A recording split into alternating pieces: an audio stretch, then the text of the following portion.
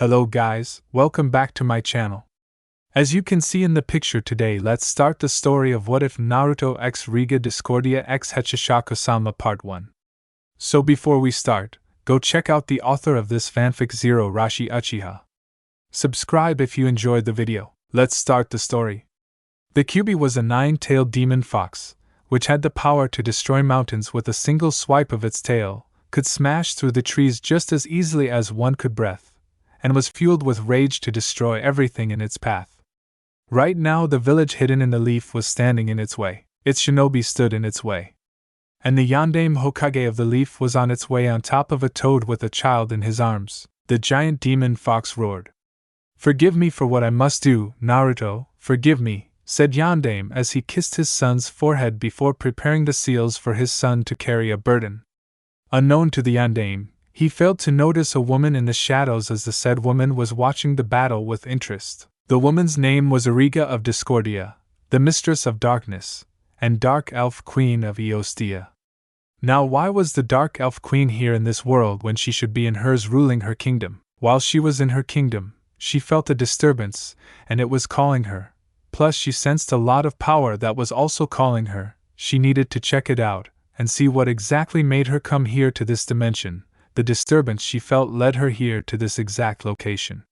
Shrine Temple in Fire Country. On the night of the Kyuubi attack was a priest shrine temple that held lots of treasures, historical data, scrolls, you name it. On that fateful night earthquakes were rumbling from Konoha, the Leaf Village, to the capital of Fire Country.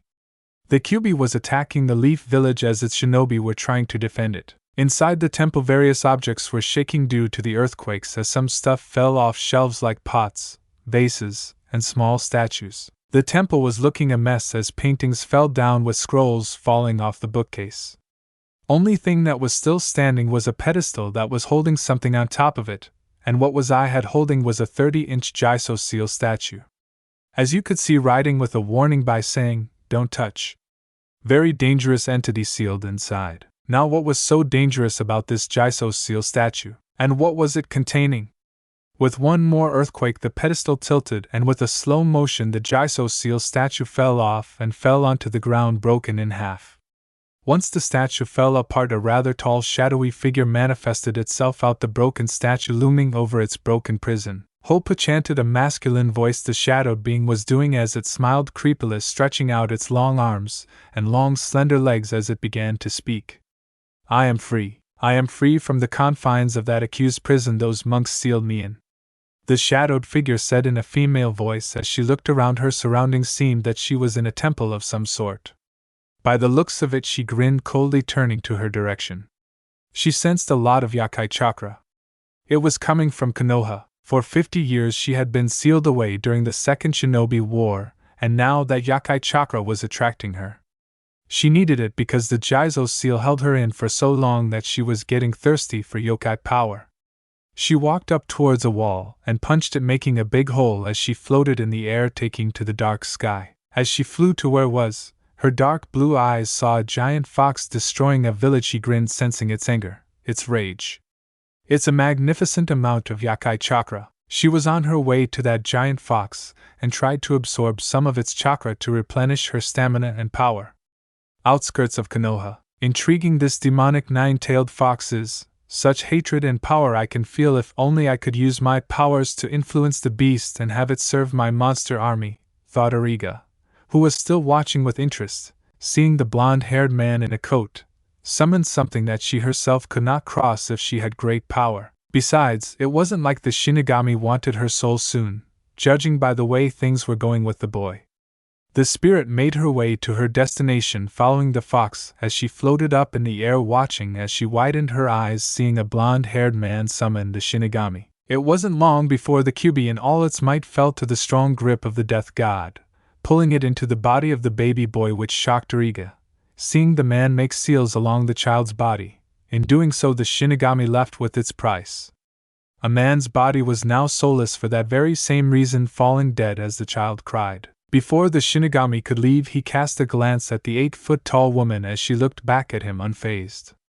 As the Shinigami finally vanished away, he was aware of what the 8-feet-tall woman was and knew of her history, as he regarding what she did years ago. He said nothing and just vanished, leaving her alone. Origa, who was in the shadows, caught this and wondered what the Shinigami saw in his direction.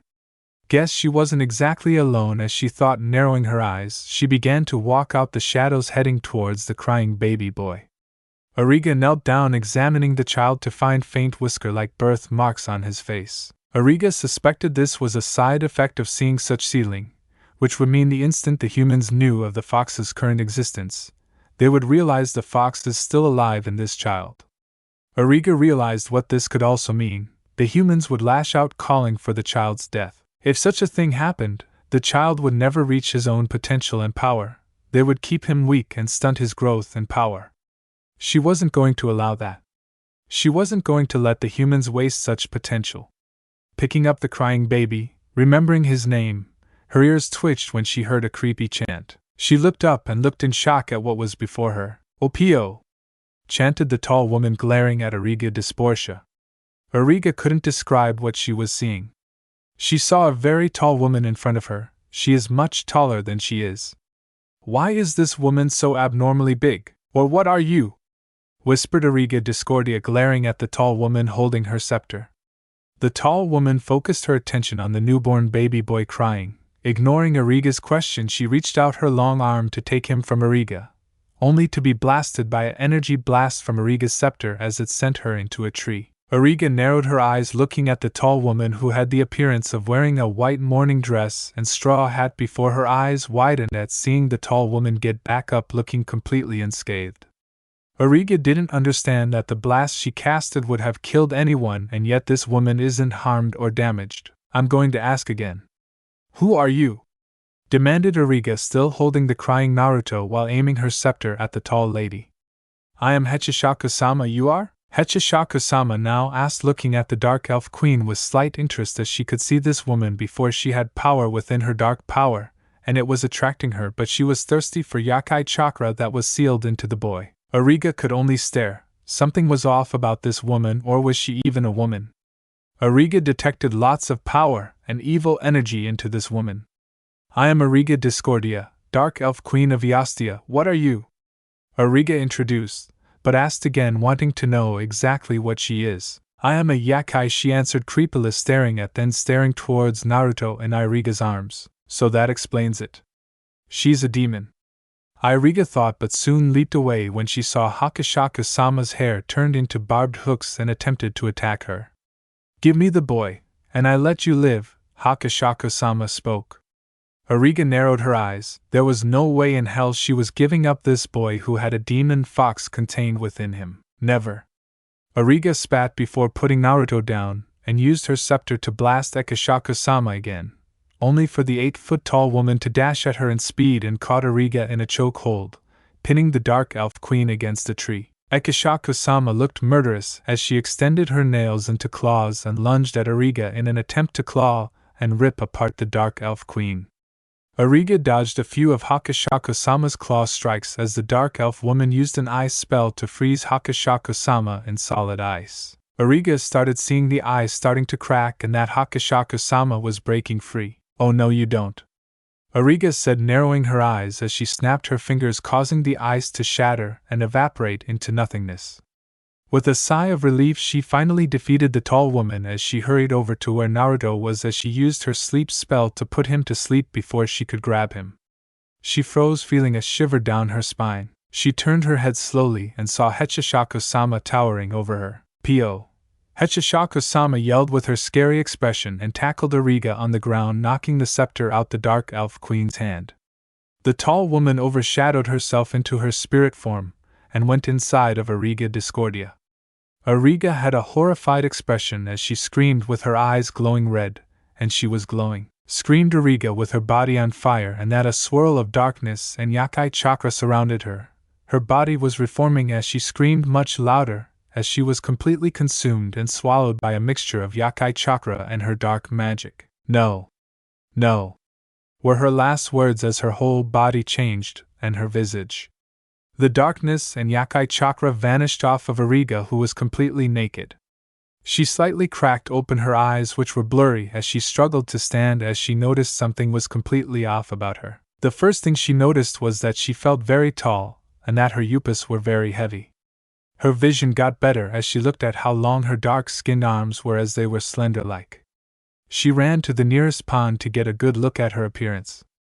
Widening her eyes in shock, she saw everything was off about her body. She was very tall, the same height as Hachishaku-sama. Her yuppies were heavy and large, her thighs and hips were round and plump, everything about her body was big. Even her ass. She noticed she still had her dark skin. Her hair was still long enough that it reached down to her ankles. Her eyes were different. Her right eye was amber-colored and her left eye was dark blue. Looking down at her nails, they were sharp and long. Then it hit Origa. Her and Hachishaku-sama merged as one. Meaning Hachishaku-sama attempted to possess her and gain control over her body and mind. But because of Origa's will, the dark magic within her caused a chain reaction against Hachishaku-sama's spirit that tried to enter into Origa's body. "Oh," was her first words as she clamped her mouth in shock. Her voice was much higher and doubled, meaning she had Hachishaku-sama's voice mixed with her voice. Grasping her head, she felt the memories of Hachishaku-sama awaken within her mind. Her memories of Uchiha and her ruling were shared with Hachishaku-sama's memories. Origa now looked towards the sleeping baby Naruto as she reached for him and felt him glow red with Yakai chakra as it seeped into her, feeling her strength and ghost physical form increase. Origa grinned an ear-to-ear smile staring at the sleeping boy. "You will do, Naruto Uzumaki," she spoke, as her long elf ears twitched, hearing something else coming her way, as she cradled Naruto in her arms and took him. She wasn't sure where to go. Maybe she could try opening a portal to head back to Uchiha. But her mind for some reason told her to stay here, like she has to connect with this world. She waved off the thought of returning to her world and decided to vanish away with Naruto in her arms. She didn't know how this merging felt, but one thing for sure, it felt amazing to her. She wasn't Origa Discordia anymore or Hachishaku-sama. She wasn't just two different people. She was one entity that would put the yokai and demons to shame. A monster that kills children. A dark elf queen with the goal of ruling all fused into a new entity. Now sitting in a cave deep in the forest, currently Yupai feeding young Naruto. "Oh push," she chanted, caressing baby Naruto who was drinking milk from her. Looking down at the boy with a smile, the boy reminded her of Chloe. Smiling at what she could do with this boy now that his parents are presumably dead, she could raise him all to herself and make him her new subordinate and future mate. Realizing she has no people that would serve her and that her faithful servant Chloe is out of her reach, meaning her title of Dark Queen is in shambles. A new fate has arisen. A new different path she is now walking on. She now walks down the path of Yakai and Mistress of Darkness, and Naruto Uzumaki, her future subordinate and mate, will remain at her side, smiling as she rested her back against the wall with Naruto still sucking on her appai. Her name, what was her name now since she has fused? Bringing a creepy smile, Origa had finally spoken. "The elemental nations will know my name as Origa Shaku-sama." Spoken Origa Shaku-sama with a sadistic grin. The next day, Origa Shaku-sama, now off to find her a decent place to stay and raise her future subordinate. She couldn't stay in a cave which wasn't home-like for her. She wondered where she could go. This new world she is in is much different than hers in Huriastia. Her skies were red while this world has blue skies, so much she needed to learn about this world and how to function in it.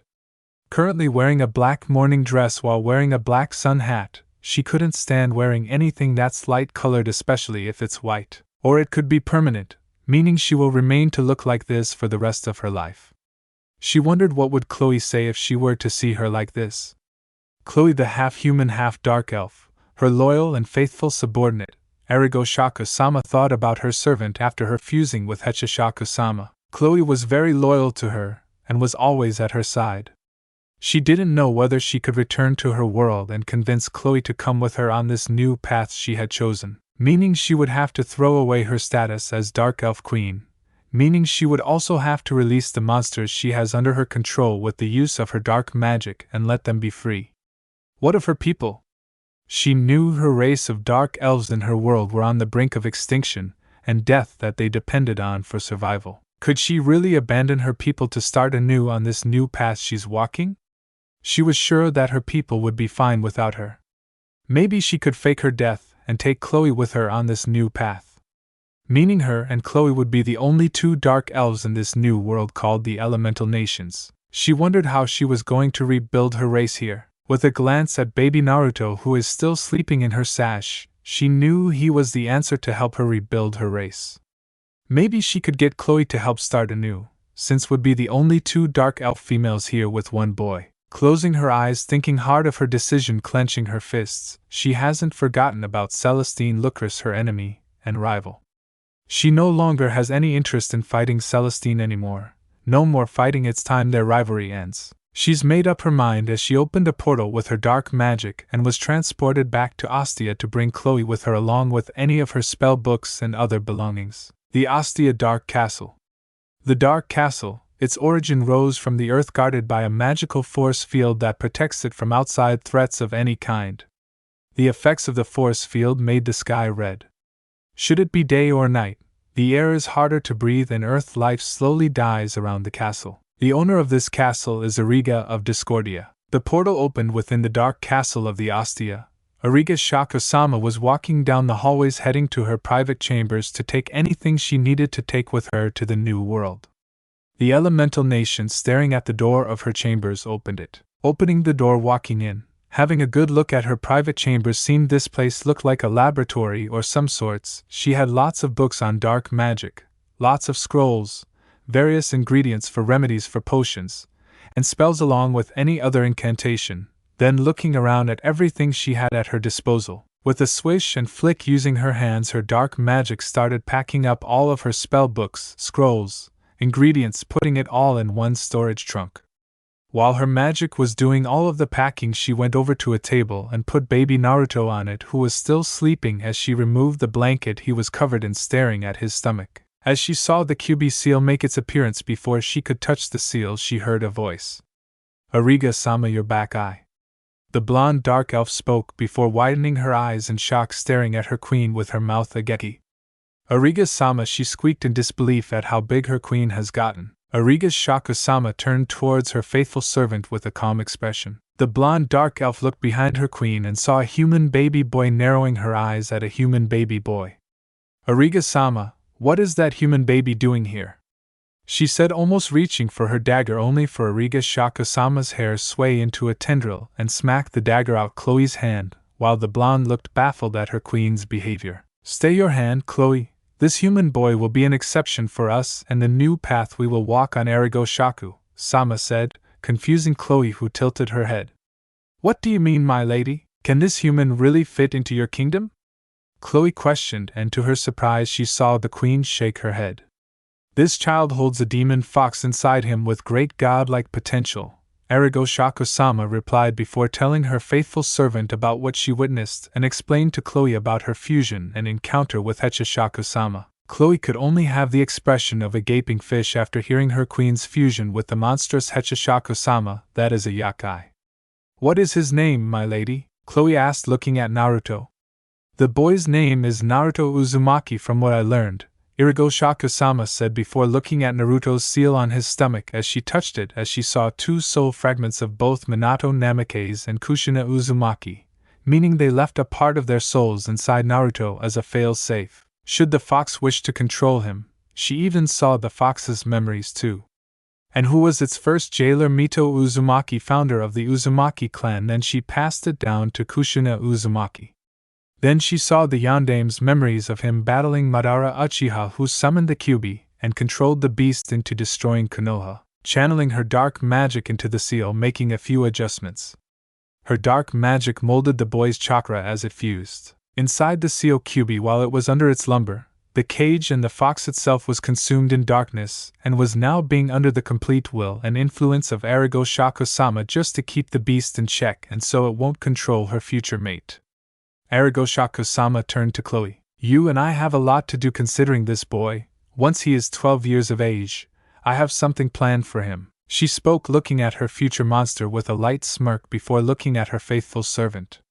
"Chloe," said Hachishaku-sama sternly, making Chloe turn to her attention. "Yes," replied the dark elf teenager. "I want you to come with me on this brand new path that I'm walking on. I have decided to abandon my status as queen and give up on the war between Celestine and I." Will you follow me? Even if I'm not your queen anymore, I spoke Hachishaku-sama with seriousness. Chloe could only look even more shocked. But my lady, what about the people? What will they do without you? Chloe asked, wondering what made her queen say this. The people are free to do as they please. I'm sure they will be fine without me. Will you be with me? Join me on this new conquest, Hachishaku-sama said, looking at her faithful servant. Not in a position to say no, Chloe owed to Hachishaku-sama her life and has taken care of her. She looked up at her mother figure. I will come with you, Lady Origa spoke, and Chloe with a smile as Hachishaku-sama smiled. Acting up, we're leaving. I'm going to fake my death to make it look convincing, said Hachishaku-sama, putting Naruto back in her sash while using her dark magic to poof away her storage trunks with all of her belongings. 2 days later at the Dark Cathedral was a funeral for Origa Discordia, the Dark Elf Queen. Her cause of death was that someone poisoned her wine and it killed her. Guards are now looking for the culprit on who murdered the queen. Could it have been Chloe? The council accused Chloe of being the murderer, given how Chloe was always close to Origa. So Chloe is now a fugitive for the murder of Origa Discordia as the news spread that the Dark Elves were now without a queen. As for the monsters Origa once had control over have been killed and the human slaves. Meanwhile, after the funeral, Hachishaku-sama opened her portal with Chloe at her side as they took one last glance at her former kingdom as Naruto was in her sash. Oh, goodbye, Hachishaku-sama said with a small smile as she and Chloe walked into the portal and left their world, the elemental nations. The portal opened, revealing Hachishaku-sama and Chloe, who is holding her belongings while Naruto is Hachishaku-sama's sash. Where are we, my lady? Chloe asked, looking at her former queen. Hachishaku-sama is smiling as she unsealed the very destination that has been sealed up. My dear Chloe, we are at Yuzushio-gakure, our newest home and our new future village to start our race, said Hachishaku-sama, looking at the village that was currently in ruins from the Second Shinobi War. Finally at the gates of Yuzushio-gakure, which looked destroyed, as Hachishaku-sama and Chloe calmly walked in only to gasp at what they saw, seeing the remains of Naruto's dead kin littering all over the ground. They walked further into the village, looking in shock at the destroyed village as Chloe looked from destroyed buildings, remains of dead Uzumaki clan. Marching over to the Yuzukage Tower, seeing it also looked deserted, Hachishaku-sama darted her eyes at the Yuzu Daimyo Castle that looked pretty much deserted but still intact. So this is Naruto's clan's home, Hachishaku-sama spoke as she walked inside the Yuzukage Tower, heading into the office with Chloe, following, seeing lots of dead ninjas alongside other dead bodies, seeing their molded headbands, which confirmed these dead nins were Iwa, Kumo, and Kiri Shinobi, heading over to the desk where burned up paperwork and whatnot was at. As she picked up a disfigured booklet, opening it as she blew the dust off of it, the handwriting of the Sandy Musicage. Shanks Uzumaki. And? Yes, Shanks from One Piece, deal with it. Hachishaku-sama starts reading what was said in the booklet. Dear fellow surviving Uzumaki, I am Red Hair Shanks Uzumaki, the Sandy Musicage. I am leaving you this message should you be a survivor of our unfortunate fate. I am writing this as my last entry. The combined forces of Kurigakure, Iwagakure, and Kumogakure at this time made their way across the ocean to lay siege to our village. We took a brave front and battled the combined forces of the 3 villages, but our forces were falling. We tried to ask Konoha for help, but it seems they never reached our call for help and has left us to death. Seeing that we were betrayed, we had no choice but to make our last stand against the enemy alongside my shinobi and the Yuzudaimyo and his samurai. We all fought to the death and accepted our fates. I leave this book to any surviving Uzumaki who managed to make it out alive the purge, in hopes we would not be forgotten and that we are to be avenged by those who feared us for our power and strength. That also includes betrayers who left us to die. And P.S. If you ever find our vault that is in the Yuzudaimyo Castle holds lots of treasures and scrolls, only a Uzumaki can open the vault. Hachishaku-sama said, finished reading the booklet, scowling. She tossed the book away, sitting on a chair, taking in everything that she and Chloe learned. Now they know Naruto is the last of his clan. It's very tragic. What are we going to do, my lady? How are we going to start our race here? Asked Chloe as Hachishaku-sama looked at her. It's simple, we're going to start our new generation of dark elves with Naruto she said with Chloe's eyes threatening to pop out, hoping she misheard her former queen. Yes, Chloe, Naruto will father our future children. We will be his wives and teach him how to be a man, said Hachishaku-sama. But my lady, I'm not sure if I'm ready to be a mother, and you know how I feel about Chloe retorted, but was silenced by her mother figure's hand. Chloe, I know how you feel about letting someone touch you, but we need to do this in order to revive our race by helping Naruto restore his clan with our genes. I can't do this alone and I need your help, Hachishaku-sama said, looking at her surrogate daughter. Will you help me down this path to restart our next generation of dark elves with Uzumaki and Amika's blood? Asked Hachishaku-sama, seeing Chloe look away, feeling conflicted. Very well, I'll do it for you, my lady. When exactly do we do this? Asked Chloe, looking at her leader. We start rebuilding our race once he is at the age of 12. We're starting him off early to be a man. I'll make a potion to make both of us highly fertile when the time comes, said Hachishaku-sama, looking at the sleeping baby Naruto that was currently sucking on her pie. We're going to produce strong dark elves, she said, looking at him. She couldn't wait. In 12 years. How are we going to rebuild Uzushiogakure with it being in ruins? Asked Chloe, with the Hachishaku-sama thinking it over. I'll think of something to rebuild it, she said, wondering how she was going to pull it off. The Ostia at the moment. The certain mercenary was very upset as he clenched his fist in absolute anger when he heard word of Origa Discordia's death. Why was he angry about her death? He dreamed of a perfect paradise where all women in this pitiful land would submit to all men's sexual desires, and he wanted Origa a part of it. He wanted to break the Dark Elf Queen by making her a submissive bitch and slave to his cock. Such a waste that she died, and Chloe the Dark Half-Elf went missing and is nowhere to be found. He sent his spies to pay attention and find Chloe everywhere in this land. He was just going to have to break her. Origa may be dead, but at least he can focus on the Shield Maidens and Celestine, as he grinned at the thought, but was still angry that Origa turned out dead. In Celestine's castle, Celestine could only look shocked, staring at Claudia, her bodyguard. Are you certain of this? Asked a reborn high elf goddess, seeing her subordinate nod. Yes, my lady, Origa Discordia is dead, said Claudia, looking at her leader, who frowned as she looked away. How was it possible? How was it possible for her rival to die? Both her and Origa were known to be immortal. Something is amiss. Just how did Origa exactly die? It was quite unheard of, and Chloe was the one who did it. That surprised Celestine. Chloe had always been at Origa's side. It didn't make sense. Chloe just couldn't have done it. Celestine could tell something was wrong about this. If Origa is actually dead, then the war is over, meaning the Dark Elves were now without Discordia to lead them. My lady? Asked Claudia in concern. Let it be all for now. Thanks, Claudia, spoke Celestine, looking away as Claudia bowed and left her leader alone, who was pondering about Origa's death. Why did she have a feeling that something was wrong with this picture? The Noha Hokage Tower. Still no sign of Naruto Jiraiya? Asked the Sandaime, looking at the Toad Sage, who shook his head. No, not even the Toads can find him. We've looked everywhere for him, spoke the Toad Sage, seeing his sensei frown and looked away. I believe he was taken last night, spoke the Sandaime, smoking his pipe, with Jiraiya having a look of worry. You don't think it was IWA that found out Minato had a son? Jiraiya asked, with his sensei shaking his head. No, after the sealing was done I sent Hunter Neens to find Naruto. They're in Izuka's eyes since stated that Naruto was taken away by someone powerful. The culprit's sense had a smell of unimaginable power, and is something that can't be dealt with, the Sandaime said while scowling. Who do you think it is? I'll see if I can get the Toads in on this. Maybe they can tell us and describe the culprit who took Naruto. Jiraiya said, heading for the window. Very well, try to have your spy network look everywhere for Naruto, the Sandaime said, seeing Jiraiya nod, then leave. Where are you? Naruto thought Sandaime was smoking his pipe.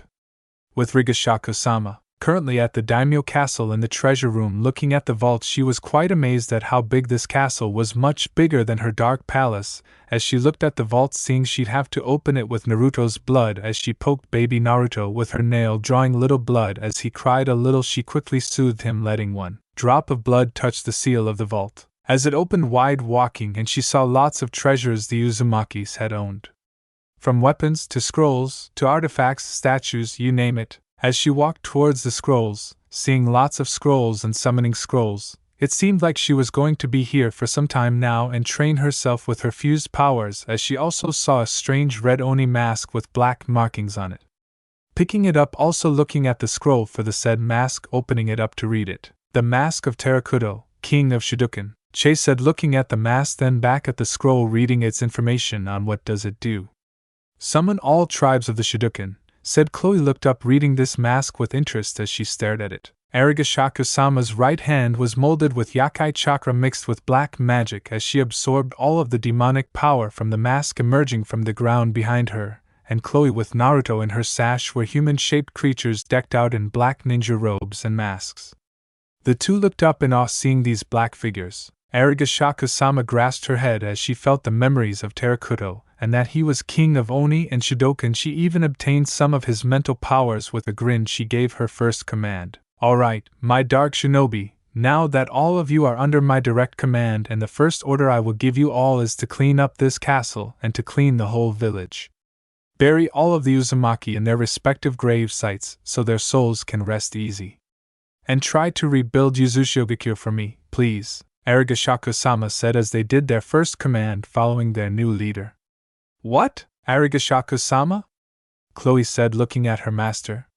We see what else the Uzumakis possess, then we'll hit the hay, Hachishaku-sama spoke as she picked up a summoning scroll summoning dragon minions that once were under the control of the dragon demon Shindu. Hours later, Hachishaku-sama is sleeping in the royal daimyo master bedroom with Chloe sleeping in the same bed with her.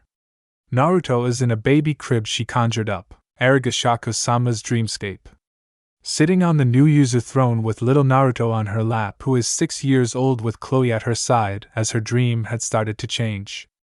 Instead of being in the Yuzu throne, she was on top of a pile of dead children looking around. All she could see was just piles of dead children as she saw someone she did not expect to see. It's you, yelled Hachishaku-sama. Hoppo, good evening, Hachishaku-sama with a grin on her face staring at her fused partner. Hachishaku-sama's dreamscape. It's you, yelled Hachishaku-sama. Oppa, good evening, Origa-san spoke Hachishaku-sama with a grin on her face staring at her fused partner. How are you here? Inside my mindscape? Asked Hachishaku-sama staring at Hachishaku-sama. You seem to forget Hachishaku-sama. You seem to forget Hachishaku-sama. The moment I attempted to possess you failed due to your dark magic and your incredible will to suppress me from taking over your body. However, our souls have become one. In other words, because of this fusion our souls have linked and merged together, as one, Hachishaku-sama explained, seeing Hachishaku-sama look surprised. So you mean, she spoke, but Hachishaku-sama cut her off. Yes, Origa, our fusion is permanent. I can't get out of your body. I am trapped in your soul and mind, yet you have my physical appearance and yakai nature plus my abilities. We're going to be stuck like this for eternity. Hachishaku-sama said with her dark blue eyes closed as she folded her arms under her heavy pace.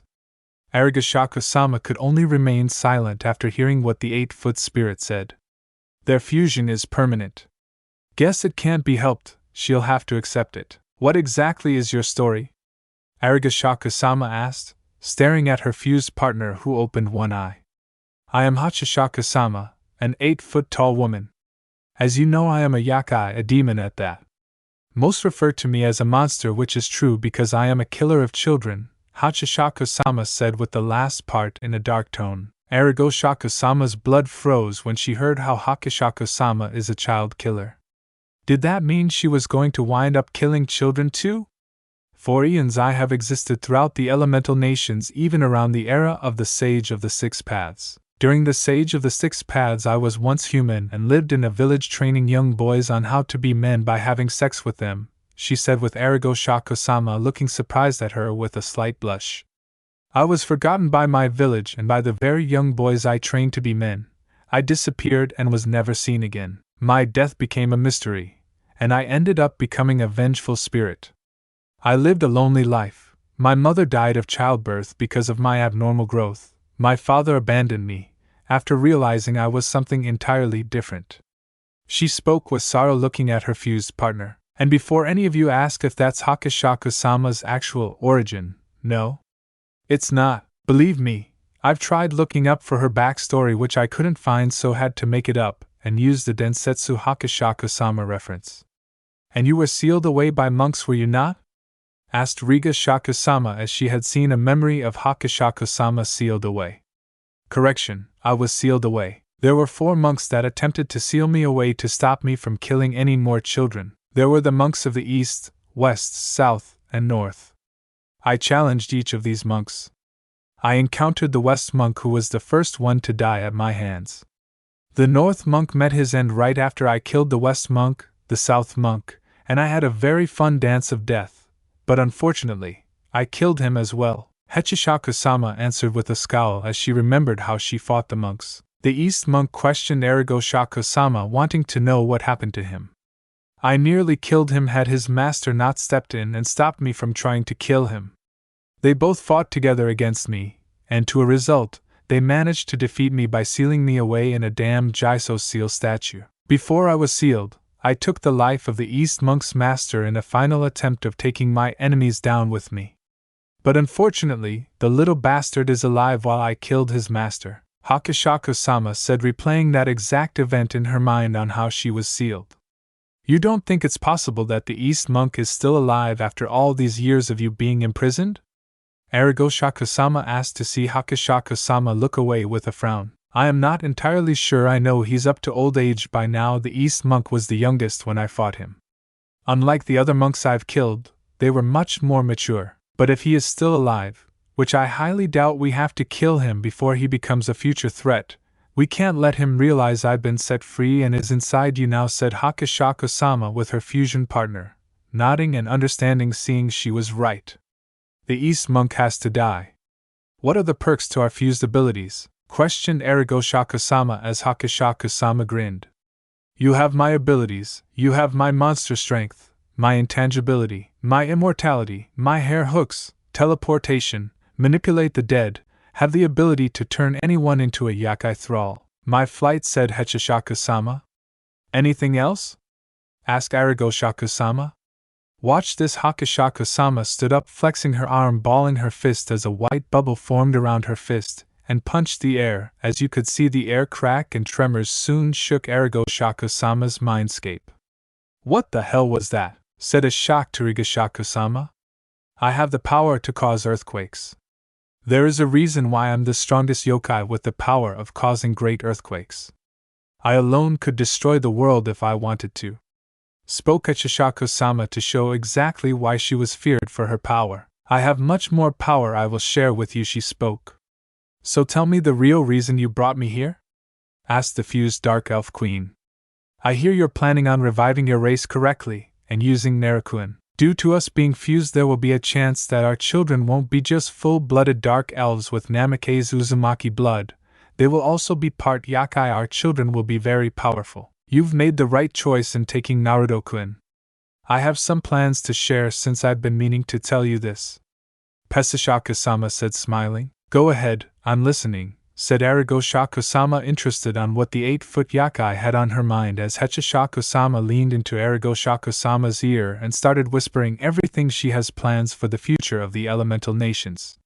So that's how it's going to be. Let Naruto seek vengeance on Konoha while we secretly do something in the shadows to set things in motion.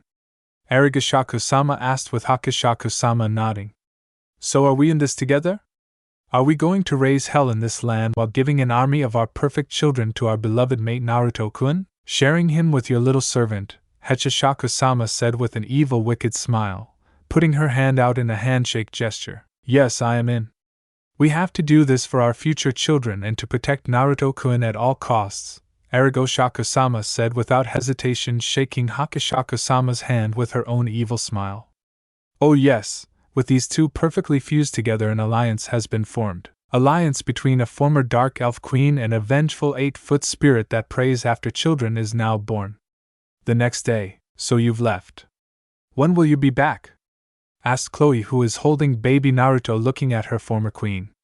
I should be back within 2 hours. There's some things I have to do alone. Just take care of Naruto-kun for me.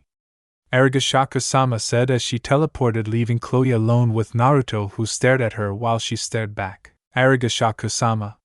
She finally made it to her destination, as she had come to a vacant, isolated village untouched by the shinobi world and untouched by time. As she walked into the village that was in ruins, bearded as she grinned as her right fist balled up, glowing burnt orange as she raised her fist in the air. Hopa! Hachishaku-sama chanted, slamming her right fist on the ground as a small tremor and burrowing of children's hands popped up out the ground, then dug back underground to dig something out. Smiling evilly, she finally received her prize she was looking for as the hands popped up again, holding the skull of a cow. Walking forward, she took the skull and just grinned, staring at it. With Chloe. She stared at baby Naruto, who was in his crib. He stared at her. She wondered why her queen was asking her of this. She just feels conflicted on mating with this boy once he's 12 years of age. Chloe refused being touched by humans. She would do anything to please her queen, but to mate with a human boy, it just didn't seem right. She didn't want to think of her tragic past, her childhood that had been ruined by humans. Chloe had no one in her life but her queen Origa Discordia. Her real parents abandoned her while she was sold, as a slave, being reduced, as a sex slave. Humans would always touch her, abuse her, and have their way with her by getting in her panties. Glaring at Naruto, she scowled. Dust, why the hell should I mate with you? You'll turn out just like the rest of the humans. She spoke and thought. I don't know what my queen sees in you, but don't get any ideas should I mate with you, she said with a huff, turning away. And the thought of her being a mother? That alone bothered her. She really wasn't ready to be a mother, she just wasn't mother material. She doesn't have it in her to love this human boy, let alone have his child. Sighing, as she gave him one look, she couldn't help but feel sorry for him, that he was the last of his clan and that his parents are dead. It was almost like her and Naruto would have the same hard lives together. She couldn't help but feel this way towards him. It's just her nightmares and terrible past always haunts her. She's afraid of being a sex slave, afraid of being touched by another human raping her against her will. She just didn't want to go through that.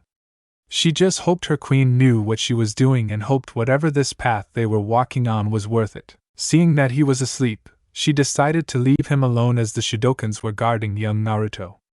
Walking down the Yuzu vault, she wondered what sacred power could she use.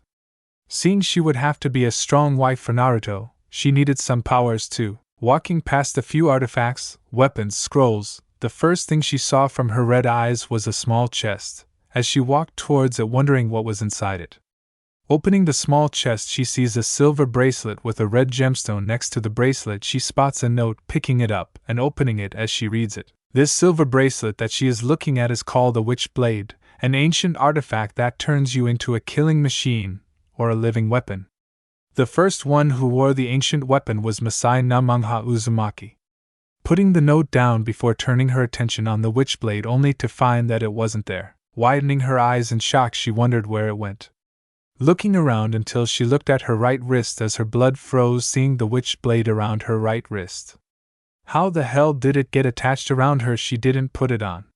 She tried taking it off only to find out that it won't budge, it's too attached to her. Looking at the note, looking down at the bottom, it said, "The ancient artifact will choose its next wielder. It cannot be removed or damaged. It will stay attached to you no matter what." Frowning after reading the last part, she sighed and wondered if her queen could remove it as she returned back to check on Naruto. An hour later, Hachishaku-sama returned from her private mission as she went to see how Chloe and Naruto were doing. She saw Chloe feeding Naruto his bottle. As she smiled at the scene, Chloe turned her eyes at her former queen, looking embarrassed. "My lady, you're back." Chloe sputtering, "Yes, I have returned. I can see you and Naruto are bonding well," she asked with a smile, with Chloe slowly nodding her head. "Good to hear, though you would be having negative thoughts about our destined future husband," Hachishaku-sama said with a sweet smile as a Handia demon mask manifested above her, scaring the hell out of Chloe, who was sweating slightly.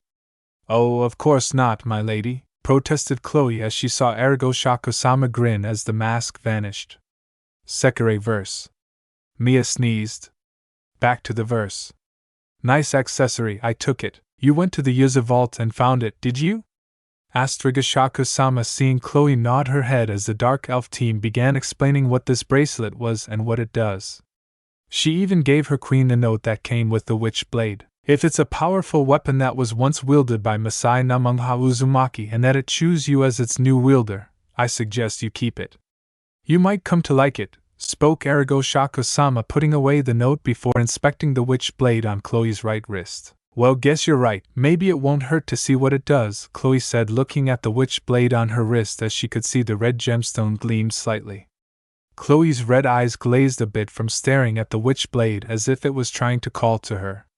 Shaking her head, waking up from the witch blade's calling. The two were currently eating dinner that Hachishaku-sama cooked as baby Naruto was in Hachishaku-sama's purple sash. The elemental nations are in for a big surprise once they know of Hachishaku-sama. At 12 or maybe 11 years they start rebuilding their race and mate with Naruto at a young age, teaching him how to be a man and father their children and mold him into the perfect husband and Uzumaki heir. Hachishaku-sama had done a little digging in on the royal Uzumaki family, and it turns out that Naruto Uzumaki is technically a prince. She found it hard to believe that both her and Chloe bagged themselves the last royal Uzumaki heir to the throne. This baby she's now holding is a freaking prince. Ashina Uzumaki is a former Yuzu princess, which makes Naruto a prince and royal heir to the Yuzu throne. Hachishaku-sama is a former queen from the Discordia royal family. She's marrying a prince, thus making him a king. The Akadoro and Chloe wait until it was the 12th year as she smiled down upon Naruto, who looked into her eyes. Uchiha 6 years later. The 6-year-old Naruto is currently sitting in the lap of Hachishaku-sama, who is sitting on the royal Uzumaki throne, petting his blonde head that sprouted as orange fox ears as he laid up against her massive yuppes, as if he was leaning against a soft pillow. During his growth, both Hachishaku-sama and Chloe taught him how to read, count, and other basic stuff. They kept him well fed and healthy, plus made him strong, having him go over his studies in the art of the Uzumaki. So far he's doing good at learning what the Uzumakis were great at, their famous skills for sealing arts. Hachishaku-sama even taught him some basics on controlling dark magic, even gave him the tattoo of Terrakuto for him to summon his own Shidokens. Hachishaku-sama modified the tattoo by letting him summon not just the shinobi type of Shidokens, but the other tribes as well. Chloe has aged a bit. She looks to be in her early 20s and she has developed fairly. Her chest wasn't A B cup or C cups anymore. When she was a teenager, she has double Ds. Her body is an herbalist figure while wearing hybrid Yuzu Umbu armor. Her witch blade is still intact and attached to her wrist. She has managed to gain control over the witch blade and not lose herself to insane madness and become a killing machine at the same time. Hachishaku-sama hasn't changed not one bit. She still wears her black mourning dress and black sun hat. Uchiha is finally restored and rebuilt from ruins with the help of the Shidokens. Hachishaku-sama placed over Yuzu to fool anyone who believed that the village is still in ruins, while under the illusion it's rebuilt in its glory. Wearing his Yuzu kimono garbs, he looked around, then looked towards his future wives. True enough, Naruto was told by Hachishaku-sama who his parents are and told him of his clan and that he is the royal heir of the Yuzu throne. He knows that he is to love both Hachishaku-sama and Chloe, and father has children with them. He became very close with Hachishaku-sama. He even loved Chloe, who is somewhat neutral. During these 6 years she was starting to grow to like Naruto, but little of her dark past was still holding her back. Sleeping softly on her upace, Hachishaku-sama smiled, looking at him as she cradled him in her slender arms. 6 more years and he will be ready, she thought with a grin as Hachishaku-sama within her mindscape smiled as well. During these 6 years Hachishaku-sama has been planning and scheming in the shadows, setting things into motion just like her and Hachishaku-sama has planned. She was going to find the East Monk and kill him before he winds up becoming a threat and tries to seal her away, which she couldn't let happen. Though things were going as planned, with the kind of power she has now she could conquer Yastia if she wanted to, but that's just too easy for her. For all she cared, she could just destroy Yastia, since she no longer sees it as her home and world now that her sights are set on the Elemental Nations. The Elemental Nations is her new home and new domain, and will be a perfect new country for her dark elf children who will inherit the spirits of yakai and Japanese urban legends along with Namikaze and Uzumaki genes. Soon the Elemental Nations will beware of Hachishaku-sama. Her, Chloe and Naruto will decimate all shinobi and villages single-handedly to avenge the Uzumaki clan.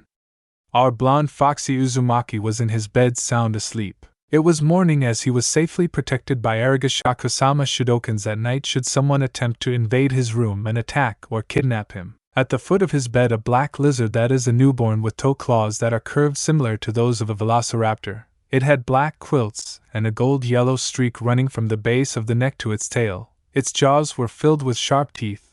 Now what was this little creature called? It was called the Interrupter. And this newborn Interrupter happens to be Naruto's pet. How did the young boy in question get the creature as his pet? It started on his 6th birthday. Hachishaku-sama allowed him to go into the Yuzu vault to pick his birthday gift. The boy unknowingly went to the summon section of the vault and accidentally unsealed the egg from a scroll. After he touched the egg, the newborn Ender Raptor hatched and looked up at Naruto with its red eyes. Hachishaku-sama and Chloe went inside the vault to see what was taking Naruto so long to find a gift for himself. But they were shocked at the scene when they saw him with the creature. Hachishaku-sama picked up the unsealed scroll reading the information for this creature of darkness, and saw that it was a dinosaur, a hybrid of 2 combined species, and that it was the only species of its kind. The creature is a male and has made a connection and bond with Naruto, seeing the boy as his alpha. Naruto gave the Interrupter a name. He named it Tripper. Tripper sleeps at the foot of Naruto's bed, being the young boy's guard as well. Hachishaku-sama makes her appearance with Chloe beside her, as she gently caresses Naruto's cheeks as he twisted and turned in his bed with a smile as he snapped open his eyes and looked up at his future wife. Hachishaku-sama. Chloe-chan? He asked in a soft voice as his pet Interrupter cracked open its eyes staring at the 2 dark elf women. Now let us go, Hachishaku-sama said with a smile, confusing little Naruto who tilted his head. Where? He asked. To the amusement park, Hachishaku-sama said, grabbing his hand. Amusement park.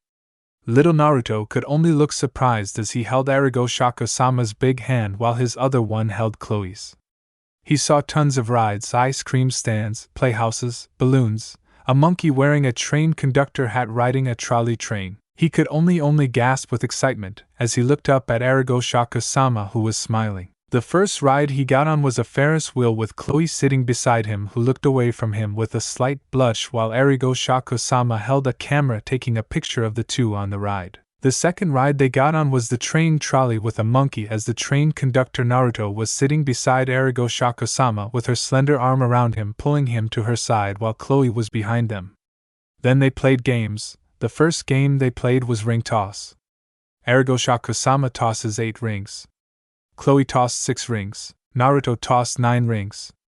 The 3 had ice cream while Hachishaku-sama and Chloe's eyes widened at the sweet taste of vanilla ice cream.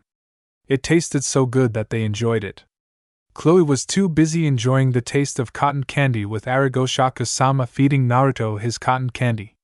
These 3 were having a great time at the amusement park. Naruto played in the pen with colored balls as Hachishaku-sama joined him, playing with him as Chloe stayed out the pin and was watching in amazement at how much fun her former queen was having with Naruto as a small smile came across her face. She just wished her childhood was like this, but the sad part is that her childhood was ruined by humans. Now, finally at the prize stand with all of his tickets from playing so many games, he earned a few prizes.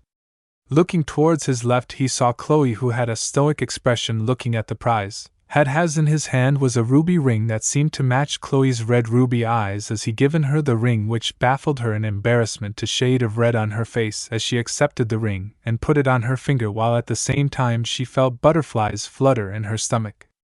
Why the hell would she feel that way? Never before she would feel butterflies flutter in her stomach.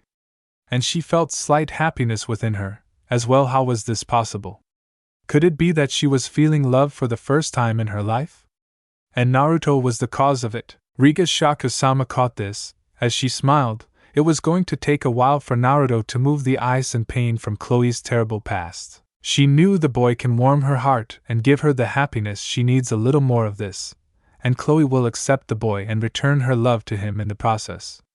Hachishaku-sama was enjoying herself with both Naruto and Chloe.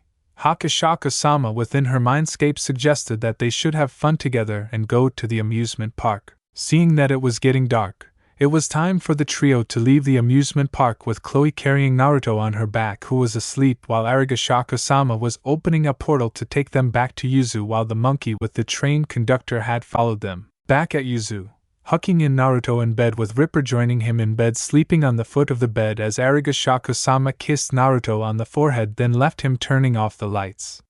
Sitting on the Yuzu throne alone, thinking and planning, though she enjoyed her day today at the amusement park as she looked at all the pictures she took with Naruto, Chloe, smiling, put the pictures away. She couldn't wait 6 more years on his 12th birthday. It was his day and time to teach him to be a man, then marry him at a young age. She could not wait to revive her race. But there's one problem though. Before Naruto could impregnate her and Chloe, they would need someone with medical knowledge to help them conceive birth for their future children. Closing her eyes in thought, she picked up some of Kushina's memories and saw a blonde-haired woman named Tsunade Senju, who is part Uzumaki on her grandma Mito Uzumaki's side, and the Senju woman had great knowledge of medical skills. It seems Hachishaku-sama would have to find this Tsunade Senju and have the woman serve them to help them give birth to their future dark elf children. She wasn't going to find Tsunade yet. She still has to do some things in the shadows. When the time is right, she herself will go out looking for Tsunade. Soon enough after Naruto impregnates both her and Chloe, she will set him on the path to avenge his fallen clan by decimating the 5 shinobi villages one by one. But it seems she would also have to deal with the village weapons, the Jinchuriki, she couldn't have. Maybe she could persuade the Jinchuriki, who are like Naruto, to join their future kingdom by turning them against their villages. She would need strong yokai thralls too, since Hachishaku-sama explained to her that she can turn anyone into any yokai she wishes. And she needed a thrall now.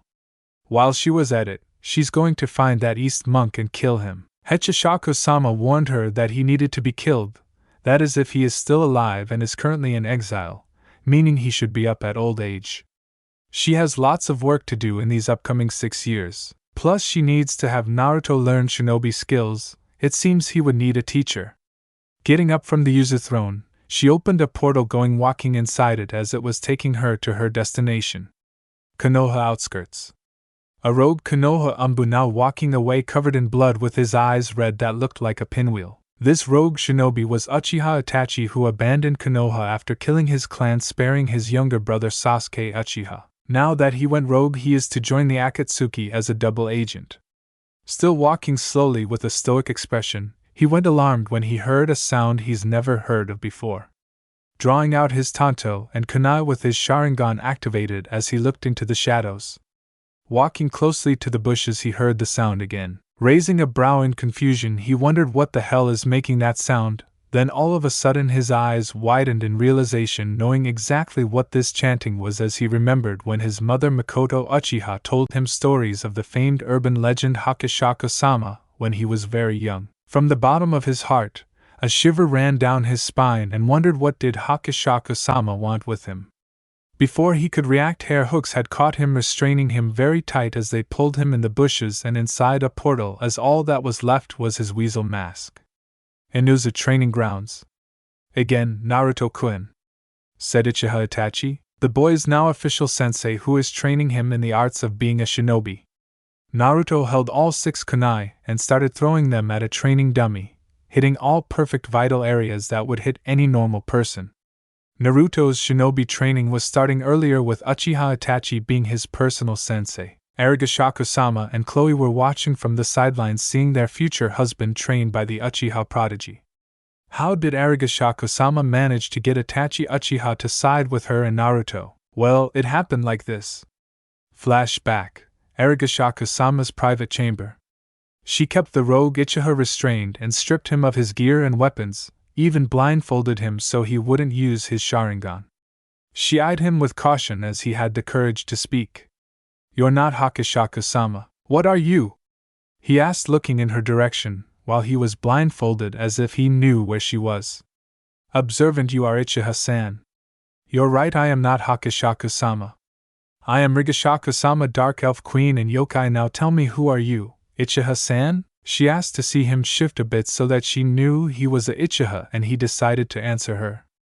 "Uchiha Itachi, eldest son of Yugaku and Mikoto Uchiha, heir to the Uchiha clan," replied Itachi, bowing his head slightly with some respect towards the dark elf Yakai entity. Judging by the blood you're covered in is the blood of your own kin, she said sternly, looking at him, seeing him frown at her.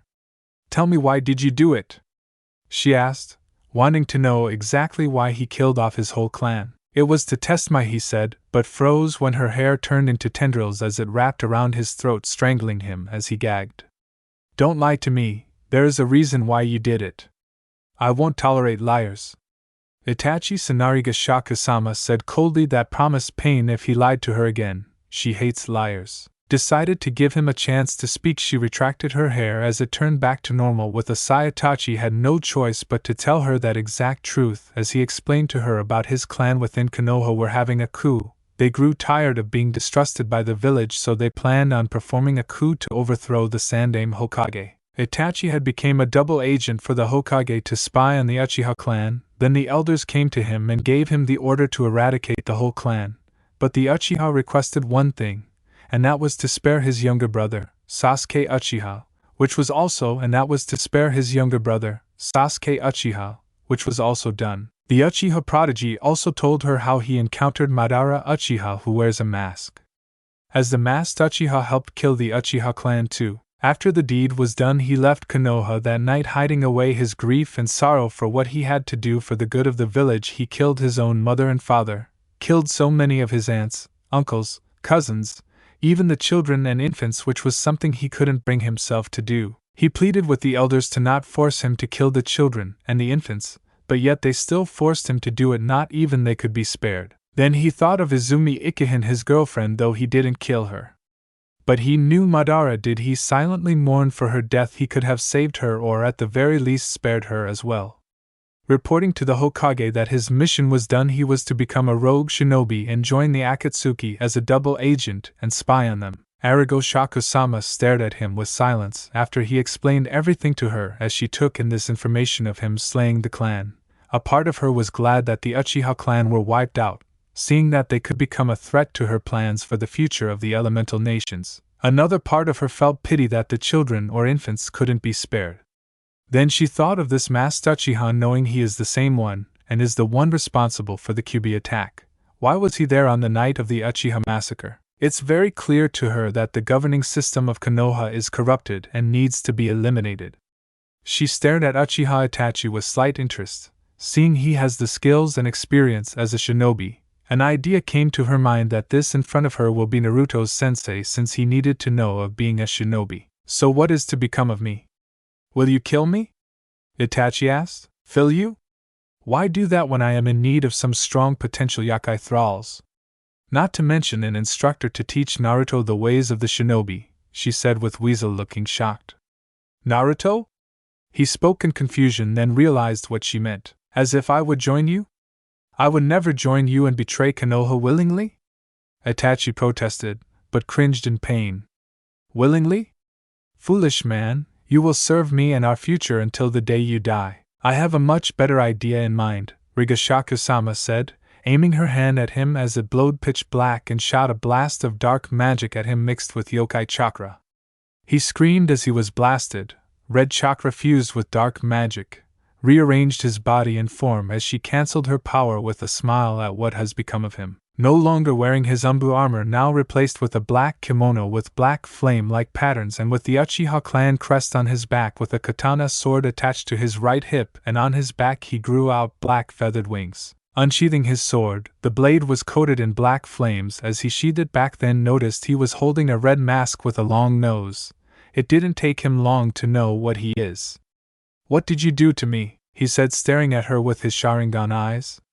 I've turned you into a yakai. You bear the spirit, an entity of the yakai crow known as Tengu. You are my yakai thrall, my first yakai general. She started seeing him now bow to her with obedience. From here on out, Itachi, you will obey me from now on. My words are final and absolute. Disobedience and failure will not be tolerated. You are my eyes and wings. You will lead the other yakai thralls and yakai generals. You will also be Naruto's only sensei and train him in shinobi arts. And when I am not in command, Naruto has secondary authority, and you will obey him just as you will to me. The same with my faithful servant Chloe. She will hold authority and command over you. Do I make myself perfectly clear, Itachi? commanded Hachishaku-sama with Itachi nodding and bowed to his mistress. Yes, Hachishaku-sama, he said with respect, seeing her make a hand gesture telling him to rise. Good. Now I will inform you on who Naruto is, because starting tomorrow you will teach him everything you know. She spoke as she started filling him in on who Naruto is and that the young boy is royal heir to the Uzumaki throne. She even told Itachi who Naruto's parents were, and boy, he was surprised when he learned that Naruto is the son of his sensei Uzumaki Kushina. He couldn't believe how honored he is to train his sensei's son, and now promised he would be a great sensei to Naruto. Flashback end. Very good, you've done well, Naruto. Come now, since you have trouble learning the Bunshin Jutsu. I will in fact teach you the Shadow Clone Jutsu, he said, seeing Naruto beam at that. Alright, Itachi-sensei. Naruto said, ready for anything his sensei would throw at him. On the sidelines, Hachishaku-sama smiled as she glanced to Chloe. She told her faithful servant about Itachi, and that he was going to be joining them and their future ranks. Now that she has her first Yakai thrall, she could only wonder how things will go. She has 6 more years, and she can't wait. She wondered how things were going in her former world as she glanced up at the sky. Meanwhile, in Eostia, 6 years after Origa's death and Chloe's disappearance, mercenary gang known as Kuroino Black Dogs had recently invaded the Dark Fortress that once belonged to Origa Discordia. The Dark Elves refused to serve under Volt, but the leader of Karwana took the throne that Origa once sat on and decimated all Dark Elves. He ordered his men and other monsters within his ranks to purge them. After Volt had claimed Origa's northern kingdom, some Dark Elves barely made it out of the purge as they scattered across the lands of Eostia. The man Volt now sat on his throne staring at one of his right-hand men, Kin, who wears glasses and is a mage. Are you sure? You checked her body to be perfectly sure she's dead? Volt asked. As the man Kin pushed up his glasses, nodding, he had ordered the man to go to Origa's gravesite and wanted to see for himself that she could actually be dead. For some reason, he didn't believe she died. Yes. I found a seal on the body which showed me that the body of Origa Discordia is a fake. It's a decoy. So in other words, she faked her death, Kin said with Volt looking surprised as a dark grin spread across his face. He knew something was off. He knew for a fact that Origa wouldn't just kill herself. So that explains it, but where in the hell is she? She abandoned her own throne? Left her people? He said, frowning. We have no clue, Volt's aunt, but it's also possible that her faithful servant Chloe ran with her, as well, Kin stated. We have to find those two. I want them here, and I want them now. Volt was angry and frustrated after learning of this information about Origa's death.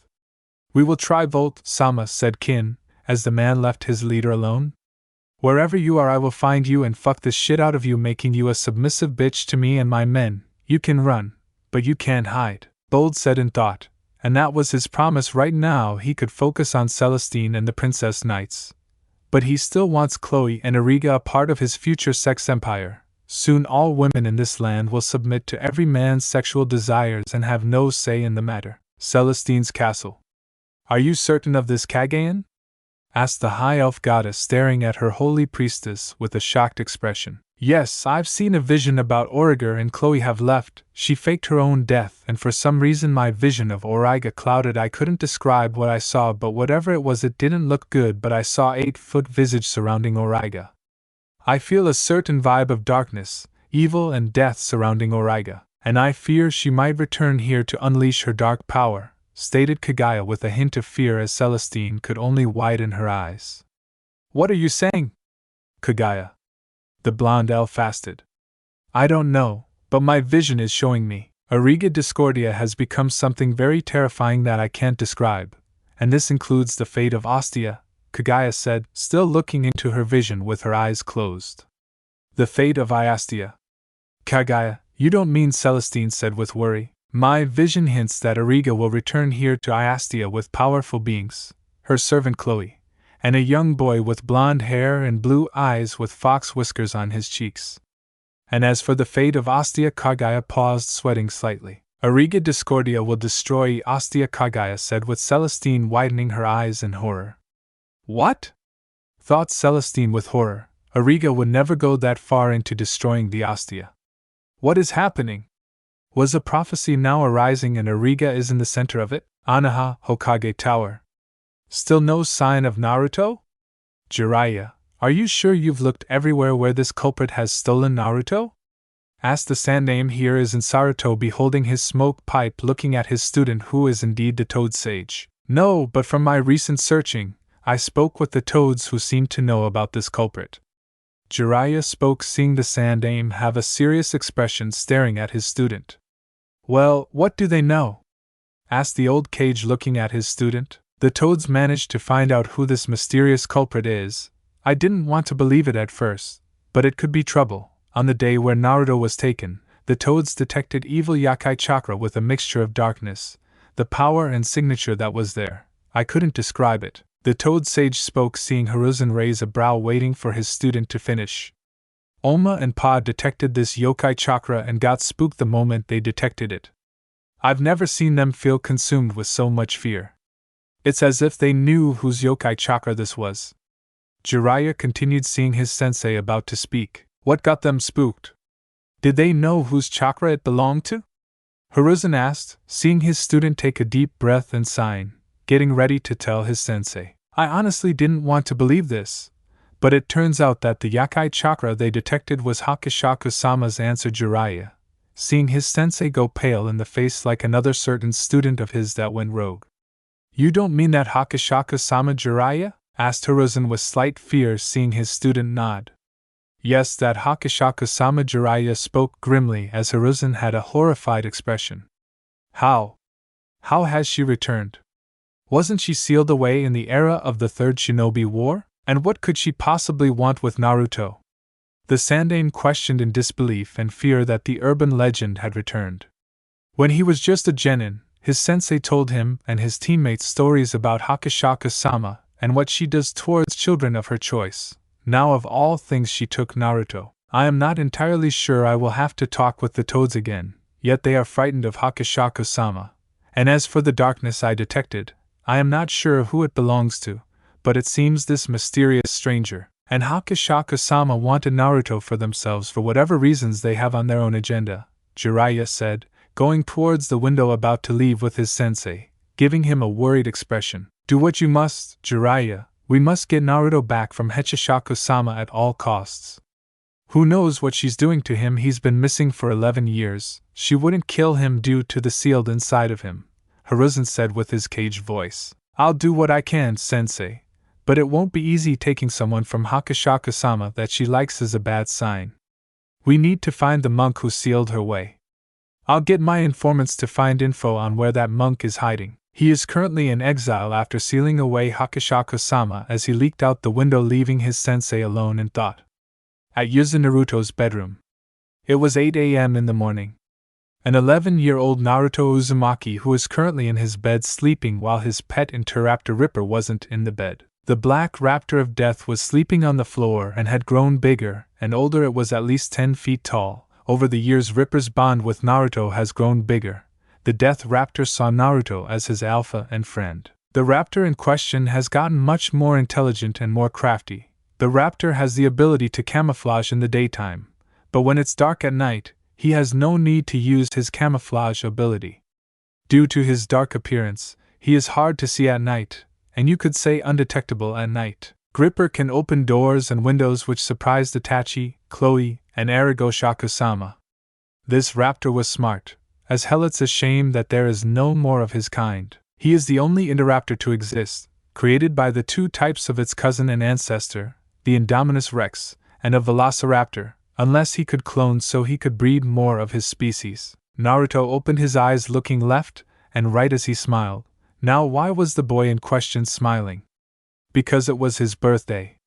He is finally 12 years old, as he remembered what Arashi-sama told him on a private night.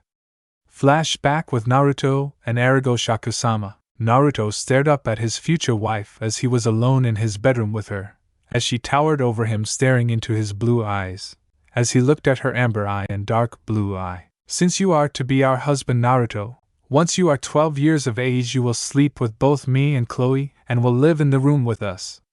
Me and Chloe both will teach you how to be a man. She spoke, seeing him look at her, nodding slowly, slightly understanding what she was saying. Do you understand? Hachishaku-sama said, still keeping her eyes and attention on him as he slowly nodded. Good, now that you know I'm a former queen, and you're now technically a prince of Yuzushigakure from your mother's side of the family since she was a princess.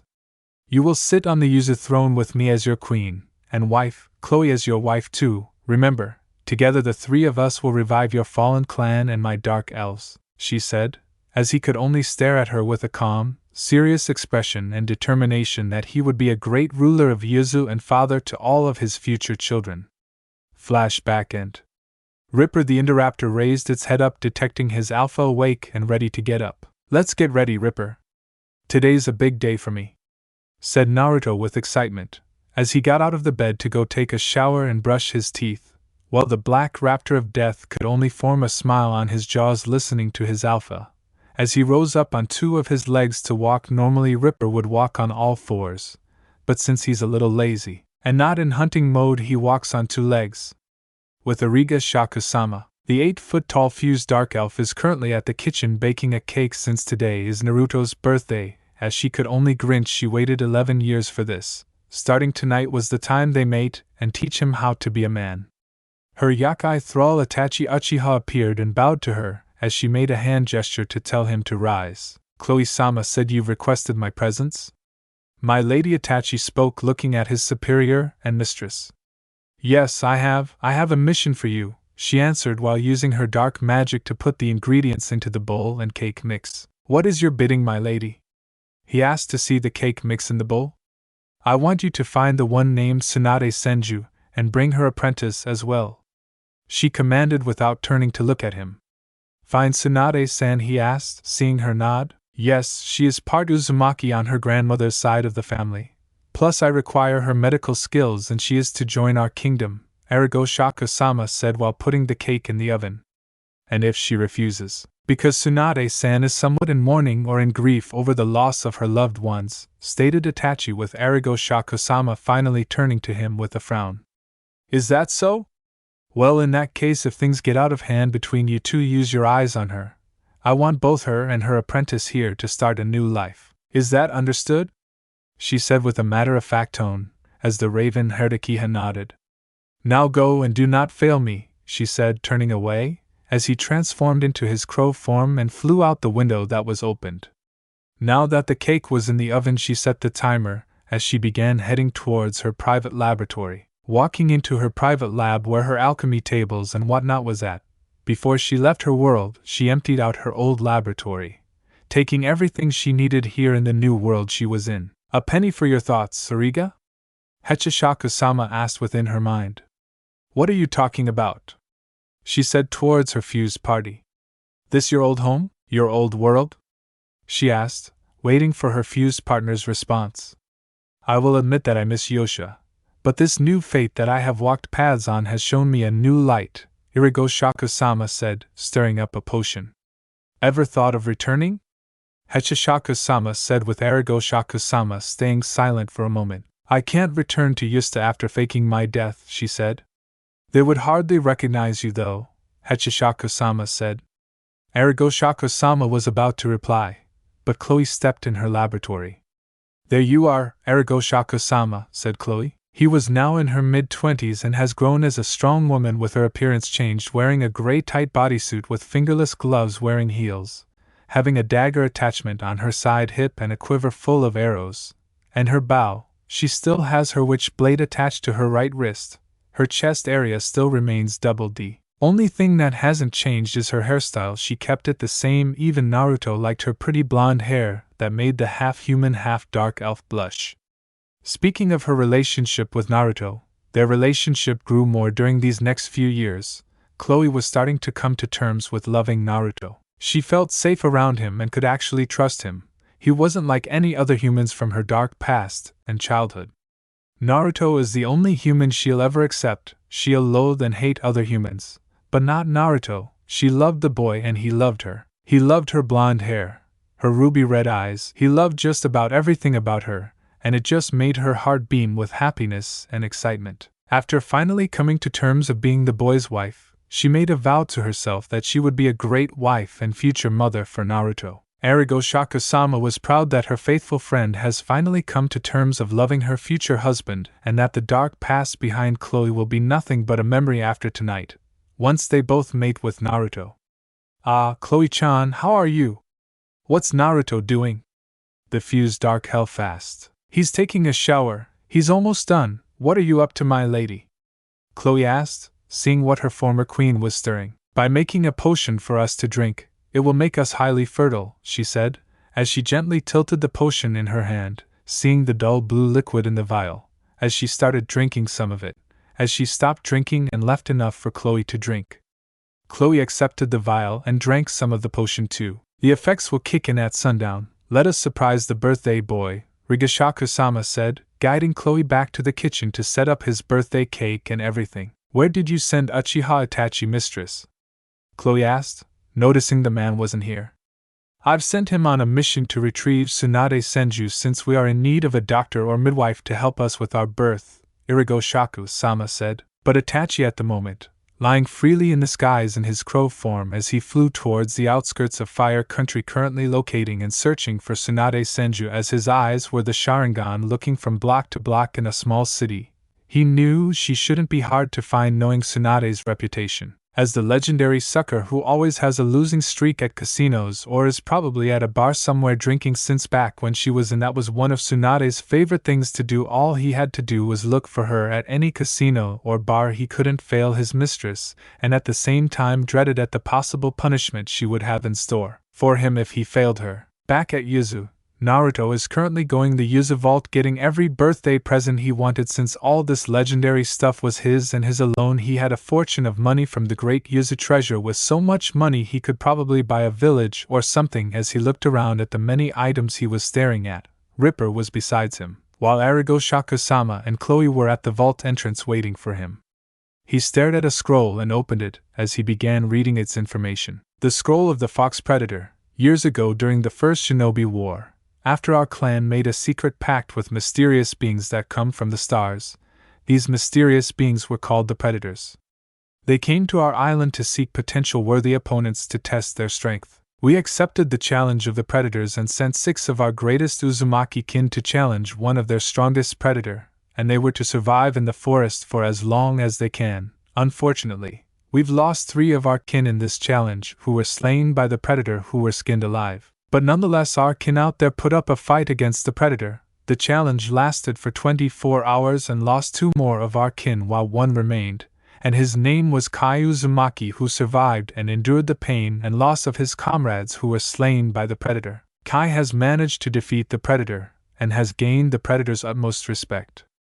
Kai had been chosen to train under the arts of the Predator. Kai accepted, which made us of the Uzumaki clan to form a sacred pact with the Predators, and they would be our allies. They saw us as formidable opponents and great allies. About 5 years from now, Kiya Uzumaki returned wearing the same gear and armor the Predators possessed. He even has a stock of their weapons, and he even created a summoning contract. This summoning contract contains black creatures of darkness. They were called xenomorphs. Kai Uzumaki captured the queen and sealed her and her hive into a summoning scroll. Uzumaki made himself a mask that looks like a fox with technology that was far advanced. Kai could make himself go invisible and undetected. He has one projectile-like weapon mounted on his shoulder that can blast a range of blue chakra from any distance, and has many other weapons that the Predators have, like a spear, wrist blades, and a shuriken they called Smart Disc. On his side-lock gauntlets he has an explosive and net launcher. The explosive was made to wipe out anything to ensure nothing survives. Uzumaki became one of the Guardian Yuzu 12. He was number 6, and his code name in the Umbu was the Fox Predator. After the Second Shinobi War ended, Kai had retired his services as the Fox Predator. Growing in old age, he sealed all of his equipment and gear he owned in this scroll, and put it the Yuzu Vault so that his weapons or gear or even his summoning contract could never fall into the wrong hands of possible enemy shinobi. If you are Uzumaki and is skilled in sealing arts, touch the seal to unseal Kai Uzumaki's prized predator possessions. Finished Naruto Uzumaki, as he read the whole thing and bit his finger, stamping blood on the seal to unseal Kai Uzumaki's equipment of being the Fox Predator. The first thing he picked up was Kai's fox mask and put it on. After putting it on, he flinched and grasped his head as the mask gave him memories of being the fox predator and showed Naruto how to use every weapon. The mask gave Naruto Kai's knowledge of being the fox predator. As he removed the mask looking at it, he put on one wrist gauntlet, placing it on his right wrist, and released the wrist blades from their secret compartment. The wrist blades were double and sharp enough to cut through steel. It made Naruto grin as he absorbed knowledge of wielding predator weapons. He couldn't wait to spar with Itachi-sensei. Then turned to the next thing that made him smile. He saw cool armor that was made of steel with spikes and a red cape. He looked down at the info for this armor. This armor belonged to Shredder Uzumaki, and then suddenly an idea formed in Naruto's head. Ripper was looking around, then looked down at his alpha. With the snap of his fingers, Naruto summoned some Shidokens. The shinobi type he summoned 9. I command you guys to take this armor and Kai Uzumaki's predator equipment to my room later on, or tomorrow I'll get some work on it, he said. With the Shidokens doing as told before the Uzumaki could leave the vault, he turned to one more thing that caught his attention. The Uzumaki clan blade Raijin Jakami Uramesa, the legendary sword that was wielded by a great Uzumaki elder. This sword belonged to Uzumaki Yamamoto, the Shodai Uzutage. Raijin Jakami Uramesa can manipulate great fire with such embers that it can reduce all creation to ash. Naruto touched the hilt of the sword as it pulsed with power, and it now chose Naruto as its new wielder and master. Only an Uzumaki can wield such a legendary weapon. With a smile, Naruto walked out of the vault, taking his sword with him. So many family members with such power and respect and great fortune. Busa dinner room. There sat at the table Naruto, Chloe and Hachishaku-sama, who were smiling at the boy they raised together, going to mold him as their husband after having a feast. It was time for the birthday cake. Hachishaku-sama Shidokens walked into the royal dinner hall with a very large birthday cake as they sat it on the table with its candles already lit. Happy 12th birthday, Naruto Namikaze Uzumaki. Naruto could only smile and feel a tear roll down his eye, and that was the tear of joy he was getting. Being loved by 2 dark elf women who raised him all his life and did nothing but give him love and affection as he returned their love and affection with his own. He loved both women who are his surrogate mothers, now evolved as his wives. After singing happy birthday, Naruto blew out the candles, making the 2 dark elves smile. Well, Naruto-kun, tell us what you wish for, asked Chloe, who was sitting beside his left with Hachishaku-sama on the right. My wish is to restore my clan, avenge my fallen clan who were also betrayed by who left them to die at the hands of the other shinobi villages. I will take the Yuzu throne and become the new ruler with you 2 as my wives and restart my clan with you 2, Hachishaku-sama and Chloe-chan, he said with convention and promise that made their hearts melt. Ripper, who is in the room, also roared in approval of his alpha. The trio finished their slice of cake and began getting ready for the night. Izudamyo royal bedroom. Ripper was at Hachishaku-sama's door guarding it while she, Chloe and Naruto were inside a room, and Lime. This room was actually the Usadamyo's royal bedroom. It was incredibly large with enough space. This was going to be Naruto's shared room with his 2 wives. As the young 12-year-old sitting on the bed with only his boxers on, staring at Chloe and Hachishaku-sama, who now Naruto, come tonight we will show you how to be a man, Hachishaku-sama said. Hachishaku-sama was currently heading down to her private chambers where she had sent her sumo-kan to guard and secure Tsunade and Shizen. Everything was beginning to work out perfectly with what she's doing. In a month or 2 months her signs of pregnancy will show. Now that she has Tsunade, all she needed to do was to persuade the Senju woman to join aside her and Naruto, and she had a plan to get Tsunade to successfully side with her, seeing she is family towards her husband. Apparently the Senju clan and Uzumakis are like cousins, meaning Naruto has a relative that's alive. She could convince Tsunade that her godson is alive. After Itachi, Naruto and Chloe, Ripper included, be successful in their mission, Hachishaku-sama plans on setting Naruto on the path to avenge his clan.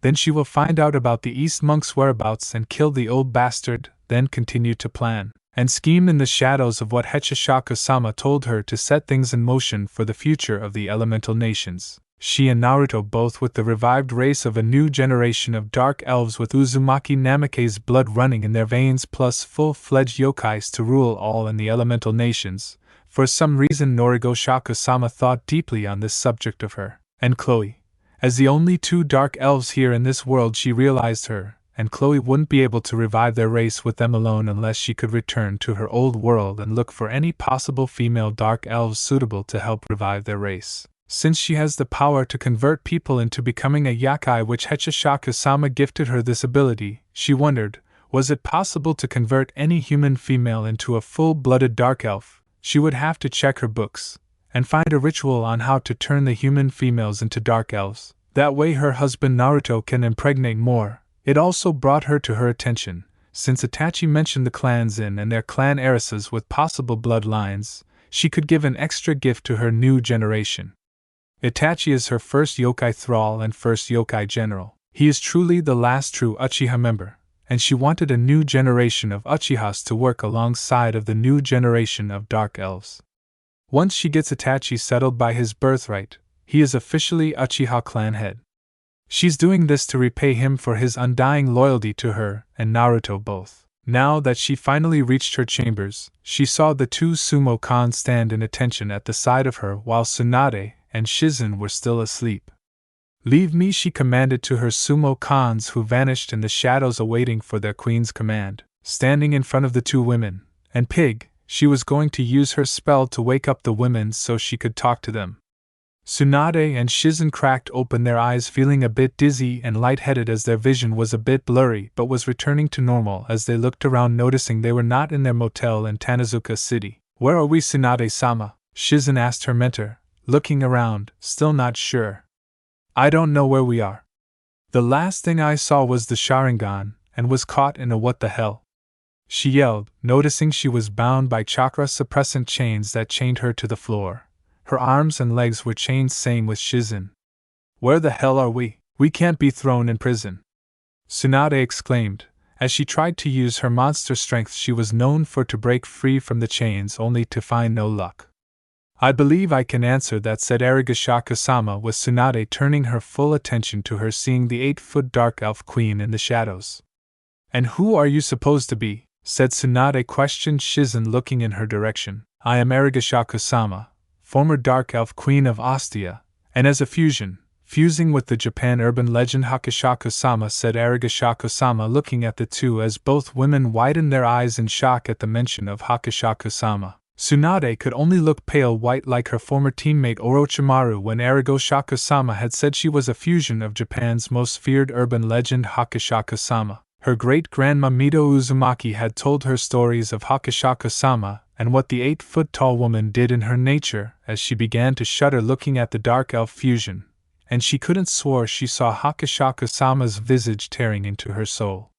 "What do you want with us, Hachishaku-sama?" stammered Shizen, who was also sweating in fear that her Uncle Dan had told her stories about Hachishaku-sama as well. "Are you going to kill us?" asked Tsunade, looking at the dark elf fusion with a lump in her throat. "No, of course not. Why would I kill my husband's relative when he needs to see you?" Hachishaku-sama replied, seeing the confused looks on both their faces. "What are you talking about? What relatives do you mean? I'm the last of my clan and the Uzumakis are no more. The last one died in a village I hate to remember," said Tsunade, looking into the fusion's eyes. "You are indeed wrong. You do have a family that is left alive. Right now he is on a mission with his sensei," Hachishaku-sama said, with Tsunade and Shizen having exchanged glances, then turned their attention back on her. "I don't know what you're talking about. Who is this relative of mine?" questioned Tsunade, as all the color drained from her face when she saw Hachishaku-sama hold up a picture of her, Chloe, and Naruto at an amusement park. Tsunade stared hard at the picture as her eyes widened. "No, it can't be possible. That can't be my godson. He's supposed to be dead," Tsunade exclaimed with shock. "That is your godson. I'm the one that's raising him, and my dear friend Chloe. I found him when he was a baby left by his dead parents," Hachishaku-sama said as she began explaining everything to Tsunade. "So that's my godson Naruto-kun. He looks just like Kushina with those eyes and has Minato's blonde hair," she said softly with some tears flowing in her eyes, happy and relieved that her godsend wasn't dead after all these years. "When will I see him?" Tsunade asked. "You will see him when he returns from his mission with his sensei and other wife, Furigashiko-sama, with both Tsunade and Shizen having expressions of that of a gaping fish at what she said. Wait a minute. Since when has my godson been married? Yelled Tsunade in complete shock. He was married yesterday on his birthday. I am also his wife since me and my friend Chloe are helping him restore the Uzumaki clan right now. Me and Chloe are carrying his new generation as we speak, Hachishaku-sama said again with both Shizen and Tsunade looking at her in shock. No, don't tell me you had sex with an underage 12-year-old boy on his birthday. What gives you the right to do that? How dare you defile my godson and take his virginity? At such a young age, growled Tsunade, wishing she was out of these chains and beat the brakes off for Hachishaku-sama. You will see why I did it, and you will come to understand why, but for now let's talk business, the Dark Elf Fusion said, seeing Tsunade fuming at her while Shizen had a flabbergasted look. What are you getting at? Tsunade said, still glaring at the Dark Elf Fusion, upset that she had the nerve to take her godson's virginity when he should have been at a proper mature age. You know Naruto is heir to the Uzumaki throne, right? Hachishaku-sama questioned as Shizen and Tsunade's minds blew. Did they hear her right? I forgot Kushina-chan was Yuzu's princess before she was sent to and after the destruction of her clan, so that really makes Naruto a prince. Tsunade said, putting two and two together with Hachishaku-sama nodding. He's a king since you're a former queen, Tsunade said softly as she began to put the pieces together. That's right, I'm his queen. And he is my king, and you require your services to our new future kingdom. Hachishaku-sama spoke with Tsunade raising a brow as Shizen looked between the two talking. What's the catch? Tsunade frowned. Join us and cut eyes with Naruto would love to have his godmother in his kingdom running a new medical program since the council and declined your medical program, Hachishaku-sama said with Tsunade looking shocked. How do you know I tried to form a medical program? And what makes you think I'll join you? I'd rather take Naruto-kun with me, and Shizen, she said defiantly, making the fused dark elf yokai chuckle. I have obtained Kushina's memories and heard of you trying to form that program since Kuno had denied it, and there's no way that I'd let you and your student walk out of Yuzu with Naruto because I'd have to kill the both of you if you make that attempt. And as for having you join us, I think your mind will be changed after I do this. Hachishaku-sama directed her right palm at Tsunade as a light purple glow emitted as she released it upon Tsunade. Tsunade-sama screamed Shizen in fear for her sensei as her pig taunt, and squealed for her mistress. The purple light hit Tsunade dead on as her body and form had changed, even to hide her real appearance had shattered as she was transformed. Shizen's eyes were wide as saucers at her mentor's transformation. What did you do to me? Tsunade questioned in shock. She feels so much younger and stronger, she no longer has her on her, as she looked up at the Dark Elf Fusion, who smiled. Let's just say I have given you a gift, and have restored you to your natural prime and strength, replied to Hachishaku-sama as she brought in a flower pot with dirt, putting it near the shell-shocked Senju, who looked at her restored body. No way. She restored my age. I feel like I'm in my younger 20s. And that's not all she's done. She's increased my chakra reserves to a higher extent, thought Tsunade, as she glanced at the flower pot and touched the dirt, while channeling chakra into the dirt, as she could see a small bonsai tree grow out the dirt with its blooming sakura flowers. Wood style, I have wood style. I have my great-grandfather's bloodline. She looked shocked once again, looking up at Hachishaku-sama in a new light. Shizen could only look in complete awe and admiration. Her sensei now had wood style just like her great-grandfather. I am eternally grateful for this.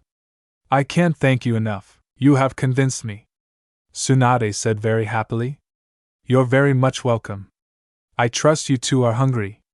Let's go, we have more to discuss, Hachishaku-sama said as she summoned her Shuriken shinobi to unchain her guests, as she led them to the Yuzu kitchen. Wave Country. One day later, Naruto, Ripper, Chloe and Itachi had docked off their boat and were now in Wave Country as they looked around in awe, as Itachi had told them what their objective was, and that was to recruit possible followers to join them and possible servants. Right now their base of operations was a abandoned motel, setting up camp as they circled together with Ripper looking at them, but keep his attention on his alpha Naruto since he is very obedient to Naruto.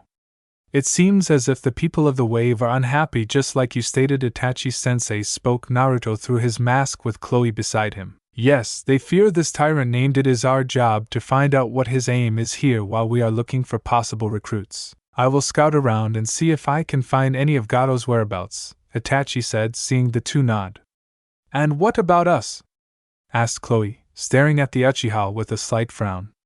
I suppose you two could go around the village to find extra information as well, because it seems Gado has thugs here in this village. Find every thug that works for, interrogate them first, then kill them, Itachi replied, seeing the two nod as he grabbed his Tengu mask, putting it on, then turned into his crow form and flew out a broken window, leaving Chloe and Naruto alone with Ripper. Well, you heard Sensei, Chloe-chan. Let's go find some thugs, maybe that way the villagers could see us as heroes if we are to help them and make them our ally, Naruto said through his mask, as she blushed before nodding and followed him to the door. Ripper was going with them as well, but he went invisible using his camouflage, making him impossible to see. With Itachi, flying in his crow form with his Sharingan gleaming to life, he eyed the entire village with his eyes. As he flew into the forest, it was then his eyes caught something. He saw a masked figure wearing a hunter mask, carrying a body and a very large sword. As he followed the pair, the masked hunter Nin, from who is carrying a body, wasn't awarded. She was being followed by a crow in the sky with Sharingan eyes as they made it to their destination. It looked to be an abandoned warehouse as Itachi flew near a cracked window and leaned in, watching on what was going on. Itachi eyed the figure who was injured. It turns out that it's the member of the Seven Swordsmen of the Mist, Zabuza Mamichi, and that this masked hunter Nin is his accomplice. He eyed the two, seeing the hunter Nin tent as Zabuza's wounds. He wondered, was it possible to recruit these two, and would his mistress approve of them? So you failed in killing the bridge builder, said a short businessman holding a cane and wearing glasses. He was being flanked by wave daimyo samurai who now work for him. The man wasn't alone, he had help. He had Konoha shinobi as escorts, Kakashi Haddock of the Sharingan, and 3 of his genin brats, answered Zabuza, who groaned in annoyance at the businessman. And to think I was paying you, you can't even do the job right, yelled the businessman, only when Zabuza got up, raising his sword near the short businessman's neck. You better pay us. As promised, once I am recovered I will kill the bridge builder Tazuna along with his escorts. Understand, Gado, said Zabuza in a dangerous voice as the wave samurai were about to intervene, only for the masked hunter Nin to get in their way, putting their swords towards their necks.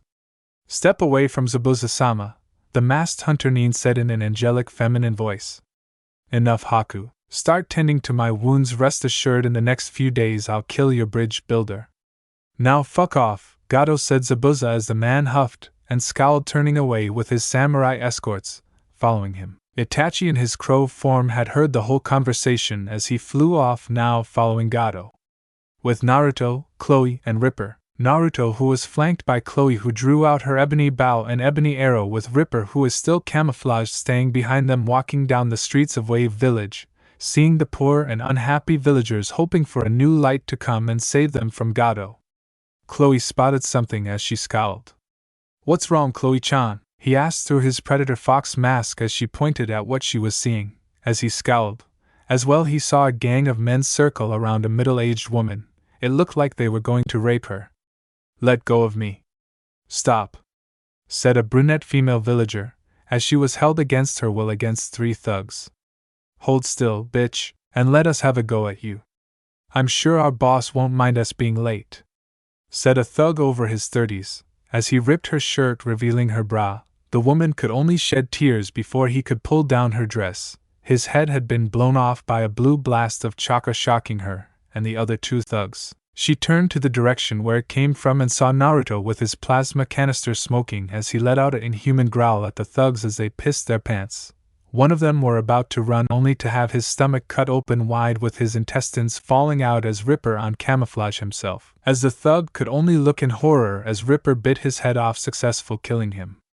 The last thug backed into a wall, truly terrified, as Chloe aimed her bow and arrow at him, daring him to make a move. Take him, growled Naruto as his shinobi Shotokan appeared and grabbed the terrified thug, dragging him in the shadows never to be seen so they could interrogate him. Let's go and interrogate him, then wait for Itachi-sensei, Naruto said, with Chloe nodding and repairing, understanding his alpha.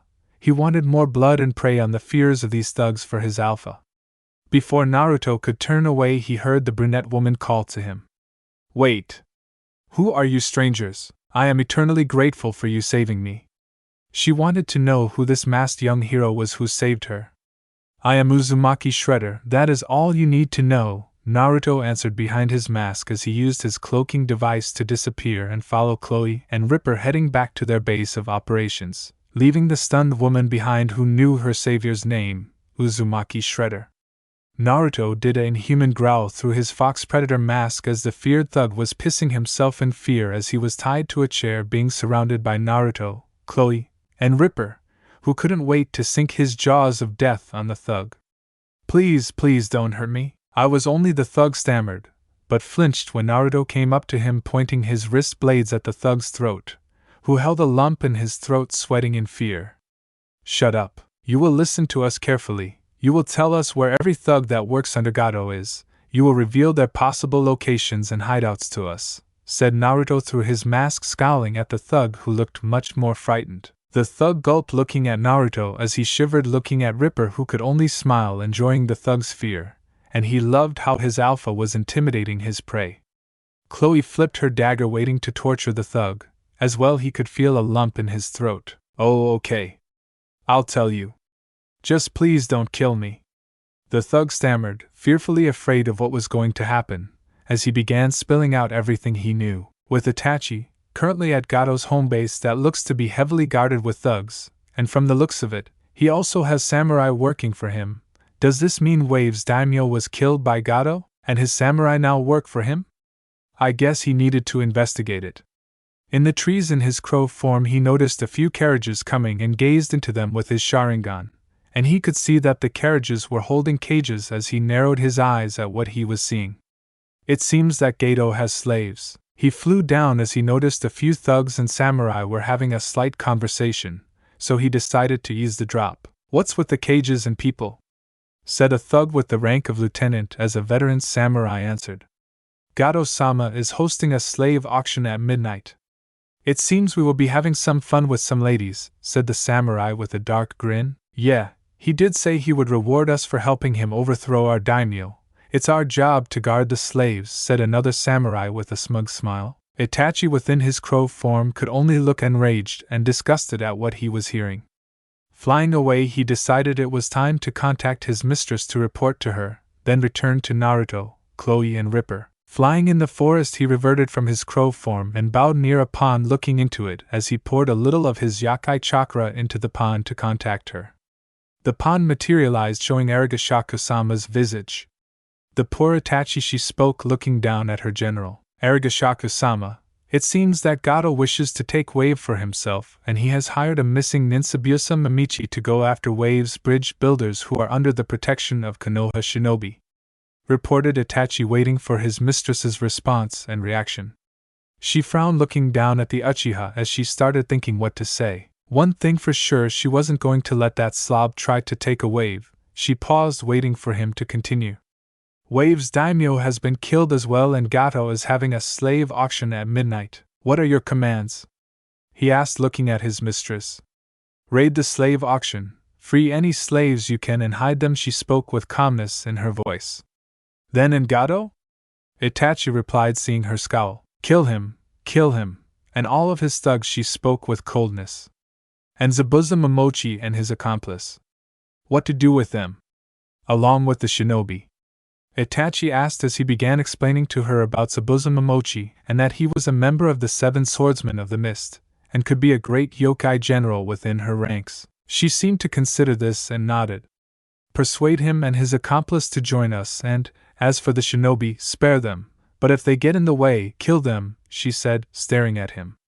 Itachi stiffened at her command. His little brother was on the team, and he couldn't bring himself to kill his only living younger brother. Very well, I'll report back to Naruto, he said, as her visage disappeared in the pond as he flew off turning into his crow form. Meanwhile in Yastia, Celestine was in her holy hall praying. She and Kagaya had told the rest of the princess knights of the prophecy and fate of Yastia. Half of them didn't want to believe that Origa Discordia could actually fake her death and forsaken her own kingdom. It's been 12 years since Origa's supposed fake death. Now the tyrant Volt and his black dog mercenaries has taken up residence in Origa's dark fortress, and the northern part of Eostia as their numbers and armies grew, with having remnants of Organ's monsters that used to serve under her. Many monsters had sided with Vault, which consisted of orcs, goblins, imps, trolls, orgs, and many other disturbing monsters that were once under the control of Origa. They were now at war against the man she, secretly, hired to take down Origa. The High Elf Goddess had contacted other allies to help her put a stop to Voth and his growing army. She was to be having an audience with the anti-demon, Kunoichi Sasagi, Sakura and Murasaki. Celestine was worried and wished she could return to the realm of the Almighty to speak with the gods about Yastia's fate, and that Origa Discordia is the cause of the prophecy. Another thing, what Kogaya meant by Origa Discordia has changed into something very evil, and it has something to do with the 8-foot visage of a woman that shrouds around Origa. She needed to do something. She wasn't sure when the prophecy was going to occur, but for some reason she had a feeling it was coming. It was coming very soon, since 12 years has already happened, and still nothing has changed. At Vault's dark fortress, sitting on Origa's old throne, since he is now proclaimed as king of this fortress, the leader of the Black Dogs now had big plans. Soon he, his men, and the many monsters that were once under Discordia has sided with him, since he promised them more women to have sex with. He was still disappointed and angry that he still could not find Origa Discordia, her faithful servant Chloe. It's been 12 years and still no sign of them. He was sure they would turn up. He just needed to wait. Right now he could focus on Celestine and the Princess Knights. Frowning and sighing, one of his men came forward to him. Volt-sama, you have a visitor. His name is Kiryu, spoke the Black Dog member. Let him in, Volt answered with a scowl. He wondered what did that pompous ass of a scientist want now. A moment later there was a man wearing glasses and wearing a white lab coat, showing he was indeed a scientist, as he stared at Volt on the throne with a frown on his face. Comfortable in that throne? Kiryu said sarcastically at Volt. What do you want? Volt demanded, glaring at the scientist. I've come to remind you of your mission. Was it not that you were supposed to invade Ostia and all of its women? Questioned Kiryu with Volt scoffing.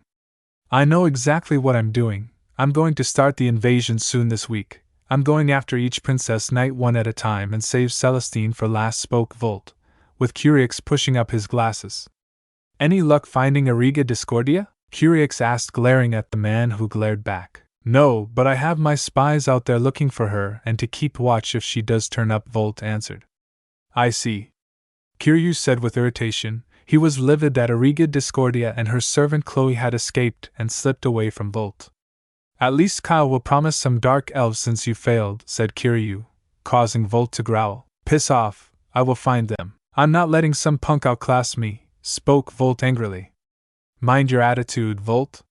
You know it's not wise to talk to your leader like that, countered Kuru, causing the mercenary to grumble. I will take my leave then. I expect you to conquer Eostia this week, or at least a month. Do not disappoint me, Kiryu said, walking away, leaving the throne room. Asshole, the nerve of him. I'll show him, thought Volt. Pix. Kin, he called out his right-hand men who came before him. Yes, Volt-sama? They both asked. Hicks, assemble the men. I have an announcement for them. We will make our move on the neighboring kingdom south of Kin. Informs our spies within the ranks of the Princess Knights to be prepared. He commanded, with them nodding and walking off to do as he told. Back with Naruto. Now that they interrogated the thug, Chloe slit his throat with her Dederic dagger, letting him fall as Naruto motioned for Ripper to the dead thug. What are we to do now, Naruto-kun, since he's given us all of the locations of where all of Gado's lackeys are? Chloe asked, staring at her husband. We wait for Itachi-sensei to return first, then we go out at nightfall killing them. If we manage to kill every gang and thugs around the village of Wave, that should lower half of Gado's so-called army of thugs, replied Naruto, who was playing with his smart disc while sheathing his spear on his back as he inspected his right wrist blade as he made the blade retract in its sheath. Looking over to Chloe, behind his shredder helmet fox predator mask, he smiled at how beautiful she is. Blonde hair, red ruby eyes, delicate dark skin along with her womanly curves and developed D-cups. Pulling the tubes from his mask and putting both hands on his mask, removing it from his face to show his handsome face to her while removing his shredder helmet, showing off his blonde hair. Chloe could only blush at him as she looked away shyly. she could never forget how handsome he is. But when he wears that mask and helmet to her, it makes him more intimidating, powerful, strong, and commanding. She could tell he was a natural-born king ready to conquer all who would oppose him. He walked towards her, and put his arms around her waist holding her, as she blushed looking at his ocean-blue eyes while he met her ruby-red ones. Caressing her face made her feel safe and relaxing around him as they looked softly at each other leaning against each other, planting a kiss. Chloe smiled looking at Naruto, who also smiled back looking at her with affection. "Am I interrupting?" said an amused voice, causing them both to snap their heads towards the direction of the voice, and they happened to see Uchiha Itachi standing there. "Sensei, how long were you standing there?" said a shocked Naruto, with Chloe frowning at the man who ruined the moment. "Never let your guard down. I have been standing here for at least 30 seconds watching my student kiss his wife," spoke Itachi, with Naruto looking embarrassed. "I've returned with some information. I see that one of you interrogated one of Gado's thugs." "Yes?" asked Itachi, seeing Ripper the Interrupter eating the dead thug, with both Chloe and Naruto nodding. "Yes, Gado has thugs everywhere around the village in groups. Most of them are lieutenants who lead the group, making sure they instill fear into the villagers," spoke Naruto, with Chloe nodding. "Good, this could prove well to our advantage. I hear Gado is hosting a slave auction at midnight. It's at a warehouse heavily guarded by lots of his thugs and samurai. Hachishaku-sama has instructed us to rescue the slaves and bring them to our ship that is on the docks. After that we kill Gado and recruit Zabuza Mamachi and his masked accomplice to join us. Side note is that we have Konoha Shinobi here watching over the bridge," builder Tazuna stated Itachi, with Naruto frowning. "Will Shinobi suspect that we're here stealing their mission?" Naruto asked looking at his sensei. "I believe they will. 3 genins under Kakashi had a kid, won't take them long to figure us out." Itachi spoke, frowning lightly. "At nightfall we begin purging out all of Gado's thugs within the village. Then we go to the slave auction," spoke Itachi, with Chloe and Naruto nodding. Wave Village nightfall. Currently in the bushes were Naruto, Chloe, Itachi and Ripper staring at the poor village. Behind them were a handful of Shidokins, the Ninjakin, Samurakin, Rizorkin. With the single hand motion from Itachi, Ripper growled softly. He was getting real excited for the urge to kill for his alpha. Naruto turned on his cloak device and vanished. Chloe drew out her bow and ebony arrows. The shadow cons faded in darkness. Itachi turned into his crow form and flew to the location of Gado's slave auction. In a bar, the place was filled with Gado's thugs who had taken over the place, getting drunk and wetting it. At the door, the doorknob was turning as the door was slowly pushed, showing a clawed hand. One drunk thug noticed this and his eyes widened at what he was seeing. Ripper had opened the door and lunged at the drunk thug, mauling him as he screamed, alerting other thugs that were there. Many were going after Ripper with their knives, swords, and other weapons, but out of nowhere tentacles wrapped around their throats, strangling them. The source was the Squidkin. Ripper lunged and clawed just about every thug he could get close to. As he pounced on one thug that screamed at the side of him and bit into him, the sumo Khan appeared and bashed the skulls and broke some bodies. Blood was everywhere, thugs screaming in horror and fear as Ripper was just standing tall on a table roaring as the Squidkin, Sumokin and Ripper himself continued the massacre. Elsewhere at some alleyways, samurai Khans and ninja Khans attacked some thugs as well, with Chloe shooting her bow and arrows, killing all thugs in sight. Her witch blade on her right wrist pulsed with power as the red gemstone on it glowed in delight. Before she could draw another arrow, she glanced her eyes towards her witch blade as if it was telling her to awaken its power. She yelped when her right wrist suddenly transformed into a gauntlet as her red ruby eyes had changed into a golden color with 2 tattoo streaks of gray running down her cheeks. Her hair, natural blonde hair, was strawberry blonde as she screamed in pleasure, transforming her body with armor that was colored dark steel and chrome as some of it revealed her chest area and ass. Her dark skin remained. She breathed for a bit, looking at the remaining thugs with lust for their deaths as she extended a long blade from her right wrist. "Time to slaughter you pigs," said Chloe in a now different voice that was alluring with coldness. She charged at them, going to kill them. Slashing them with her long blade, she enjoyed their screams. As she licked her lips seductively, she whipped out 6 red tendrils, ripping, strangling, and impaling the thugs. She giggled seductively, seeing all the bloodlust she caused here as she walked off to find her Naruto-kun. Naruto, who was in cloaked mode, is in hunting mode after some thugs as he managed to kill someone without being seen as he stopped at what caught his attention. It was a little boy who was held back by 4 thugs, while another group of thugs were stripping the boy's mother of her clothing. "No, leave my mother alone," cried the young boy, struggling, trying to get to his mother. "Shut up, you little shit.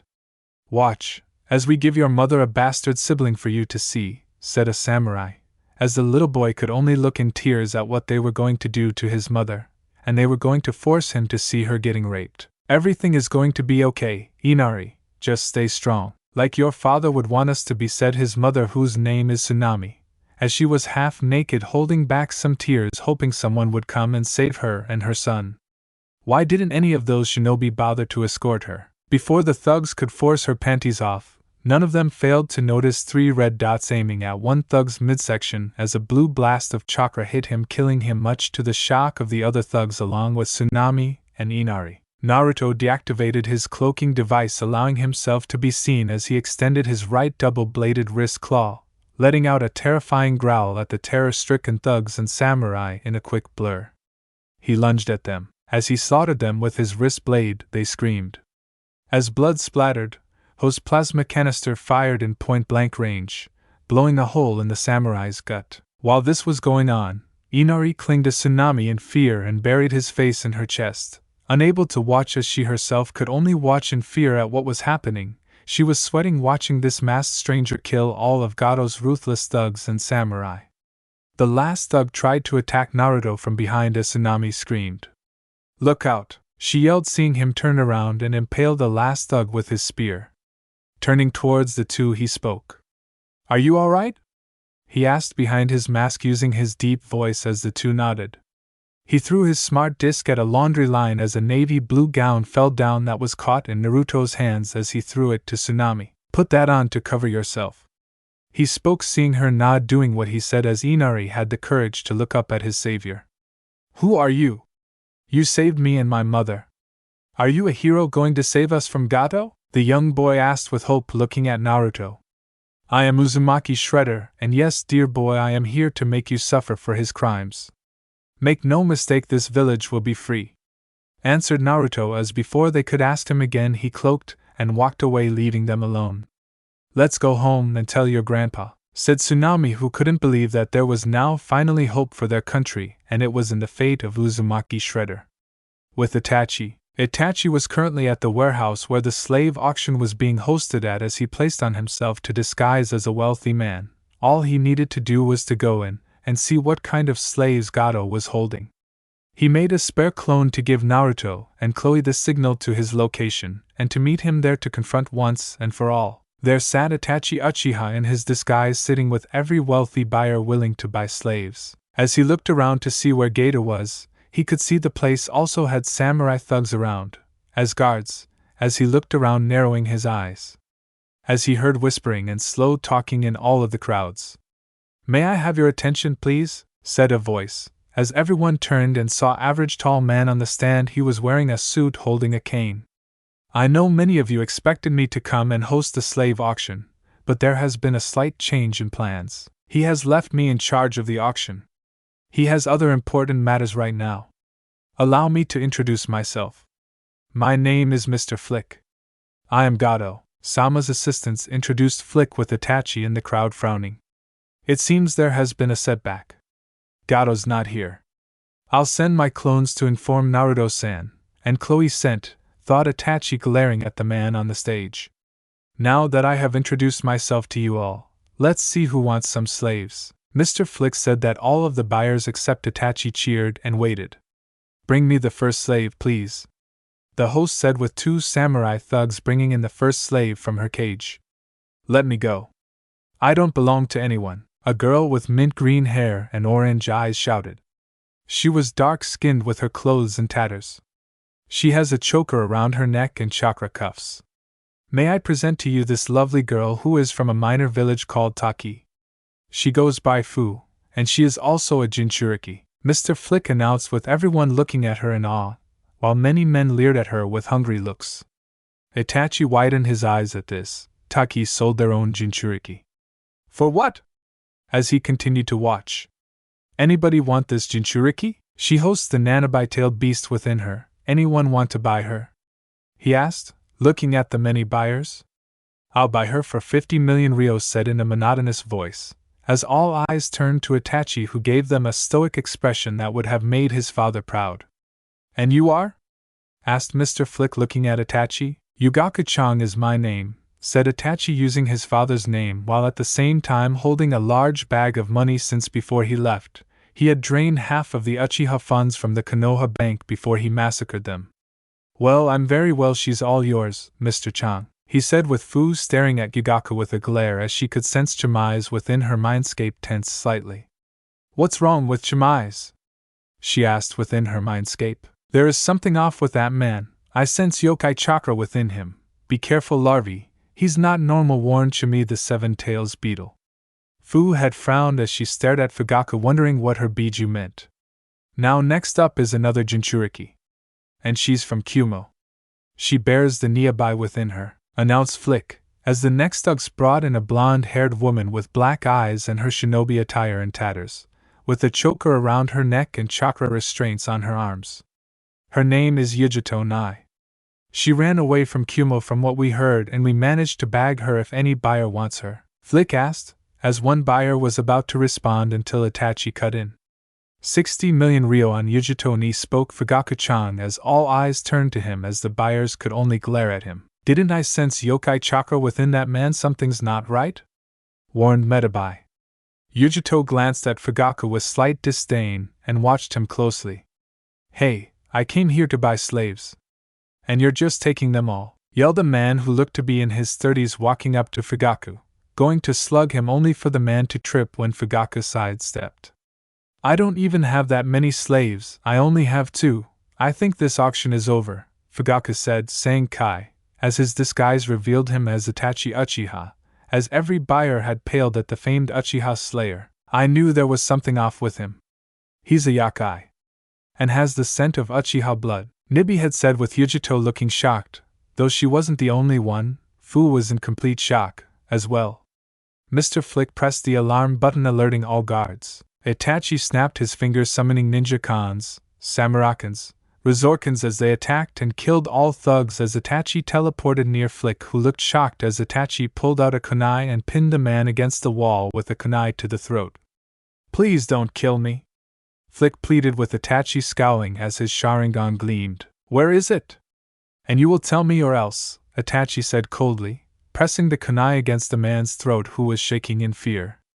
I don't know. I swear. He told me to take over for him at the slave auction. He said he had some important matters to handle, shouted Flick, who was sweating heavily. Before Itachi could respond, he turned around when the doors were kicked open by a Uzumaki shredder with Ripper flanking him.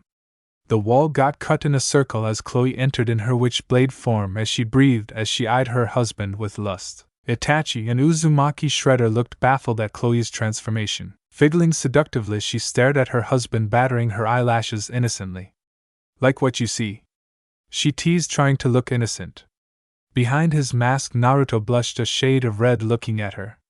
Now is not the time to act like this, Chloe-chan. We have a mission to complete, said Uzumaki shredder, as Chloe in turn pouted, looking away with a huff. So what do we have here, sensei? Shredder asked, looking at his sensei pinning down Flick. There's been a setback. Gato isn't here, however his assistant took his place, and Itachi responded. Me and Ripper killed all the other thugs and guards that were securing the areas around the auction, Shredder said, turning towards all of the buyers who were surrounded by Sumikans. What are we to do with them? Asked Chloe in seriousness, glaring at the buyers with hatred. It's simple, Ripper sick M. Shredder commanded, as Ripper flashed that vicious smile again and lunged at the remaining buyers, who screamed as they were being mauled by the Indoraptor. Mr. Flick could only flinch in horror, seeing the brutality the Indoraptor was doing towards his buyers, who pleaded for mercy, and screamed as flesh was ripped and blood splattered. Now where were we, Mr. Flick? Ah yes, you're going to cooperate with us, and you're going to help us free any slaves that Scumgato has. Failure to comply, and you die, Itachi said, with Flick nodding. Show us where the other slaves, Itachi demanded, as Flick could only flinch, seeing Itachi let him go as the timid man guided them where the slaves were being held at. Ripper stayed behind just so he could keep watch in case any more guards came, and he would wait and kill them. Ahito and Fu flinched looking at Ripper, who eyed them, as they stood still and stayed quiet. Slave storage room. Flick indeed showed Shredder, Itachi and Chloe the slave storage room, as the place had lots of people and creatures. As Flick turned to them. Well, here you are. This is where all of the slaves are being kept, he said, showing them that the slaves were in cages. Good, you've proved your usefulness, Itachi said after shoving a kunai through Flick's throat, killing the man who choked on his own blood. The slaves who saw this looked on in shock at what they've seen, as they looked in hope at these three. These no longer needed. Let's release the slaves, Naruto, Itachi said, as both him and Naruto did their shadow clone, summoning a copy of 110 clones, and grabbed all of the keys. Listen up, all of you slaves, we mean you no harm. We've come to rescue you, and we will be taking you with us to your new destined home for freedom, said Shredder, as all the slaves looked at him in a new light, holding a key as he went to the first cage and unlocked it, freeing a tall, tanned, raven-haired woman with blue eyes. Thanks, Shredder-san, said the woman, who looked at him with admiration and affection. You're welcome, and who might you be? He asked, breaking the cuffs off her hands. Lycor Robin, answered the dark-haired beauty, as she felt relieved and felt her power come back to her.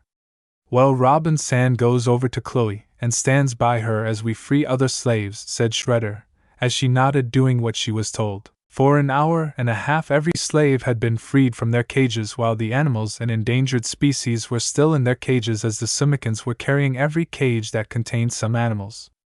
The slaves had some time gathering some of their things and items as they now followed their saviors. Let's take them to the ship and explain things there to them, Itachi said, with Chloe and Shredder nodding. Beta's boat. What did you say? Demanded Gato, who looked extremely pissed off, staring at one of his lieutenant thugs. The slave auction had been raided and everyone had been killed, even the buyers, replied the lieutenant. The short businessman could only sink in his chair with a look of utter disbelief on his face. All his slaves were stolen and freed, then all of his thugs and goons were killed there too, including his assistant and his buyers. Just what the hell happened? Another thug had barged in. Adu-sama. Every thug and samurai have been killed in all of our territories in Wave Village. They've been slaughtered, cried another thug. Adu even looked more shocked that nearly half of his own men had been killed. Who is responsible for this? Could it be those shinobis Abusa warned me about? He is truly upset. It wasn't them, sir. The attacker who is responsible for this is named Uzumaki Shredder, replied one thug. Shredder? He's the troublemaker? Just what is he playing at? That does it. I'll take Wave Country. Once Yabusa kills those shinobi, I'll get him to kill this Uzumaki Shredder as well. No one raids my slave auction and kills all of my thugs and gets away with it. Gaeta yelled. The red-haired galleon, now on their ship that once belonged to red-haired Shanks Uzumaki, the gathered slaves were all on the ship as the Sumikans were putting the cages in the cargo hold. What are we going to do with them? We can't keep them on the ship this long, asked Chloe, who reverted from her witchblade form. You're right, we should take them to Yuzu, Itachi said. I've got a better idea, me, Chloe, and Ripper will stay here in Waves while you drop off the slaves to Yuzu, Naruto stated, as Itachi frowned looking at his student. Are you sure? He asked, seeing his student nod.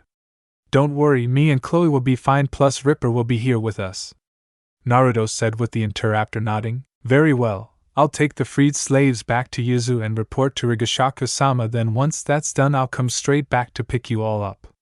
Try not to get hurt or blow your cover, Naruto. I'm leaving you now to finish my mission in saving Waves, said Itachi as Naruto and Chloe both nodded.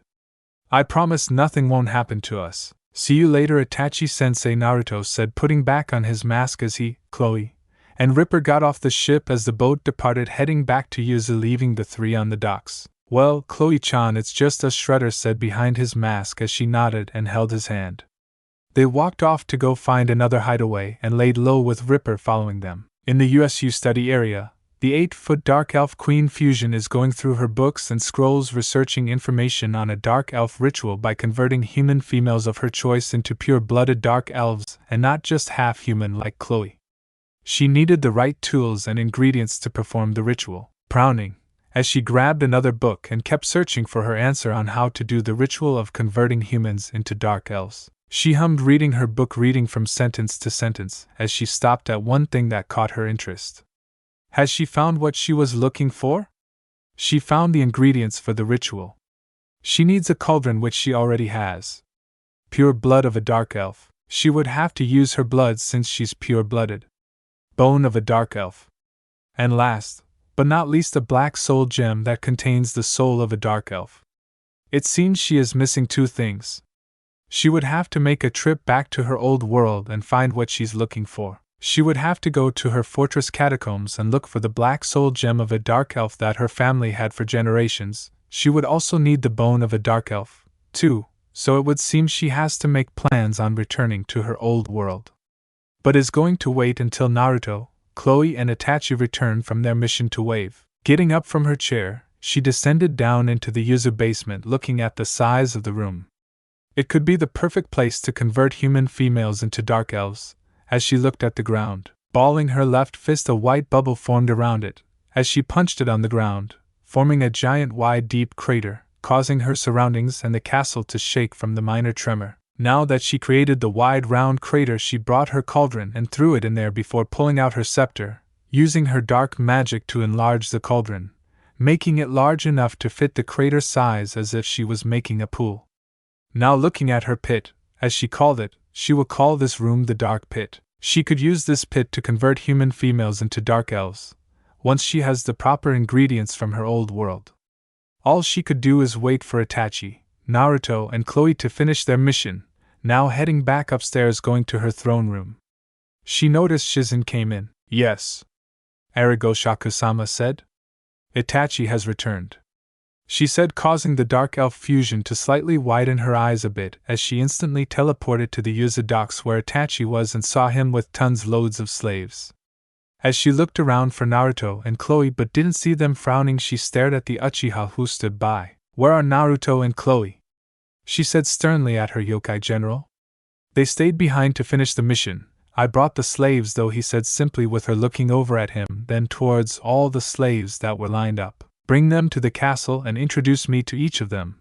I will have Tsunade check them for injuries, said the fused dark elf yokai with him nodding. While she turned at the sea, worry for the two, Izuna's house. I'm so glad you were okay, Tsunami-chan, said Tazuna, looking at his daughter as she told him of how she was nearly raped, and her son almost saw it as well, but then told him that she was saved by Uzumaki. Shredder is now a masked hero who rescued her and her son. He felt relieved and didn't know how he would repay this Uzumaki Shredder.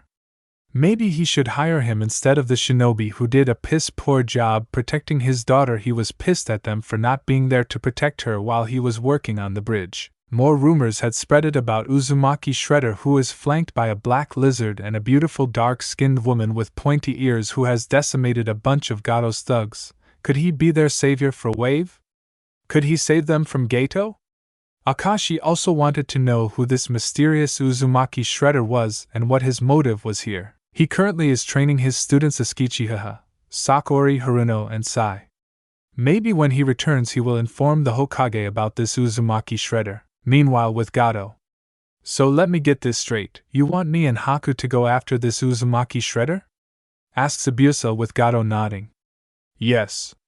He has stolen my slaves and killed a good bunch of all my men in Waves. I demand his head. Gato demanded, looking at the swordsman who frowned. And what about the bridge builder and the shinobi? Zabuza questioned, seeing the short man frown. You can kill them after you kill Shredder. I want him dead now. Gato yelled. You realize you will have to pay me extra in going after this Uzumaki Shredder, Zabuza stated, causing Gato to scowl slightly. I will triple your pay if you kill him. I don't care how you do it, I just want him dead. Gato shouted, gripping his cane while Haku scowled at the man. Consider it done. I will wait for him to make his appearance, Zabuza said, as he hefted up his sword and walked away with Haku following him. Zabuza-sama, are you sure it's wise for you to face this Uzumaki Shredder? I've heard rumors about what he did to Gato's thugs, Haku said in concern. I'm not very sure, Haku, and if he is an actual Uzumaki, then he's more of a challenge than I thought. Uzumakis are known for their sealing techniques, Zabuza said he did feel on edge of fighting this Uzumaki shredder. He wondered where he could find him. Maybe all he needs to do is wait for the man, knowing that Uzumaki shredder will come to him when he encounters the shinobi team. Currently sitting on her throne with Itachi beside her, Shizen and Tsunade are flanked by her left, looking at the many slaves who are now guests of her kingdom. Greetings, fellow guests of my kingdom. I am your ruler, Hachishaku-sama, new-hailed queen of Yuzu, along my husband who is king, who is not here at the moment. All of you are no longer slaves, you are all guests and subjects of my kingdom now. Please come to my throne and introduce yourself to me, Hachishaku-sama said. Looking at the raven-haired beauty with blue eyes stepped forward. And you are? Hachishaku-sama said, looking at her. Hello, your majesty. I am Nico Robin.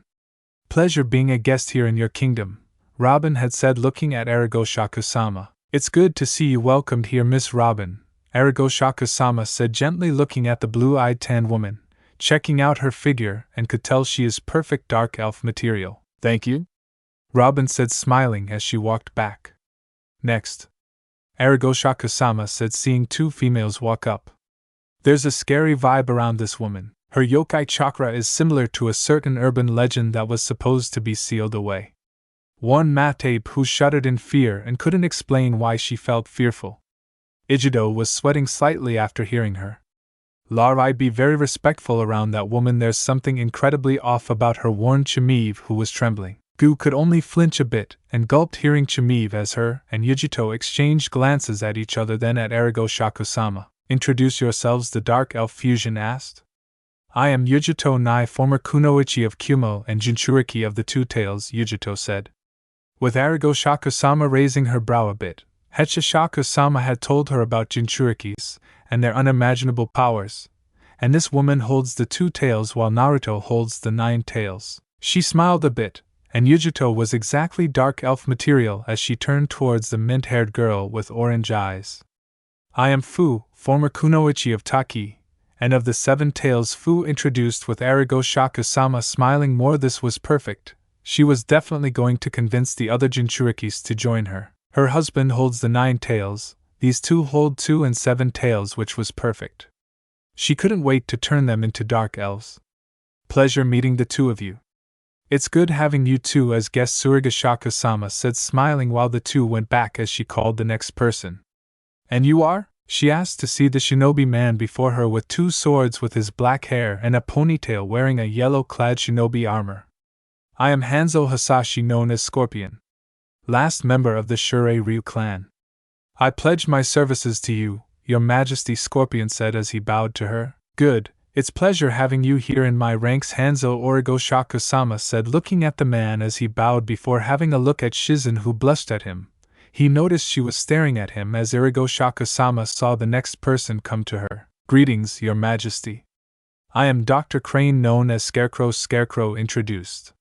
Greetings, Dr. Crane.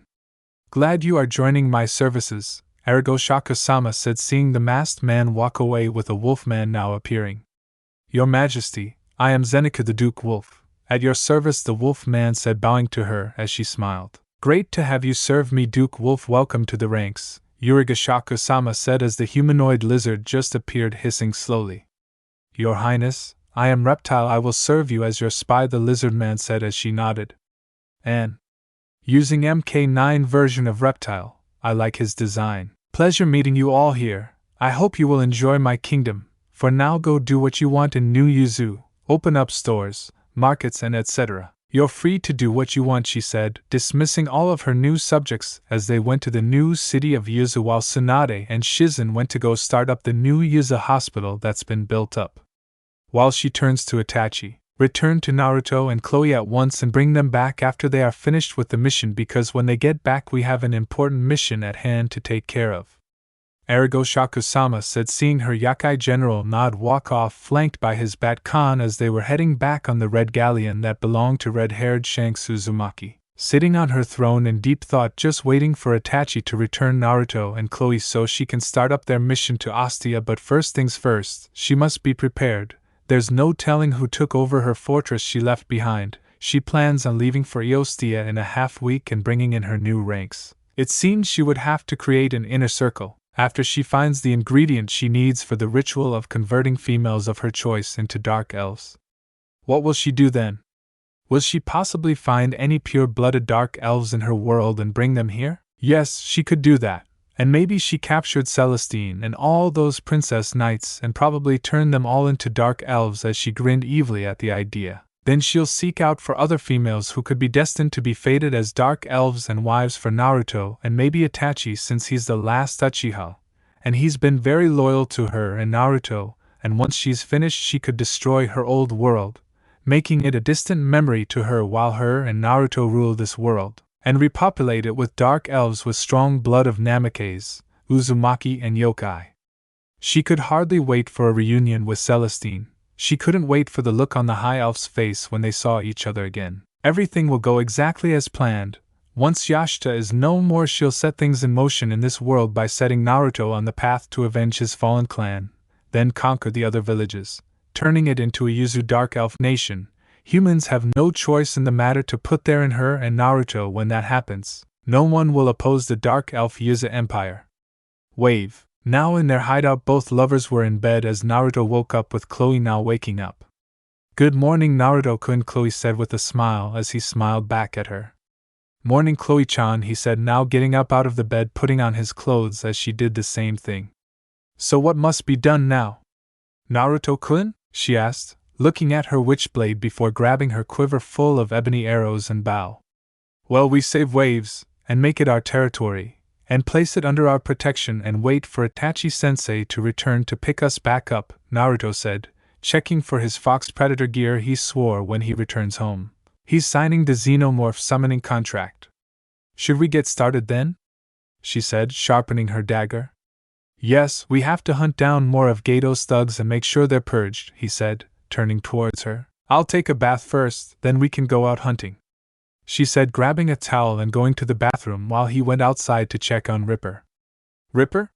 he yelled out as he saw the Indoraptor appear out of the bushes, who was eating his breakfast feasting on a deer. "There you are, boy," he said, coming towards the black raptor of death, petting him and stroking his yellow streak. "Go on, and eat, cause later you and Chloe will probably end up hunting the rest of Gato's thugs and kill the man himself," he said, seeing the raptor flash that vicious smile that meant he was going to enjoy that.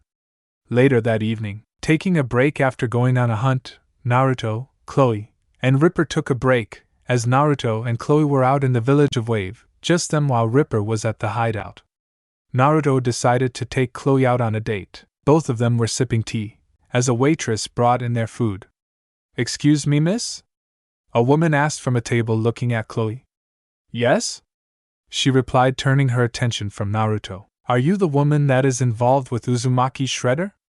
she asked, as many other customers stopped at what they were doing, and all eyes turned to Chloe, as Naruto himself couldn't help but chuckle. Chloe herself raised an eyebrow. "Yes, I am," Chloe said, as everyone started coming towards her, and Naruto. "Can you tell us when he will save our village?" asked a random man. "Are you his lover?" said a woman.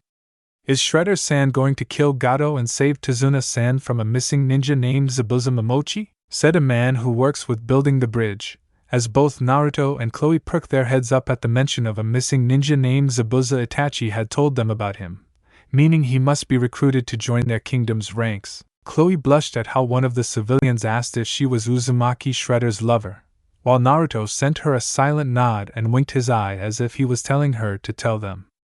"I am in fact Shredder-kun's wife.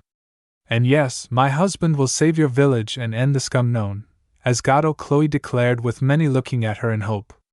Thank you, you don't have to pay for it," said the owner of the restaurant, who felt happy to have Uzumaki Shredder's wife here in his restaurant with a boy.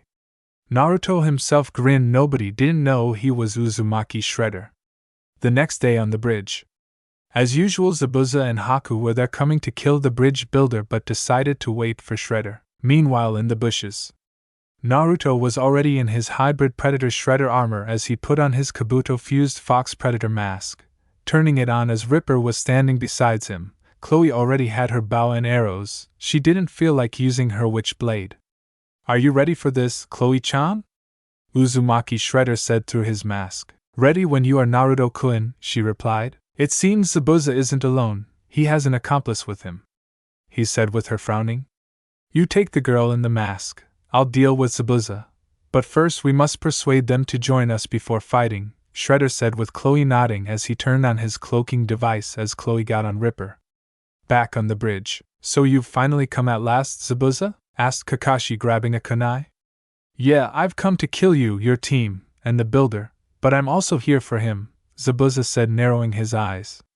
"You're not referring to Uzumaki Shredder, are you?" Kakashi asked with a frown. And much to the surprise of everyone on the bridge, Uzumaki Shredder uncloaked himself as he was in between Zabuza and Kakashi, who looked shocked that they didn't even sense him, or see him, let alone even hear him. "Good evening," Uzumaki Shredder said with his attention on Zabuza, as Chloe and Ripper landed on the bridge beside Shredder. "So you're the infamous Uzumaki Shredder this whole village has been talking about?" Zabuza asked with Shredder nodding.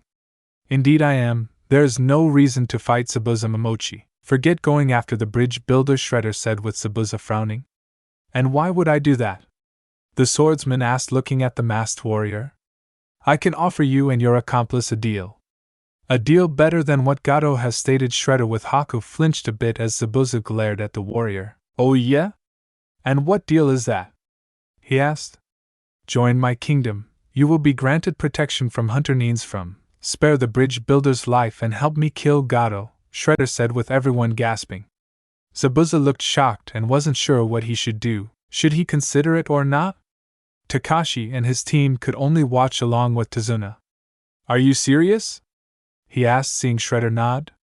The swordsman thought it over for a bit as he looked towards Haku, who seemed to consider this as she kept her attention on the Uzumaki Shredder. "Very well, Haku, we no longer are after the bridge builder, we siding with the Shredder," he said, shocking Tazuna and Kakashi that Uzumaki Shredder was able to convince Zabuza. "Damn you, Zabuza!" shouted Gato, who has a whole army of thugs.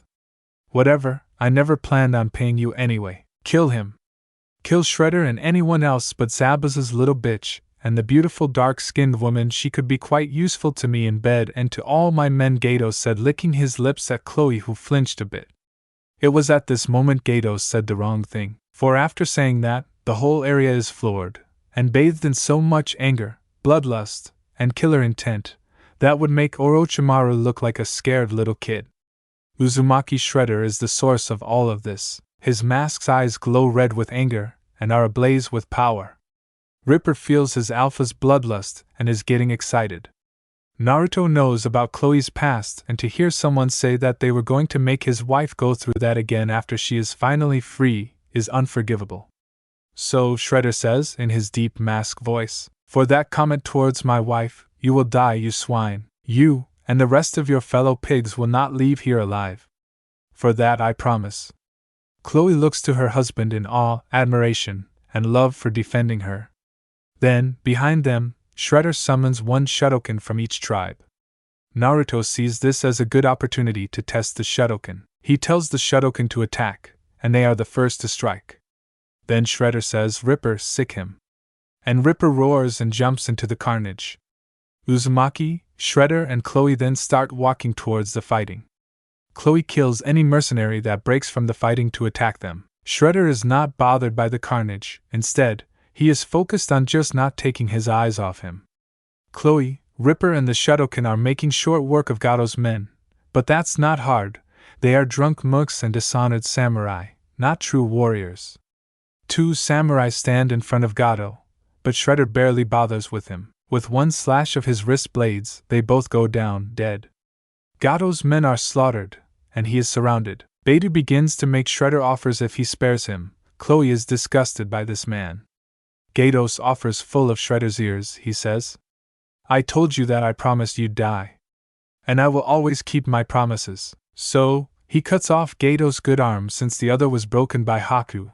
Then Chloe impales Gato's crotch with her dagger, and then Naruto leaves Gato's fate to Ripper, who tears him apart after roaring in his face. Those who witnessed the whole massacre felt sick, and green, and even threw up.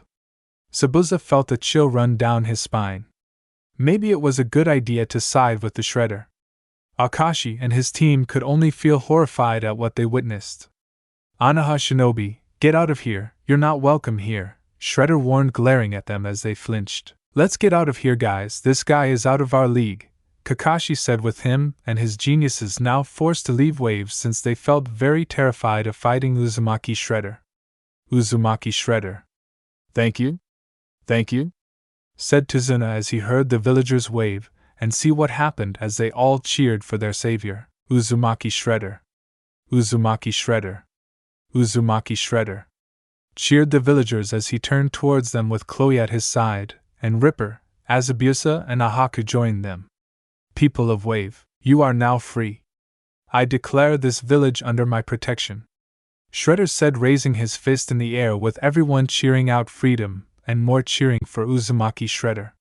"Since you are our hero, then I hereby dub this bridge the Great Uzumaki Shredder," Tazuna said, with the villagers roaring in approval. At Celestine's temple, the high elf reborn goddess woke up from a terrible nightmare. What she saw in her dream was a 8-foot dark elf who looks just like Origa, but actually is the 8-foot dark elf. She seen Origa in her dream returning very different, and had her eyes set on turning women into dark elves and possibly destroy Yastia after she's finished. But in this dream, Origa brought an army and challenged Volt, and killed all of his black dogs and him. She even has a boy with her with blonde hair and whisker marks on his face. And what did he have to do with all this? But what frightened Celestine more was Origa was going to turn her into a dark elf. Of course, Origa is plotting on turning women into pure-blooded dark elves like she is because Origa and Chloe were the least decent dark elves left and were near extinction. Volt recently took over Origa's dark fortress and killed the very last few dark elves that were there, but some managed to escape and are now in hiding from Volt. Was her dream telling her that this was a vision she saw, and it's warning her that Origa would return? She needs to contact her allies immediately and be prepared for Origa's return. She needed help right now. Her and her princess knights are struggling against Volt and his black dogs along with remnants of Origa's monsters. She didn't know who Origa would attack first, either her and the princess knight Servault and his black dogs, but for some reason she had a feeling Origa would attack Volt first, then her and her friends. She has to contact the anti-demon Kunoichis and help Knight Ingrid, then contact Princess Nina and a few other high elves like her to form an alliance to stop this Armageddon of Origa's return. She wondered if she could seek out the Thalmor Empire to assist her. Getting up out of her bed, she decided to message a few allies before Armageddon arises. In Wave 2 days after Gado's fall. Indeed, it has been 2 days after Gate's defeat as the people of Wave hailed their new hero, Uzumaki Shredder, along with his wife Chloe and Ripper the Interrupter. Itachi has finally returned with the ship as Tazuna promised that he would call the bridge the Great Uzumaki Shredder Bridge, along with building a memorial statue of Uzumaki Shredder, flanked by Chloe and Ripper. Itachi praises his student for completing the mission as Chloe, Ripper, and Shredder were at the docks seeing the people of the Wave wave their hands, telling them goodbye and hopefully return. Before they left, Itachi placed the Uzumaki banner flag in Wave, meaning that Wave is under their protection and has become Uzumaki Shredder's territory, now on their ships sailing back to home. Meanwhile in Yuzu, taking a royal bath in her shared chambers, she is washing her hair and rubbing her body while relaxing in the warm water as she sat down, closing her eyes, going into her mindscape. "Oppo, it has been a while," Origa-chan said, Hachishaku-sama looking at her fused partner. "It sure has, Hachishaku-sama. I trust you're aware of what I'm planning, right?" The Dark Elf Fusion asked, seeing her 8-foot fusion partner nod. "Of course, it's a brilliant idea.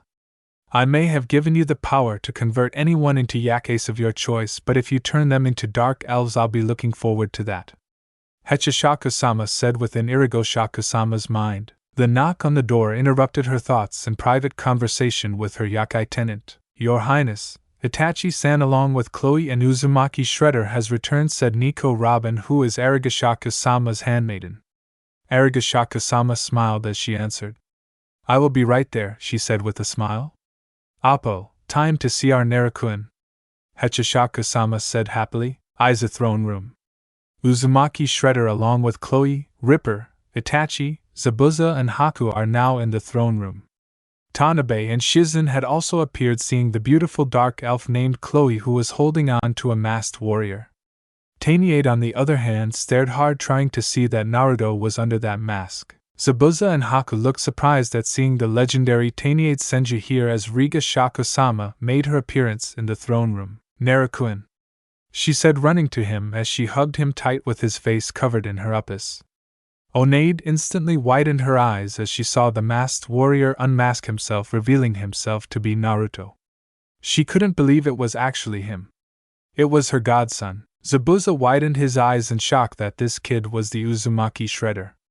And not only that, but this tall dark elf queen is also his wife. Haku could only blush looking at Naruto.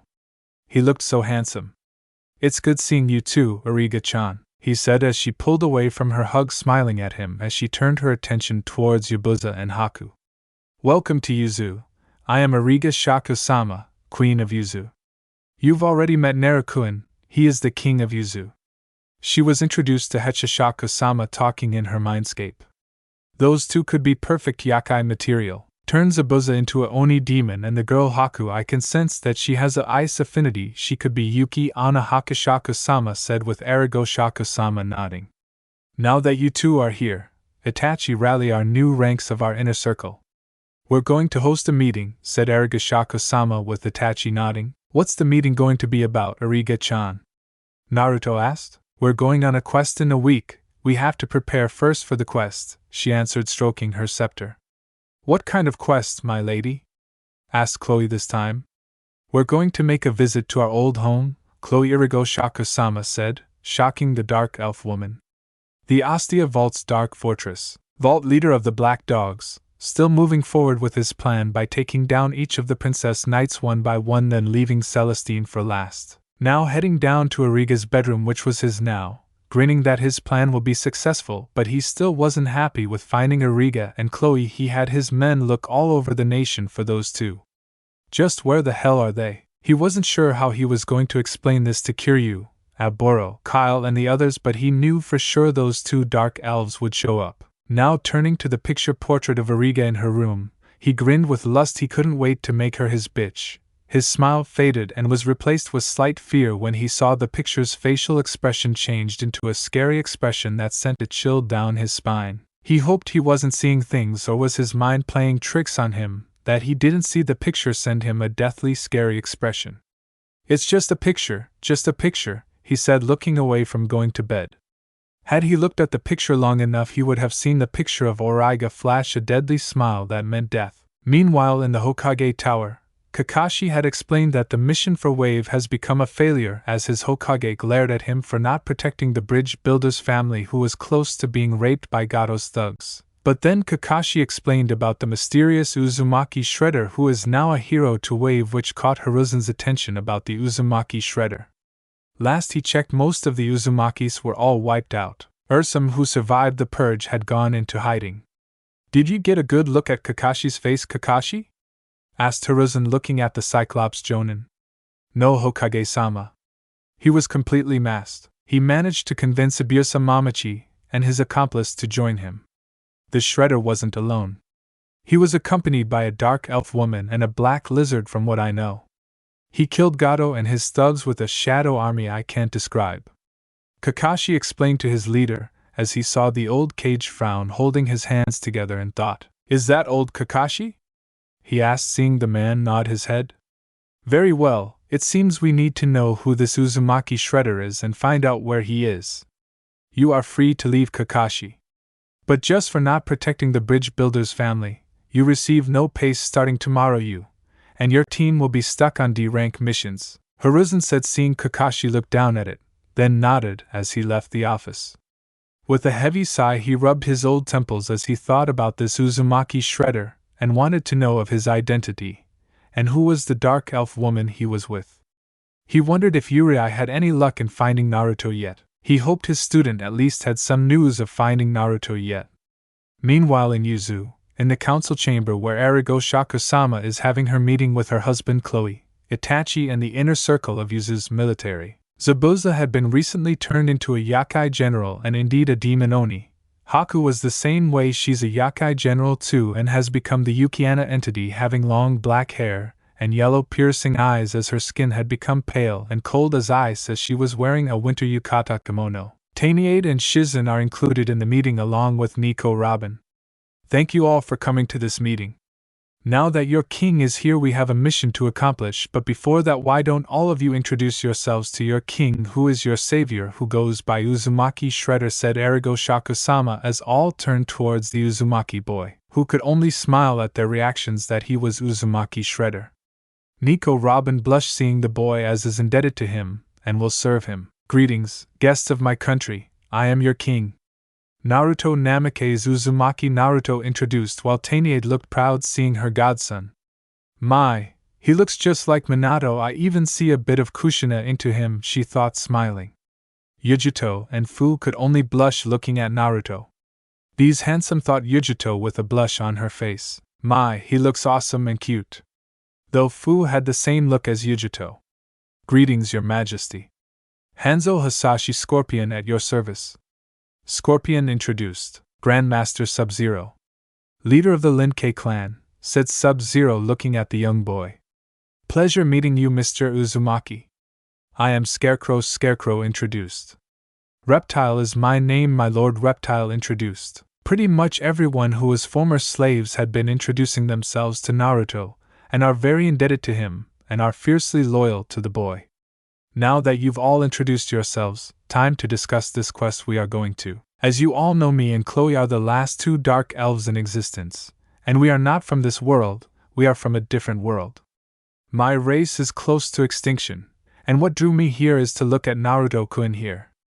I planned on taking him with me, but unfortunately I was encountered by a urban legend named Hachishaku-sama. We fought to see who gets to take Naruto. I thought I had defeated her, but I was not prepared for what she was going to do. She attempted to possess me, but because of my will and the dark magic, it caused a chain reaction. Her spirit is sealed inside me. In other words, we fused. We fused together, and we are stuck like that forever, seeing that I have become stronger and more powerful by having Hachishaku-sama's abilities and her physical form. Our souls merged together, which bonded us, and we came up with a plan to restore not only my dark elves but Naruto's clan as well. Me and my faithful servant Chloe are his wives, but he is allowed to have more than one woman in his life to revive both our races. Hachishaku-sama explained, with everyone whispering and murmured as Shizen spoke. Lady Hachishaku-sama, how can you revive the dark elf race if it's just the two of you? Shizen asked, curious to know. That's the point of my mission. I have researched a dark elf ritual by turning human females into pure blood at dark elves, which is why we must go to my old homeworld called the Ostia and find the missing ingredients I need for the ritual to begin. Who all wishes to come join me on this quest? She asked, looking at everyone. She already knew Naruto would like to come, so did Chloe. I will accompany you, offered Zenitsu. I would like to join too. I wish to test out my new fear toxin, Scarecrow said, raising his hand. The Sub-Zero and Reptile will accompany you, Your Highness, spoke in Scorpion. I'd like to come too. You would need a medic, said Shizen with Taniade looking towards her. I'd like to join in on the fun, would you say, Haku? Said Zabuza with Haku nodding. I can be of some help too, offered Nico Robin. I'll stay, the hospital needs to be watched, said Taniade. Well, in that case, Toniade, you will be in charge while we are gone. Hachishaku-sama said, turning her attention towards everyone. We leave for Yusta in a week, be prepared. This meeting is dismissed, Hachishaku-sama said, with everyone now nodding their heads, leaving the council chambers. As she grinned now, she teleported, heading down to the blacksmith area. How's my armor, Hadver? She asked the blacksmith. It's nearly finished, my lady. It will be done by tomorrow, he said, clanging his hammer on her dark steel armor. Excellent, she said, smiling, with Naruto currently in his bedroom. Well, his old bedroom, since he moved in with Hachishaku-sama, sharing the Yuzu Daimyo master bedroom. Now looking at the summoning contract for xenomorphs, he signed the contract with his blood as he was instantly teleported to their summoning realm. Xenomorph Hive Realm. Now appearing in a resin-made-like cave and tunnel, he looked around. He walked straight down the tunnel which led to the nesting ground as he saw countless xenomorph eggs along with xenomorphs who hissed at him as they screeched. One xenomorph landed in front of Naruto, hissing and growling slightly as it popped out its blades from its wrists, its mouth drooling with acid. As it hissed at Naruto. Who are you? It said, using telepathy to speak. I am Naruto Namikaze Uzumaki. Naruto said, not even fazed by the xenomorphs that surrounded him. Uzumaki, are you related to our old summoner? It demanded as Naruto nodded. Back away. He is no threat to us. Come, I will take you to the queen. She will be very delighted to see a new summoner. That's a Uzumaki, it said, as all xenomorphs backed away, letting them pass as the xenomorph with blades was leading Naruto to the queen's lair. The queen herself looked up from her position, seeing her general bring in a blonde human boy as she hissed slightly. Eviscerator, who is this? She asked, hissing slightly. Like queen, he is an Uzumaki, as he claims. Eviscerator replied back with his mind as she hissed loudly. I will be the judge of that, she said, leaping down off her resin-made nest, towering over Naruto, who didn't seem fazed by her so close to him, as she sniffed at him and walked around him. Be truly as Uzumaki, I can smell his blood. Finally another worthy Uzumaki summoner that will summon us at will, she said with her mind in a hiss. Tell me your name, future summoner? She asked, looking down upon him. I am Naruto Namikaze Uzumaki. I come in peace and I request to be your summoner, Naruto asked calmly, looking at the queen while the other xenomorphs watched. Balu Uzumaki. Naruto, if you wish to be our worthy summoner, you must face my xenomorph general and champion Eviscerator, said the queen as Eviscerator popped out his blades out his wrists, as the xenomorphs hissed and roared in approval for their champion. Eviscerator is a master of disembowelment, and very acidic, born with a target in blood and genes. He inherited their traits by having their blades. He is my strongest champion, the queen boasted as Naruto looked at Eviscerator. The xenomorphs all spaced out, giving the two space to fight. Let's see how worthy you are of summoning us, Eviscerator said, lunging at Naruto with his blades as they were imbued with acid.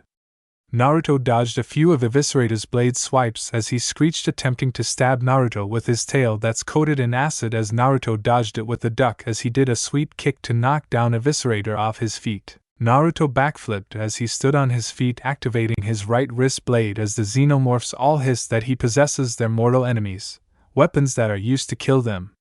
It matters little if you have our enemies' toys, because I'll defeat you. Acid sting, Eviscerator said with the tip of his tail stinger sprayed acid at Naruto, who was lucky to avoid it in time as he charged towards Eviscerator and kicked the alien's jaw and punched his rib cage, sending him flying. Eviscerator got back up and snarled as he sprayed more acid at Naruto, who evaded it. Was then Naruto quickly did the shadow clone jutsu as two clones lunged at Eviscerator, who grinned as he lunged his tail forward and impales one clone, making poof out of existence, as the other one got impaled by Eviscerator's blades. Pathetic, he roared, only to look surprised that Naruto poofed in smoke, revealing it was a clone. He quickly turned around as he was quickly impaled by Naruto's wrist blades. How? He roared, looking at his opponent. Simple. While you were fighting my clones, as a distraction I used my cloaking device and took you by surprise, Naruto said, pulling his blades out of Eviscerator as the xenomorphs hissed that their champion lost. Even the queen looked shocked. Finish me, Eviscerator said, waiting to accept his death. No. Why would I kill a worthy partner who would fight alongside me? Naruto said, using a bit of his dark restoration magic. Hachishaku-sama taught him to heal Eviscerator as he looked up at the queen. You've surpassed the test. You are indeed worthy of becoming our summoner. My hive and champion is yours to command. She hissed in approval as all the other xenomorphs did the same thing. Now returning back. Now in his room, he successfully signed the xenomorph summoning contract as he walked towards the door, only to see it open, revealing Tonyade Senju hugging him. Hello, Naruto. My name is Tonyade Senju. I am the slug and princess of the Senju clan. I am also your godmother, said Tonyade, hugging the boy as he hugged back. It's great meeting you, Tonyade-san. He greeted back as he looked into her honey brown eyes that had love and affection. You look so much like your mother and father. They would be proud to see what you are today, she said, seeing him smile as he began telling her his life with Hachishaku-sama and Chloe, as she could only look sadly that she wasn't a part of his life. But now she has a chance to be there for him. For Kushina's sake she will remain at his side and Hachishaku-sama's side. I'm hoping we get to know each other more. Naruto-kun. I'm looking forward to serving your empire, she said, giving the boy a kiss on the forehead, making him blush as she walked off to go to her hospital.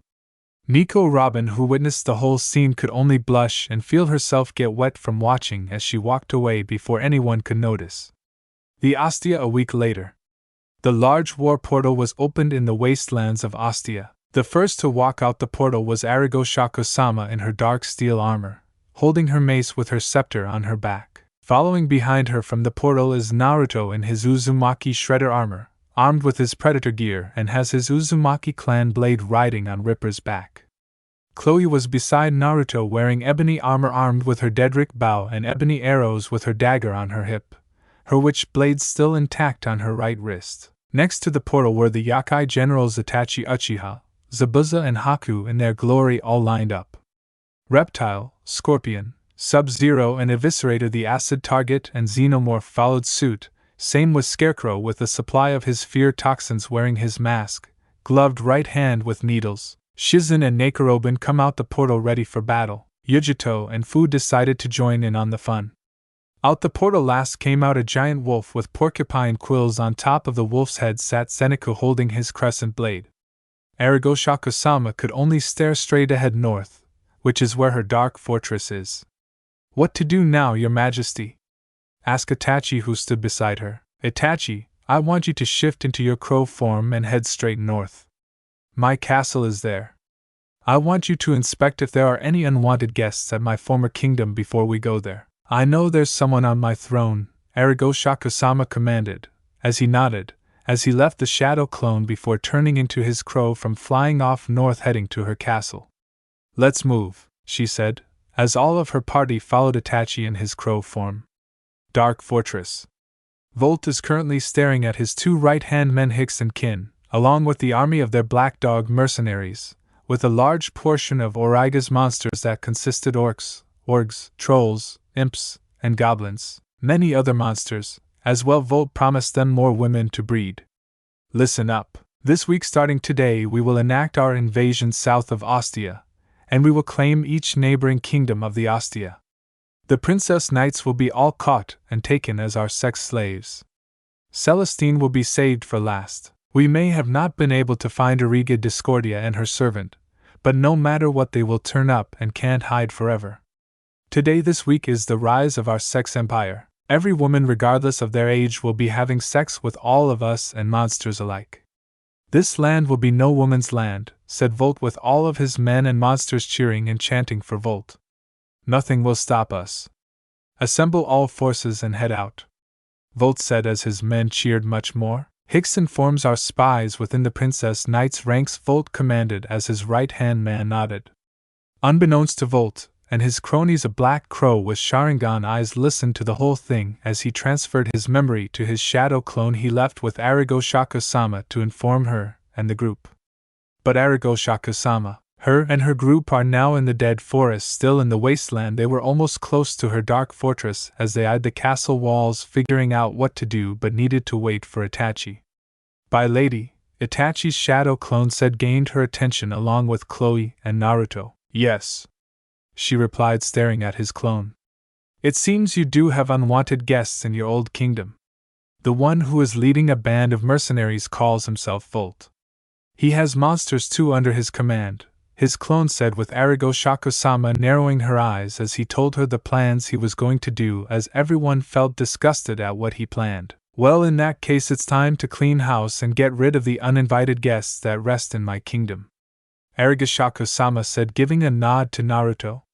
"Begin our assault," Naruto yelled out, putting on his fox predator mask. "Itachi met us at the front gate. We're going to smash our way in," Hachishaku-sama said as she vanished, heading for the gates. As everyone started heading towards the gates, blaring up at the gates of her former home, she gripped her mace, cocking it back, getting ready to swing the mace at the gates and walls.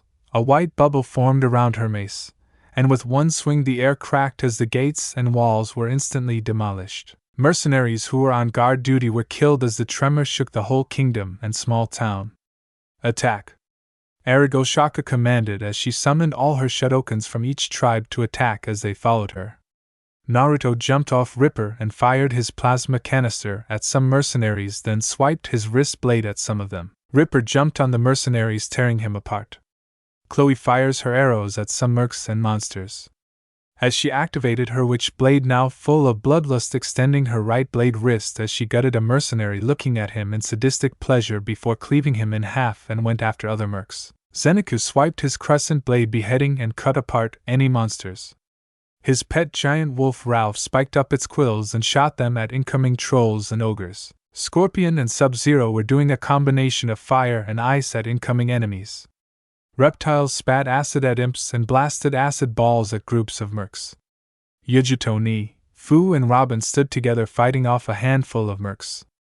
Eviscerator swiped his blades in a quick flurry, slicing any in his way, and used his Xeno acid sting to kill an orc. Shizen stayed by Rigashaku's side, firing her launcher. Scarecrow tossed fear toxin bombs, making the mercenaries look at him in fear as Scarecrow summoned his sickle and chain and started killing them.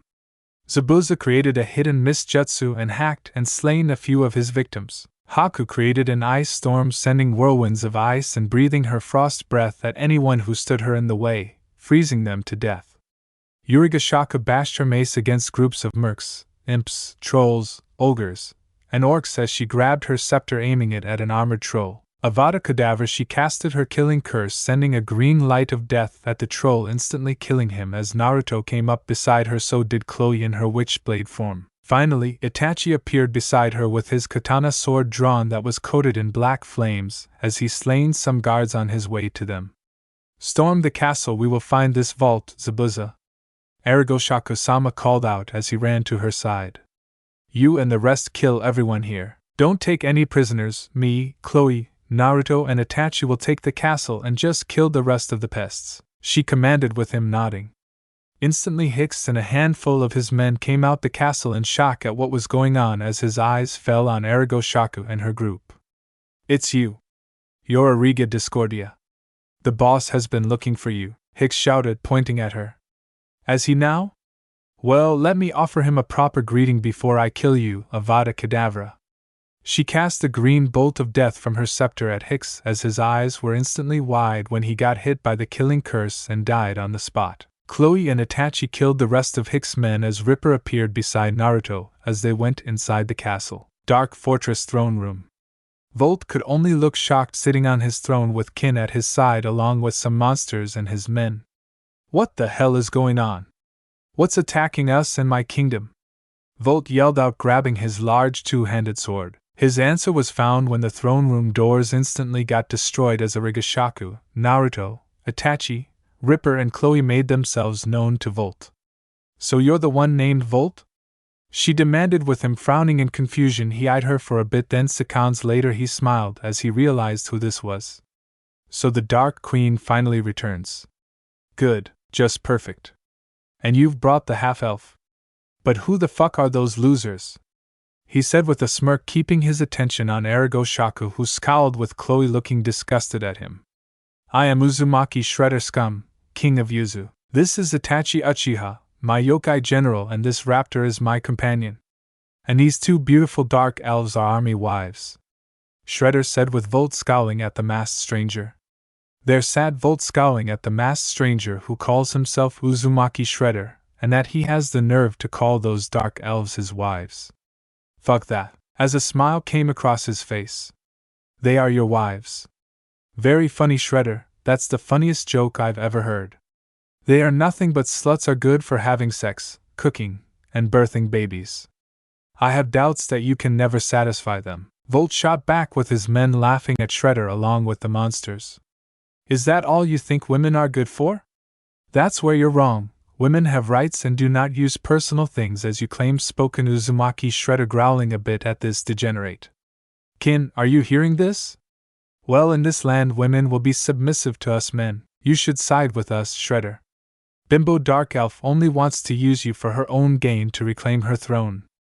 You and your lackey can be of great help to us from the Perfect Sex Empire. Join us," spoke Volt. As Itachi scowled deeply at Volt, Uzumaki Shredder was just silently standing there with his blood boiling, and behind his mask, his blue eyes changed red with the eyes of the Kyuubi. "Side with you and betray both my wives? Hell no. As if I would do something like that. That would make me less of a man," Uzumaki Shredder roared, with the Rigashaku-sama smiling, as did Chloe in her witchblade form. Volt, however, scowled. So you want to be a pawn to those bitches? What a waste. I had such high hopes of you joining us, and I could offer you as many women as you want, but it seems like you will have to die along with your lackey. Take them. Kill both of them, and when we're through with them we will claim the dark elf, Bimbo, and her servant. You guys can have the servant, but I want the dark elf queen. Her tits are fucking huge and she's very tall and plump. Volt said with a dirty leer at Origa as the men cheered with the orcs and ogres wanting a taste of Chloe. Origa Shakusama wasn't fazed by this but is furious that these fools would even think of touching her body if only her husband can truly satisfy her and Chloe. Chloe, on the other hand, in her witchblade form, saw how the orcs and ogres stared at her with lust. She felt unnerved and uncomfortable putting on a brave face, but that all stops when everyone in the room felt the extremely massive amount of killing intent and bloodlust that it flooded all over the land of Yastia. Celestine, who was in her kingdom, felt that massive bloodlust, and could feel it coming from the north. What is going on? Her and her princess knights felt it, and she was scared, though she and her team weren't the only ones who felt it. Asobayawaga and her anti-demon Kunoichi squad felt that. Even Ingrid, who is the health knight, felt that much bloodlust. Everyone throughout the lands felt that bloodlust as if someone pissed off a deity or god. Uzumaki Shredder was seething in absolute rage. Bloodlust. Ripper the Interrupter got very excited as he had a sadistic smile. Now what Dato said about Chloe was just anger, but what Volt had said and planned for his wives and every woman out there was a 1,000 times more bloodlust and rage compared to his encounter with Gato. Arigo Shakusama stares at her husband. For some reason she felt turned on by seeing him with so much rage, as Chloe herself could feel herself get wet from seeing Shredder enraged.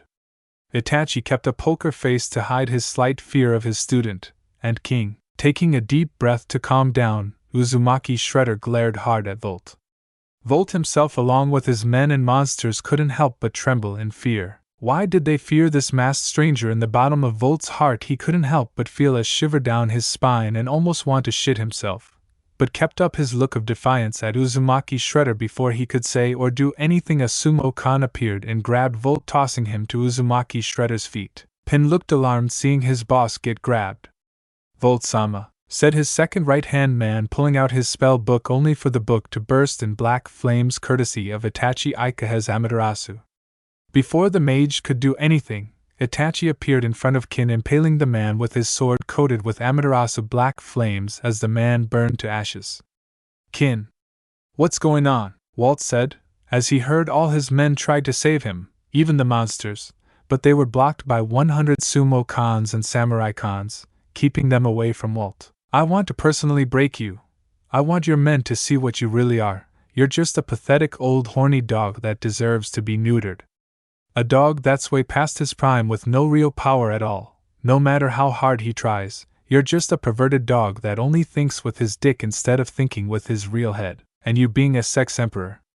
How funny! I find it ridiculous, even your plot to rule this land, turning it into a sex empire. That doesn't make you a man, that makes you a righteous asshole, Shredder said with Chloe, and Arigo Shakusama laughing. Even Itachi chuckled. Ripper grinned more as Volt growled in anger that he was being insulted and humiliated in front of all his men. I'll make you regret saying those words, you son of a bitch. Volt growled, getting up, hefting his large sword. Then come at me with everything you got. I probably won't need my weapons to kick your ass, Uzumaki Shredder said, removing his sword, his wrist blades, his plasma canister. What are you doing? Using your bare hands to fight me? Scared Volt, glaring at Uzumaki Shredder in hate. All I need is my hands and brute strength to put down a dog like you, Shredder said calmly. Volt already has had enough of being looked down and made a fool of. Volt charges with his sword and attempts to hack and slash Shredder, but Shredder predicted his movements by evading and dodging as he ducked from Volt's sword swipe and channeled chakra into his fists before he left his kingdom. Tanio taught him her monster strength. Seeing that Volt left himself open, Uzumaki Shredder landed a chakra-charged punch into Volt's stomach that made the man instantly widen his eyes in shock as he spat up blood and whatever he has eaten, as Volt fell on his knees, still throwing up as he gagged and looked up at Shredder, who sent a kick to Volt's face, breaking the man's nose as teeth flew out Volt's mouth, making the man roll over in pain as he looked at Uzumaki Shredder, who walked over slowly to him, doing nothing. What's the matter? Scared to get up, Shredder stomped on Volt's stomach and cracked a few of his ribs, making him scream as Naruto leaned down and punched Volt's face over and over and over again, making the man scream much louder. Look at you screaming like a little bitch. Do you enjoy pain? Asked Shredder with malice as he kicked Volt again. Volt was flinching and struggling to get up as his face was bruised up. He even lost some teeth, bloody lip, and black eye, even his broken nose. In a fight, two combatants must fight, and you haven't even landed a single blow on me yet. Shredder commented as Volt was seething in rage once again as he hefted his sword, going to split Shredder in half with it, but Shredder does something unexpected. He caught Volt's sword with his bare hands and channeled chakra into his hands as Naruto smirked, seeing Volt's shocked expression as he laughed in amusement.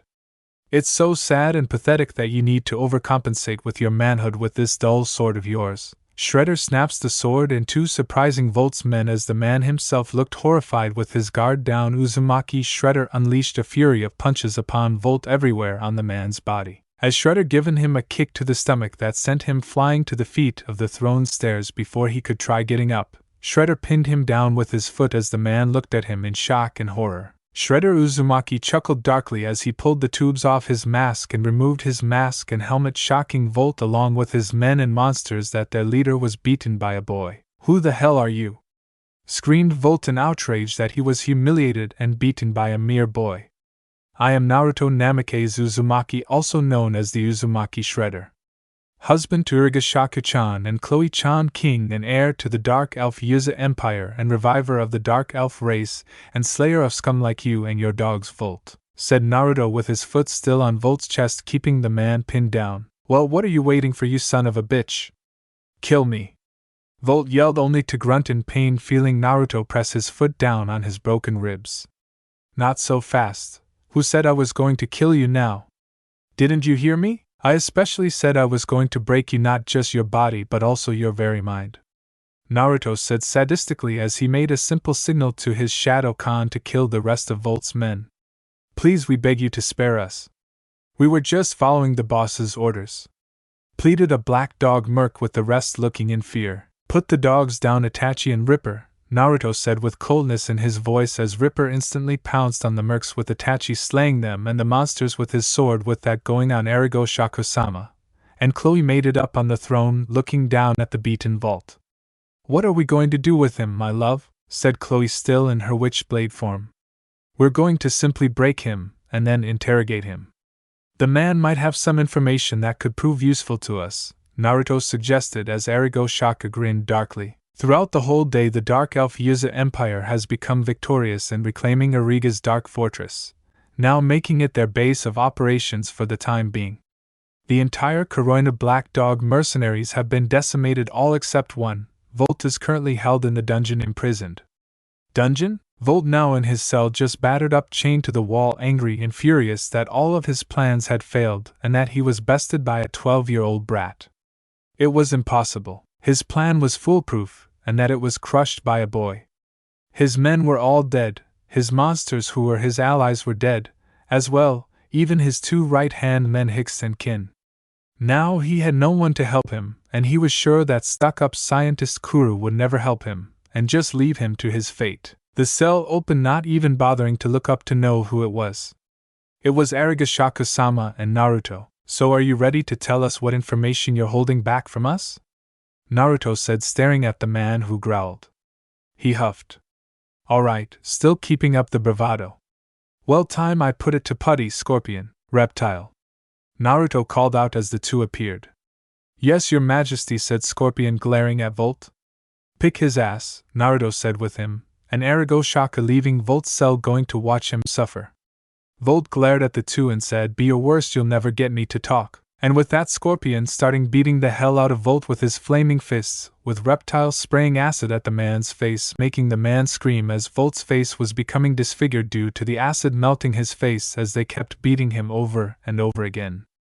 Enough, Naruto commanded with the two stopping. We need him alive. I want him to suffer. I want his pride, his mind, and body broken, Naruto said with Arigo Shaka healing Volt so he doesn't die. Now are you ready to talk? Naruto asked again with Volt spitting in his face. Fuck you. Volt yelled as Naruto backhanded him. Fuck now, Naruto said coldly with Volt not answering. My dearest Naruto-kun, I have an idea that will truly break him, Hachishaku said with Naruto leaning towards her as she leaned and whispering in his ear as he bore a dark smirk. Good idea, let's give him a taste of his own medicine, Naruto said motioning Scorpion and Reptile to leave as Naruto smiled as Hachishaku-sama walked up to him. What are you going to do to me, you bimbo? Volt spat looking at her, as she looked unfazed as she roughly grabbed his banana squeezing it hard. She pulled out a vial that contained a purple liquid as she forced it down his mouth, making him swallow. What the fuck did you make me drink? I don't feel so good, he said sweating as Hachishaku stepped back. His vision was getting blurry as darkness took him. 1 hour later, waking up he couldn't remember what happened to him last. With his vision getting better he looked around only to notice he was still in the dungeon as he saw his cell door open revealing Naruto and Hachishaku same as the two grinned darkly. He scowled as he spoke. You'll pay for only to freeze in his voice. That didn't sound like him. His voice sounded high-pitched and femme-like. His eyes grew wide in horror. What the hell have you done to me? She demanded. That potion I forced you to drink is a gender change potion. Take a good long look at yourself, Hachishaku-sama said as she conjured a mirror in front of Volt as she looked shocked at what she looked like. While she was passed out, Naruto commanded the Shadowkans to strip her naked, now staring at her decuped and muscle-toned body along with her glistening. Change me back. I demand you to change me back, Volt screamed as she lashed out in her shackles. Volt-chan, not until you tell us all of your plans, your conspirators and spies tell us, and maybe we can change you back, Naruto said grinning. Never, she spat with Naruto and Hachishaku grinning even wider. Okay, if you still want to be that way then so be it. Hachishaku-chan, if you please, Naruto said with her pointing her scepter at Volt. Imperio, she casted using the curse making Volt's eyes dazed and looked lifeless. Naruto undid the shackles as they led Volt to another cell, a large cell area as he pushed her in there locking the cell door. Hachishaku-sama dispelled the curse making Volt now look normal. Where am I? She said not noticing she wasn't in her cell. She heard something grunt. Turning around widening her eyes in horror there stood 5 orcs and 6 orgies. No. She realizes what was going to happen as she runs to the cell door only to find it locked. Please don't do this, she pleaded seeing the monsters look at her in lust. Sorry Volt-chan, but you brought this on yourself, Naruto said with him and his wife stepped away to enjoy the show seeing the look of horror and shock on Volt's face. No, don't come any closer, she screamed as they all grabbed her and dropped her on the ground surrounding her with their erect. Naruto and Hachishaku grinned as they returned staring at the ruined vault. So full and mighty, too little too late. Let's see, is she willing to talk now? Oh wait, she's like a vegetable now due to her being raped. Let's leave her to the orcs and orgus because this is only the beginning of his downfall, Naruto said with him and Hachishaku leaving the dungeon to have some time for themselves as the orcs and orgs dragged Volt and fucked her again in her blank state. The next day, Naruto and Hachishaku-sama returned staring at the broken and used body of Volt. It seems the orcs and raped her again. Burning, Naruto opened the cell and walked up to her. Wakey Volt-chan, are you ready to speak now? Naruto asked seeing her look at him weakly and broken as she nodded weakly. But now tell us, Naruto said. For an hour and 30 minutes she told them everything and sold out her conspirators, even her spies that are spying on Celestine's knights. She left nothing out as she looked at both of them. Now that I told you everything, will you change me back? She asked, hoping he would let her become normal. Oh right, we did promise to change you back, did we? He said looking at his wife who grinned. There is no antidote like this for the rest of your life, Hachishaku-sama stated with Volt looking at them in horror that she's been tricked. But I told you everything. Change me back, she screamed. Old-chan, we fooled you.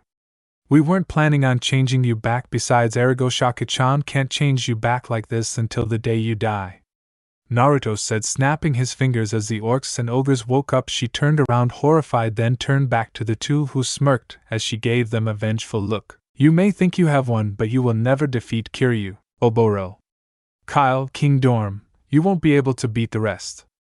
They will finish what I started. Don't get too comfortable, I will be avenged," she said, as the orcs and Origa grabbed her and pulled her away as they started to rape her again. "Don't worry, because we will win. Because in the next few days or months you will be nothing but a slut to the orcs and ogres with your mind and body broken. You ruined many other women's lives because of your sick rape. But now we return the favor to you by having your own life ruined by being a whore-breeding orc or orb babies. Enjoy hell," Volt-chan said Naruto as he and Hachishaku left the dungeons and never coming back to leave Volt in her own version of hell until she's broken. Now with the Dark Fortress as their base of operations for the time being, the Dark Elf Yuza Empire are recovering and preparing for whatever else they must do. Hachishaku has found the bone of a Dark Elf from the graveyard. Now all she has to do is visit the catacombs and find the soul gem that contains the soul of a Dark Elf. Now that she was back in her old world, she thought of what could she do next. She does believe she should make a visit to her old enemy Celestine Lucris. After looking at all of the plans Volt had for her and Chloe along with many other women here including Celestine and her knights, if Hachishaku-sama didn't leave her kingdom because of Naruto, she and Chloe would have been fated as sex slaves, and she would have never fused with Hachishaku-sama, which she is eternally grateful for that she chose this path. The part of her wanted Volt to die, but that would have been too easy. But don't worry, because she'll make a visit down to the dungeons and force every monster down there in that dungeon to rape her to death or have Scarecrow to use his fear toxins on the woman to drive her insane and lose her sanity while being raped to death. Now she and her husband have bigger fish to fry. Now they needed to prepare for conquering south of Ostia where Celestine and her knights are at, then search for other dark elves who are in hiding, as well check out other kingdoms suitable to become dark elves for her husband. "Itachi," she called out as he appeared bowing on one knee. "Yes, your majesty?" he asked. "I want you in your crow form. I want you to head down south of Ostia and spy on Celestine. She lives in a holy kingdom," Hachishaku-sama commanded. "As you wish, my lady," he said, turned into a crow and flew out the window flying south. "So already making some plans and plots for this world too?" Hachishaku-sama said within Hachishaku's mind. "Of course I am. I'm not leaving my old world until I and Naru can conquer Celestine and her knights and maybe find other pure-blooded elves and dark elves and have them join us in a new world. First, we take each of the princess knights one by one, leaving Celestine for last, and save them from Volt's conspirators," replied Hachishaku-sama in thought. "And what will you do to this world once you are finished with everything?" Hachishaku-sama asked, waiting for her fusion partner to answer. "Well, after I accomplished everything, there's no point in returning. I'm just going to destroy it," she replied back in her mind. "And the other villains?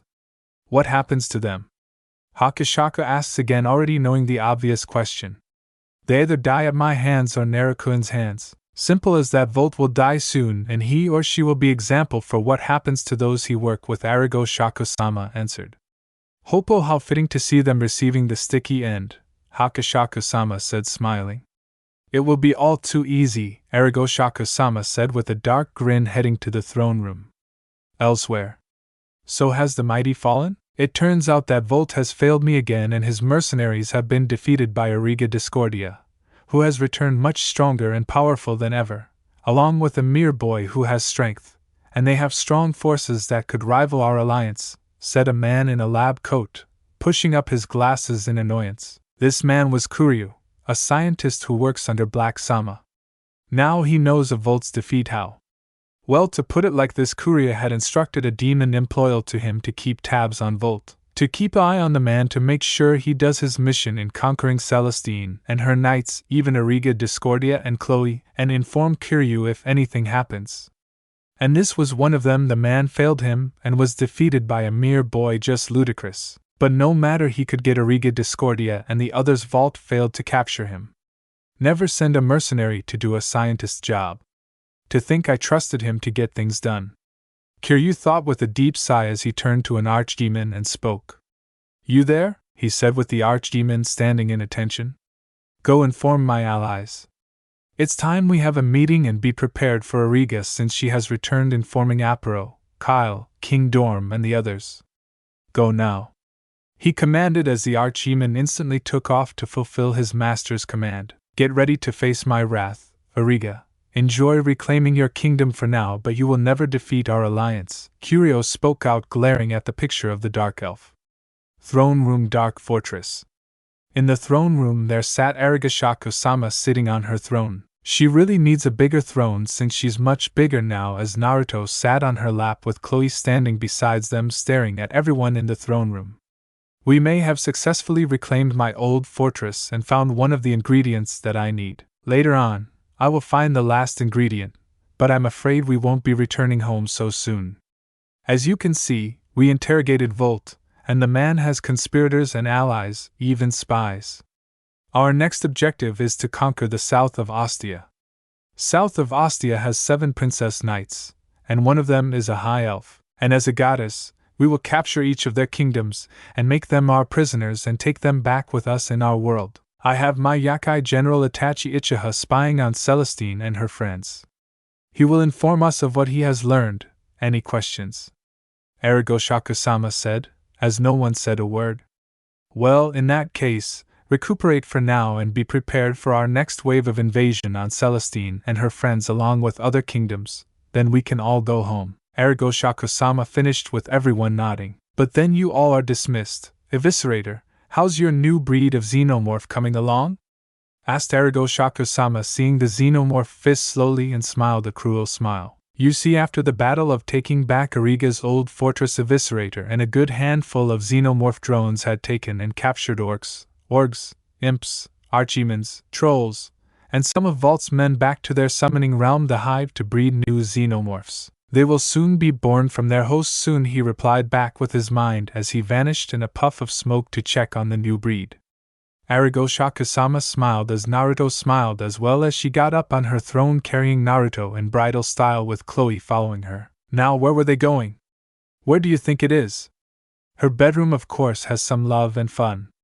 Now in the Holy Chamber, Celestine is holding a meeting as those that were present were Claudia, Alicia, Prim, Ruru, Kagaya and Maya, the 7 princess knights of chivalry, all allied together with their leader Celestine. Their allies were the anti-demon Kunoichis, which consisted of Suguyagawa, the leader of her squad, with Sakura her sister and Murasaki along with another ally, Ingrid the help knight.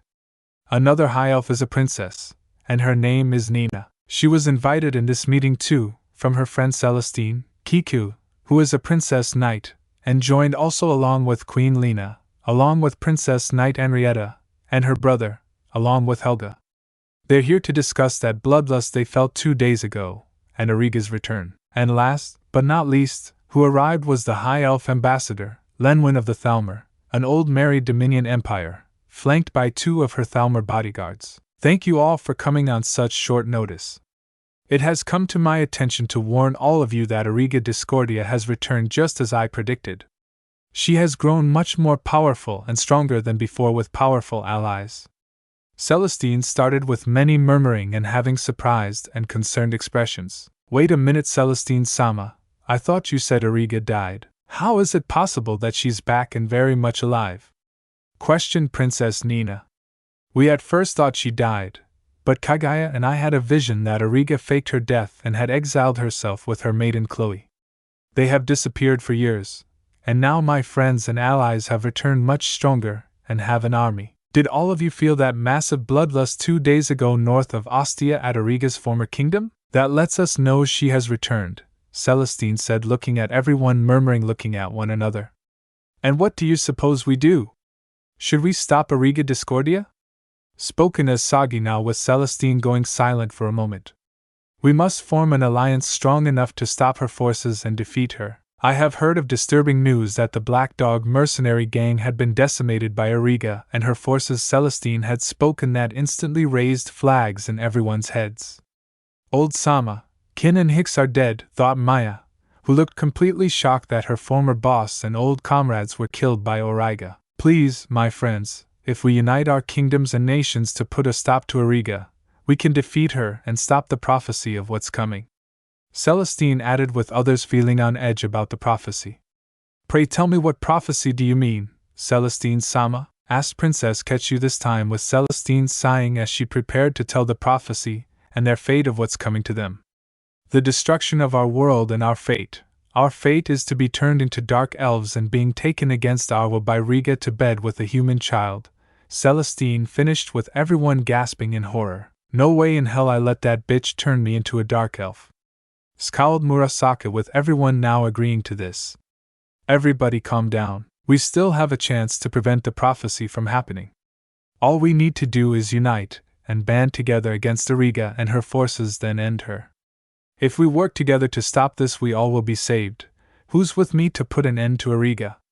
Celestine had exclaimed. Me and the anti-demon Kunoichis along with Ingrid will be of service to stop this madness. Bowed Sage-Eye with Ingrid being the silent one nodded. We will assist you as well, Celestine-sama said. Princess Nina with Kachu, Queen Lena and Princess Henrietta agreed. Consider my Thalmor to be of great assistance to you as well, said Alanwine as she was going to contact the Empire to send a mass army of the Thalmor to put an end this threat. The return of dragons was bad enough now. Dark Elf, who's hell-bent on destroying the world, is a different case. But good, thank you all for coming. This meeting is now dismissed. Return to your kingdoms and gather your forces at once, Celestine said with everyone nodding, and leave the chambers, just leaving Celestine and Claudia by themselves. Now that we've told everyone, what should we do now, Celestine-sama? Claudia asked, seeing her superior. Gather your army, there's no telling when Origa will make her move, she said softly, seeing her priestess Kogaya now appeared. What's wrong? Celestine asked, looking at her right-hand priest.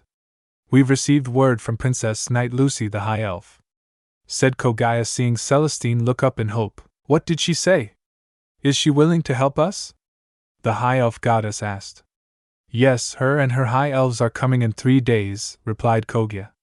I hope they get here soon because we need all the help we can get, Celestine said with a sigh. Unbeknownst to the three, they failed to notice a crow was in the chambers with red eyes and pinwheel eyes as it poofed in smoke, sending its memories back to Itachi as it eavesdropped the whole meeting, as the yokai general will no doubt fly back to his queen and king to inform them. The next day, Chloe and Hachishaku-sama are currently with Shizen in private at the now medical ward, since her and Haku are the only medics in the Empire since Taniade is left in charge in Yuzu.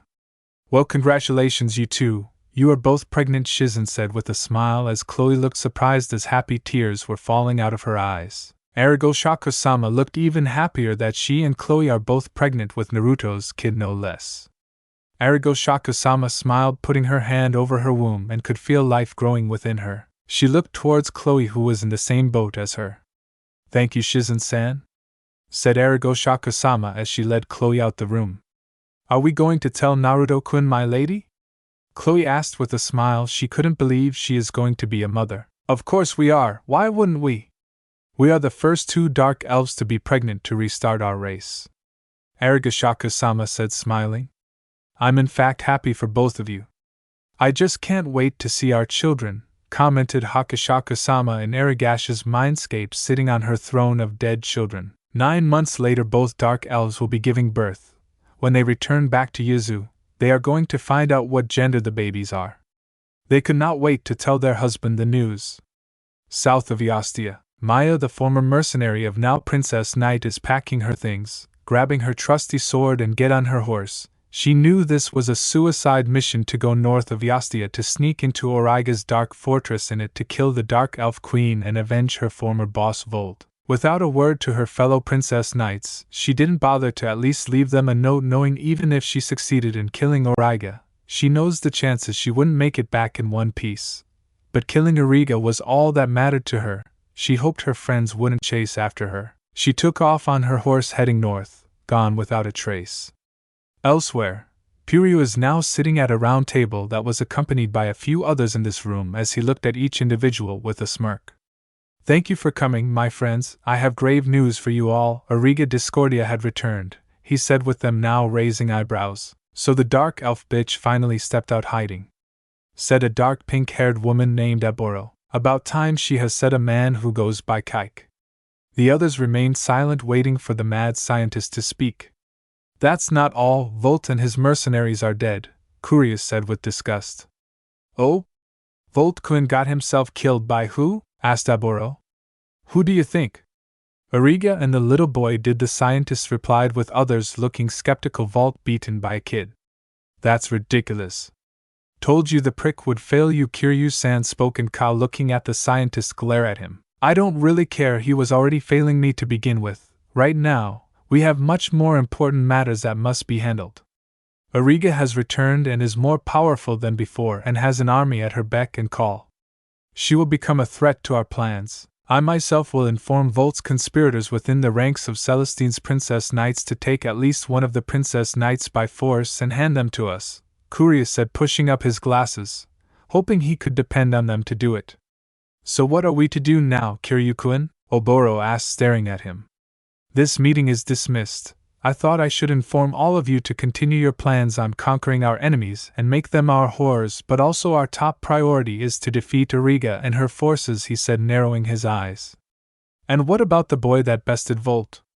Will he pose a threat to us? Questioned King Dorm, the Orc King. Simple, kill him, or at least hold him prisoner until we figure out what to do with him. He honestly poses no threat to me. I don't see how Volt got careless being beaten by a brat, he said with a scowl and disgust, not even wanting to be reminded of Volt's humiliating defeat.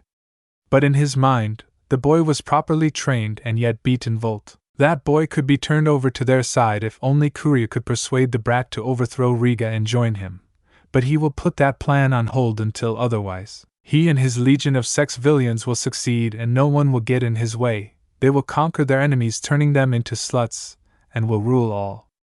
You two are pregnant, said a surprised Naruto, looking at both of his dark elf wives as it was just him and them in the throne room alone. Both wives nodded with happy smiles on their faces as he himself even smiled, looking towards Chloe then towards Hachishaku-sama. Yes, we are, Naruto-kun. We thought we'd tell you, said Hachishaku-sama with a smile never leaving her face as Chloe hugged her husband and started kissing him as he returned the kiss to her. Love you, Naruto-kun, Chloe said with Naruto caressing her face. I love both you and Hachishaku-sama, Chloe-chan, Naruto said with a big smile, with Hachishaku-sama smiling. The three were interrupted when they heard a call. Turning their heads, they saw Itachi in his crow form come beside them as he shifted back into a human. What have you learned about Itachi? His queen asked, seeing him bow on one knee. It seems this Elastin is quite aware of your return and has many allies to help stop you, he said, seeing Hachishaku-sama has a blank face. She wasn't too surprised that Celestine would try to get help to try and stop her. Like that was ever going to happen, because Hachishaku-sama is way out of their league, and Celestine and her alliance can't expect that she would lose to them. I don't fear Celestine and her allies. They will all become our prisoners and prime candidates as dark elves and will be married to Naruto-kun and maybe you, Itachi, since you've been very loyal to us, and you could start a new generation of the Uchiha clan, Hachishaku-sama said, looking towards her Yakai general, who nodded as he continued to tell her who are all of Celestine's allies. So some elves are in her alliance, and they can be useful to our growing population of dark elves and Yuzu in our empire, Hachishaku-sama said casually. When do we go south and start our invasion, Rigashaku-chan? Naruto now spoke, and seeing his 8-foot dark elf wife stroke her chin. We will only invade one kingdom at a time. So we will start with Alicia and Prim's country first, then we focus on the other Princess Knights. But we also have to save them from Volt's conspirators, who happens to be spies in their ranks. We expose them and kill them on sight. Hachishaku-sama stroked her long hair. You are dismissed, Itachi. Thank you for informing us. We will inform everyone else about what you learned, she said, now walking away. Where are you going, Hachishaku-chan? Naruto asked. I'm going to my fortress catacombs to find the black soul gem that contains the soul of the dark elf. I will be back, she said, now walking off, leaving Chloe, Naruto and Itachi with Maya. Now on the border of Origa's dark fortress, she grabbed her telescope and looked, and seeing the fortress in view zoomed in, she saw the gates had guards by it. Looked like tall black-clad figures with katana swords frowning. It seems those are Riga's new troops. They are only two standing by the gate on guard. She wondered how could she get in without attracting attention. She has to get in and avenge her former boss. With a look of determination, she disguised herself with a black robe and hood and got on her horse to head to the fortress of Origa.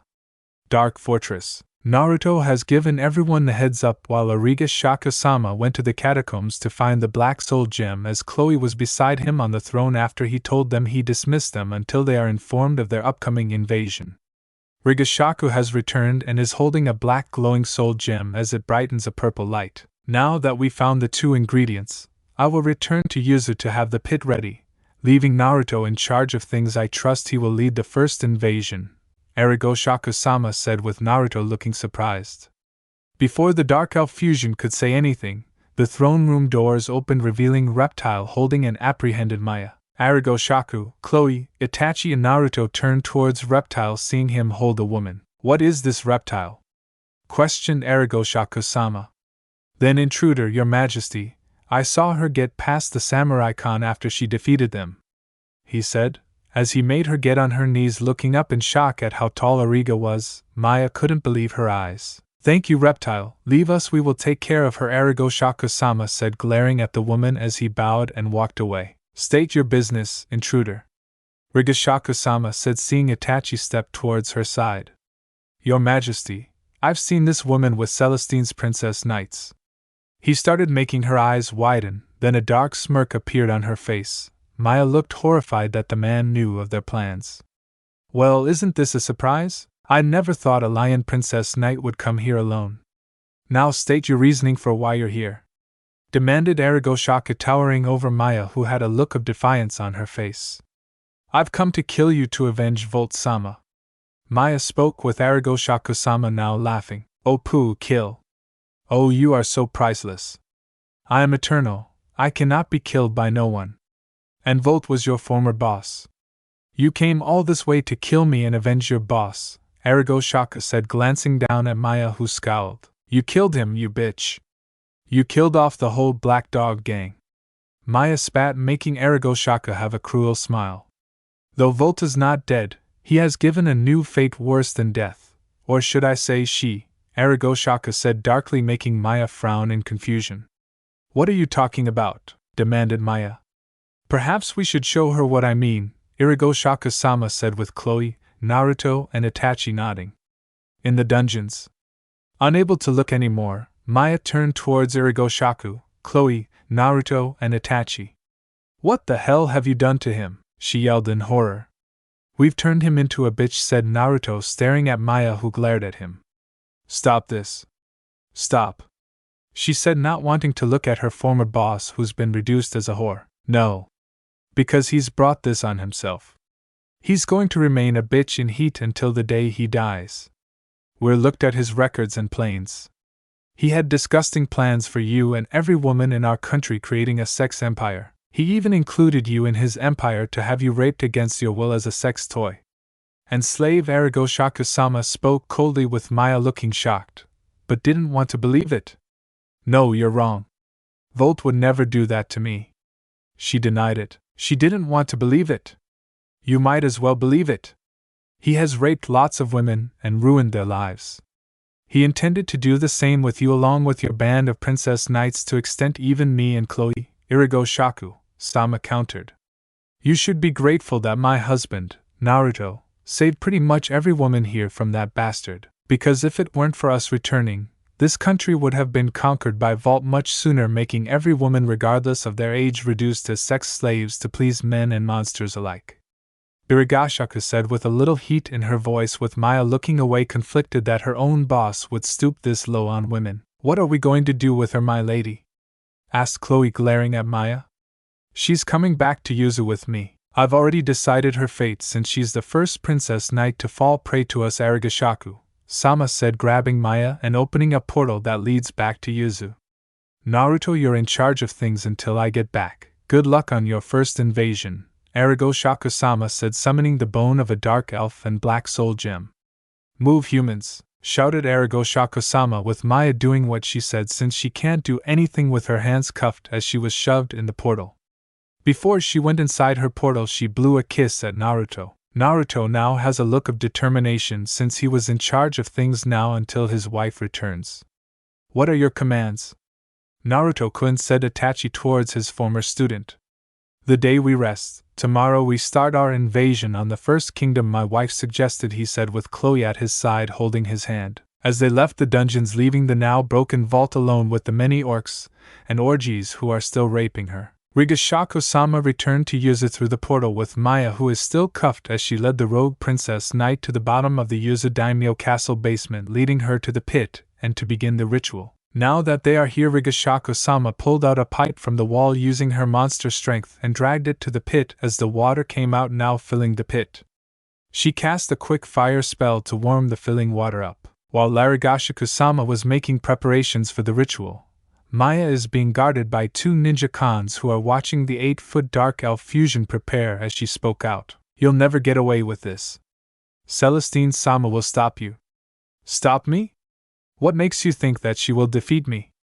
Me, the mistress of darkness and yokai. I'm way more powerful than she is. I have an army. I have a loving husband who is my king. Itachi has told me everything about what you and your petty alliance are up to. I left my husband in charge of things while I've taken you for this ritual." Hachishaku-sama shot back as she started stirring the water in her pool-sized cauldron. "What ritual?" she questioned. "You're going to be a dark elf." The 8-foot fusion answered, causing Maya to widen her eyes in horror. No. I refuse. I'll never be a dirty dark elf like you," she protested. "You have no choice in the matter. You belong to my husband," Hachishaku-sama said, ignoring her protest. "By Kel, I'll let your brat of a husband touch me. I prefer a real man. A man like Volt-sama," Maya said with defiance as Hachishaku-sama sent her a cold glare. "Still defending your Volt-sama? My husband is twice the man he is. As far as I'm concerned, the Vault you knew is long gone. He is reduced as a whore. This is his fate for all the plots and plans he was going to do in my world and every woman, so it was fitting to turn him into a woman, and made him see how he likes getting taped," Hachishaku-sama said coldly, sneering at Maya, who was going to retort, but the dark elf fusion cut her off, saying, "You still want to believe that your precious Volt-sama wouldn't go too far as it'd tape women against their will and ruin their lives? And about the plans he had for us, had me and Chloe not left our world, how about you see it for yourself?"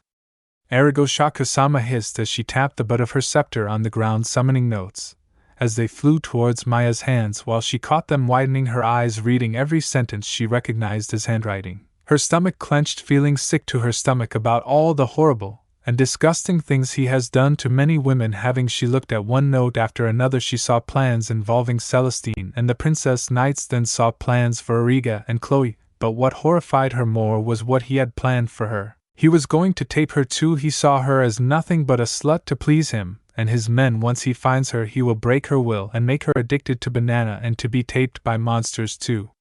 To him, she was nothing but a fuck toy to give men and monsters pleasure and to cook and have babies. Unable to read any more, tears started to run down her cheeks. Hachishaku-sama was right. Everything she said about Volt is true.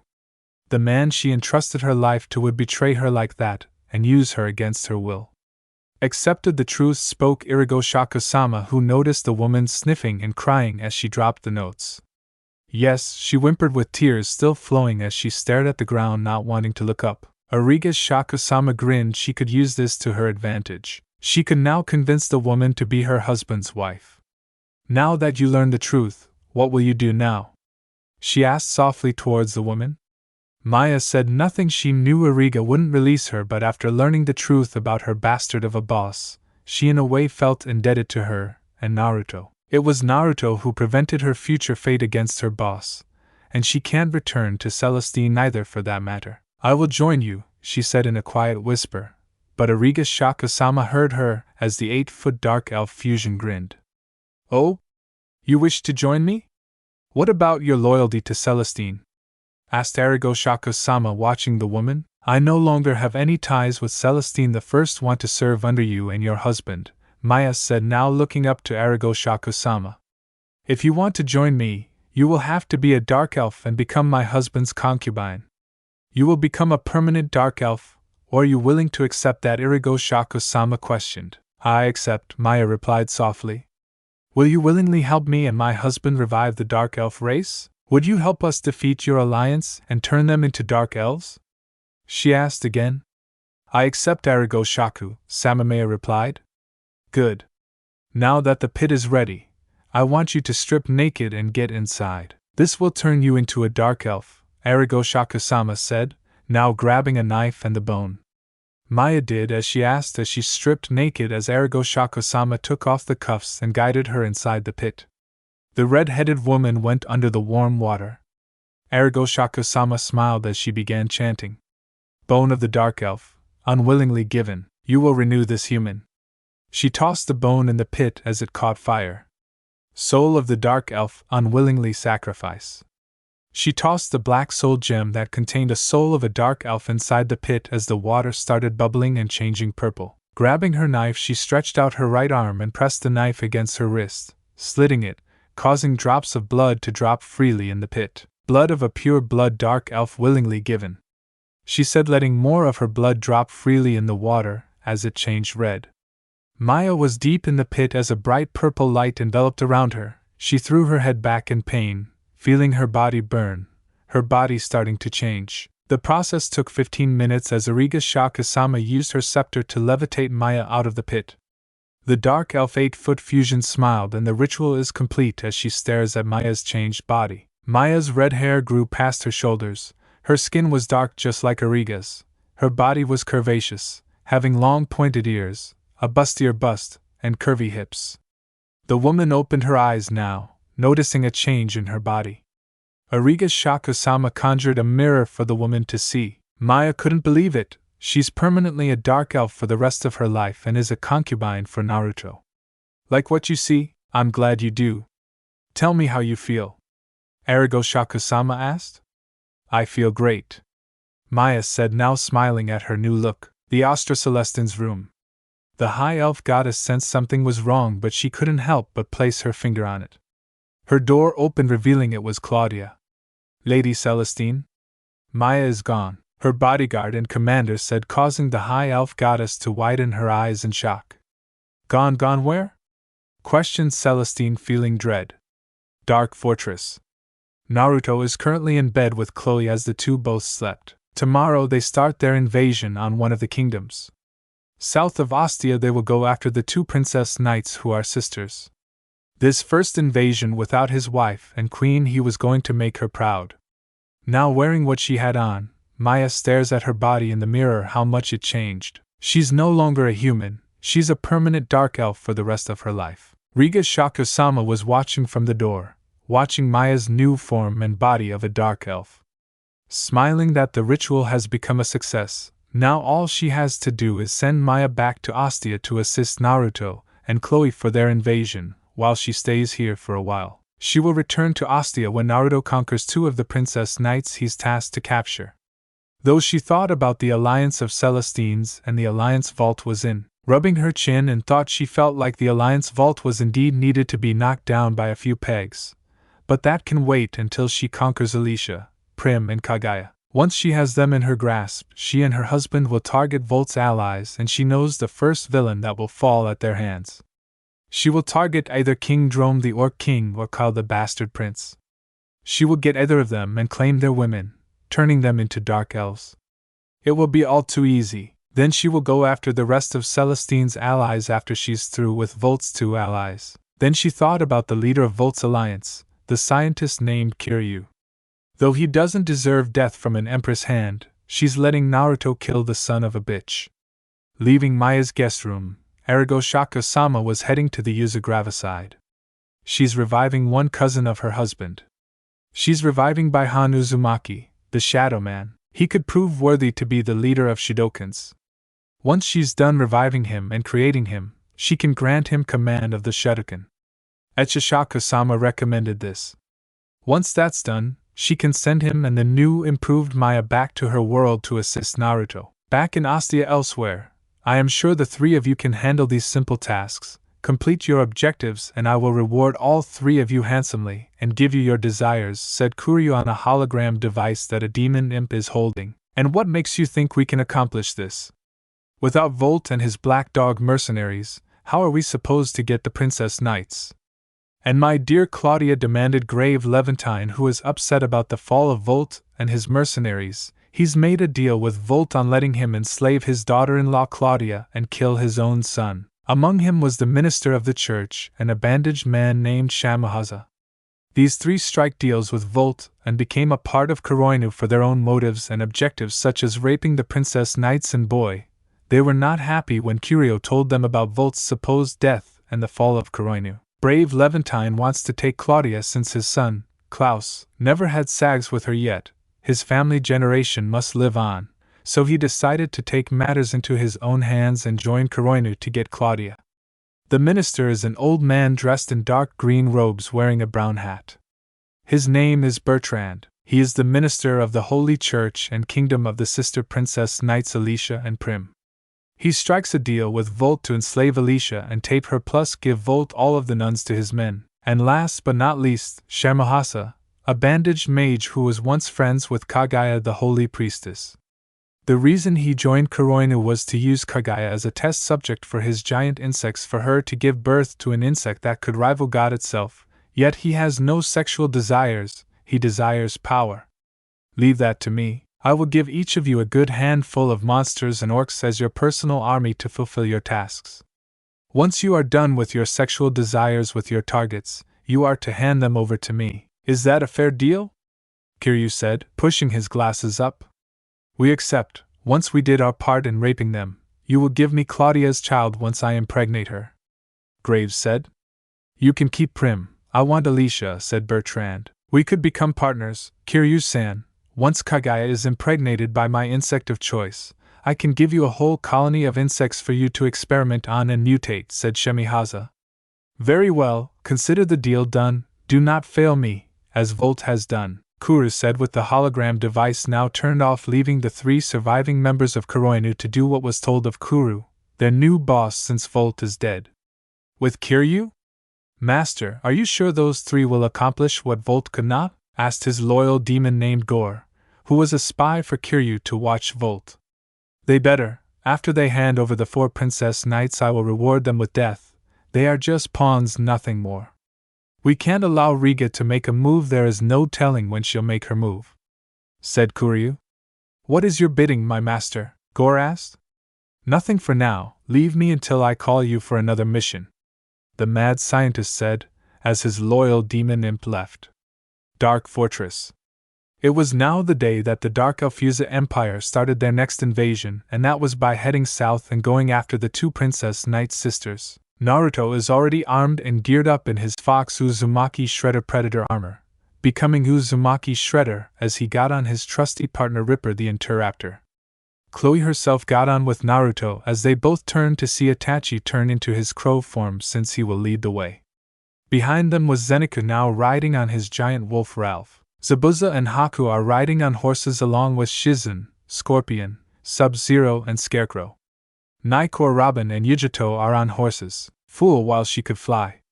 Eviscerator will be summoned by Naruto when needed. Reptiles stay at the fortress to keep watch of things. Alright, Itachi will lead us the way. Today we conquer both princess knights and save them from Volt's conspirators in their ranks. Let us go, he said behind his fox predator mask, as he and his party all headed south. Oh, fourth Ripper, he called out as the black raptor of death roared and ran forward, following Itachi in his crow form, as did everyone else. Naruto and his army have passed the border of Astra, now heading south with Itachi leading the way to the shared kingdoms of the 2 princess knight sisters Alicia and Prim. Riding on his Interraptor Ripper, with Chloe riding with him, the rest of his invasion force halted as they saw the kingdom's defense. Getting off of Ripper with Chloe following, Itachi reverted back into his human form and landed beside Naruto. What is the plan for Naruto-sama? Asked Itachi, looking at his student and king. We must assume that the gates around the kingdom and cathedral church are well guarded by the princess knight sisters Alicia and Prim. Here is the plan. I cloak myself and enter in the kingdom undetected. Itachi, you head over to the church. We must be on the lookout for one of Volt's spies in the church, or he could be in the castle with one of the sisters. The spy is the minister of the church. Find him and bring him to me alive. If he comes to me, I'll get him myself. As for the rest of you, I'll give you the signal to barge in and take them by surprise, said Uzumaki Shredder with Chloe and the others nodding as he himself turned on his cloaking device and went invisible as Itachi turned back into a crow. Chloe and the rest of the invasion force decided to wait for the signal. Within the castle walls of Alicia, Naruto cloaked as he climbed over the wall and jumped on some rooftops undetected as he was near the courtyard of the castle. Sneaking past some guards who are no doubt lazy and did not see him. But Itachi, now in his crow form, he flew in an open window of the church, landing on the ceiling as his Sharingan eyes narrowed. Seeing a man in dark green clothes and brow hat, he must be the minister, and behind the minister was a medium portion of imps who are staring at the nuns and female knights of Alicia with lust. "Bertrand, what is the meaning of this?" said the head nun, who is wearing nun attire and has brunette hair, staring in horror at the man and those imps. "Well, my dear Rosalind, I am giving you and your sisters to these imps to make you all into true women," Bertrand says with a leer, while a female knight pointed her sword at him and the imps. "You sick bastard. Lady Alicia and Lady Prim will hear of this." She spat, the female knight named Victoria, who is blonde with light blue eyes. "Don't worry, I will be sure they won't know of your fate," Bertrand says, as he moves aside, leaving the imps and orcs now coming in here to have their way with the nuns of the church with a small group of female knights. The nuns and female knights flinched, seeing the monsters step forward as the imps were going to fly towards the nuns, and decided to take them, but they were hit by a flaming fireball. They burned them to ashes. Looking up at the source, they saw Uchiha Itachi with his sword drawn and jumped down, slaying and burning the orcs and imps. The nuns and female knights watched to know that their savior saved them from a fate worse than death. The armored knights who were loyal to the minister saw this and questioned Itachi. "Who are you and what do you think you are doing?" asked the captain of the guard. "To save these nuns and knights from being violated by the demons," Itachi replied coldly, glaring at the head knight. "Dustu, do you think you are doing that? Get him!" He drew his axe as he and his men charged at Itachi. Itachi swung his sword, unleashing a black crescent wave of fire at the knights, who instantly burned to ashes. "Who are you, mister?" asked Rosalind, looking at Itachi in hope. "Uchiha Itachi, Yakai General of the Dark Elfusa Empire. You are to come with me." As he created a shadow clone and sent it to go find Naruto. But Naruto, having now snuck into the castle still in cloak mode, inside the main hall, he noticed a group of trolls and orcs were in the castle. As he figured the minister must have picked them himself, he continued to follow the trail to the minister. He finally caught up with the minister and saw the man with a key, as he saw the man have a dirty leer on his face. Naruto snuck up and followed him into a room. This room looked like a bedroom, and from the looks of it, the minister locked the door as the old minister crept over to the bed with a perverted smile. "Now that I have Primheim, I could give her to Kurosama, then keep Alicia for myself once my orcs capture her." The old man chuckled as he reached to touch the sleeping Principesse. Before he could even touch the girl, he yelped in pain, feeling blades pierce him right through his shoulder as he woke up Prim, who looked alarmed. "Bertrand-sama!" screamed the younger princess knight, who saw the man bleeding as he was forcefully turned around as Naruto uncloaked himself, revealing himself. Bertrand looked horrified at the masked figure that stabbed him with its wrist blades. "Who are you?" the old minister demanded in worry and fear. "I am your death," said Uzumaki Shredder, pulling his blade out the man's shoulder while Prim looked afraid. "Remain calm, I have not come to harm you, Princess Prim, I have come to save you and your sister," Shredder said, confusing her. "Please, I beg of you, don't kill me," pleaded Bertrand as Uzumaki backhanded him. "I won't kill you until you confess to the two princess knights of your crime and plot," Shredder said as he made the man get up, as he told Prim to get up as well and come with him. Itachi flew in and appeared by Naruto, turning into his human form, shocking Prim and Bertrand. "Report, Itachi," spoke in Uzumaki Shredder. "I am just a clone of Naruto-sama. My original character is standing by at the church where he saved a few nuns and female knights." "What are your commands?" he asked. "Begin the signal. Turns out this man has an army of imps, orcs and trolls here. After that we own this country," Uzumaki Shredder said, as they heard someone coming, and it was Alicia. "Prime Onisen," Bertrand-sama called out Alicia as she attempted to draw her sword and attack Naruto. But Itachi caught the woman and disarmed her sword and gave the woman a swift chop to the neck, knocking her out. "Do not worry, she is alive," Uzumaki Shredder assured. As Itachi escorted Prim, Bertrand and Alicia out as Naruto did the signal. Within 1 full hour, Alicia and Prim's kingdom and country were conquered by Naruto's forces. As they destroyed the remaining imps and orcs, and even those loyal to Bertrand died. Execution stand. Bertrand is on the execution stand with Itachi behind the short fat man with his sword in hand, awaiting Naruto's command to behead him. Naruto along with Chloe and the two princess knights who are in blinds are watching as those who are witnessing the execution of the man. What is the meaning of this? Why are you doing this, O Bertrand-sama? Demanded Alicia, wanting to know why was Naruto going to publicly execute her minister who was like a grandfather to her. The saint of the minister, as you call, is a traitor to you, Princess Alicia and Princess Prim. He is Volt's spy, and he had conspired with Volt in turning you and your sister into a submissive sag slave, Uzumaki Shredder explained, as both sisters looked shocked as they turned towards the man who had raised them and looked after them and trusted this man with their life. Is this true, Bertrand? Asked Alicia, not wanting to believe the man who was like a surrogate grandfather to her was going to turn both her and her younger sister into sag slaves. The old man didn't see her eyes, which told her it was true. Bertrand screamed when Uzumaki Shredder hid his stab wound. Answer her. Shredder said, growling behind his mask. It's true, Alicia-sama, he is a traitor. He passed us on to imps and orcs who were going to defile us if it wasn't for Uchiha-san who saved us, for who we are greatly indebted to. Shouted Rosalind, the head nun, with Victoria the female knight nodding. Alicia and Prim couldn't believe this as they stared at the old man in disgust and shock. To see their traitorous minister was a shock to both of them, but to actually see what he planned to do with them made their shock become replaced with betrayal and rage. Alicia too, he started, but she cut him off saying, you bastard. How could you do this to us? You were with Volt, and you planned on raping us, and we're going to pass off nuns to monsters. She yelled, wanting to grab her sword and stab him.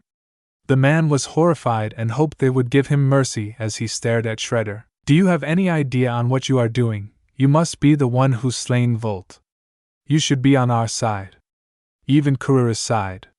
Yelled Bertrand with little defiance at Shredder, who chuckled darkly. As if I will join your side, don't worry, because once I hunt down any other Kuroina member that is within the ranks of the other princess knights, I will slay all of Kuru's cronies and himself, Shredder declared, shocking the minister.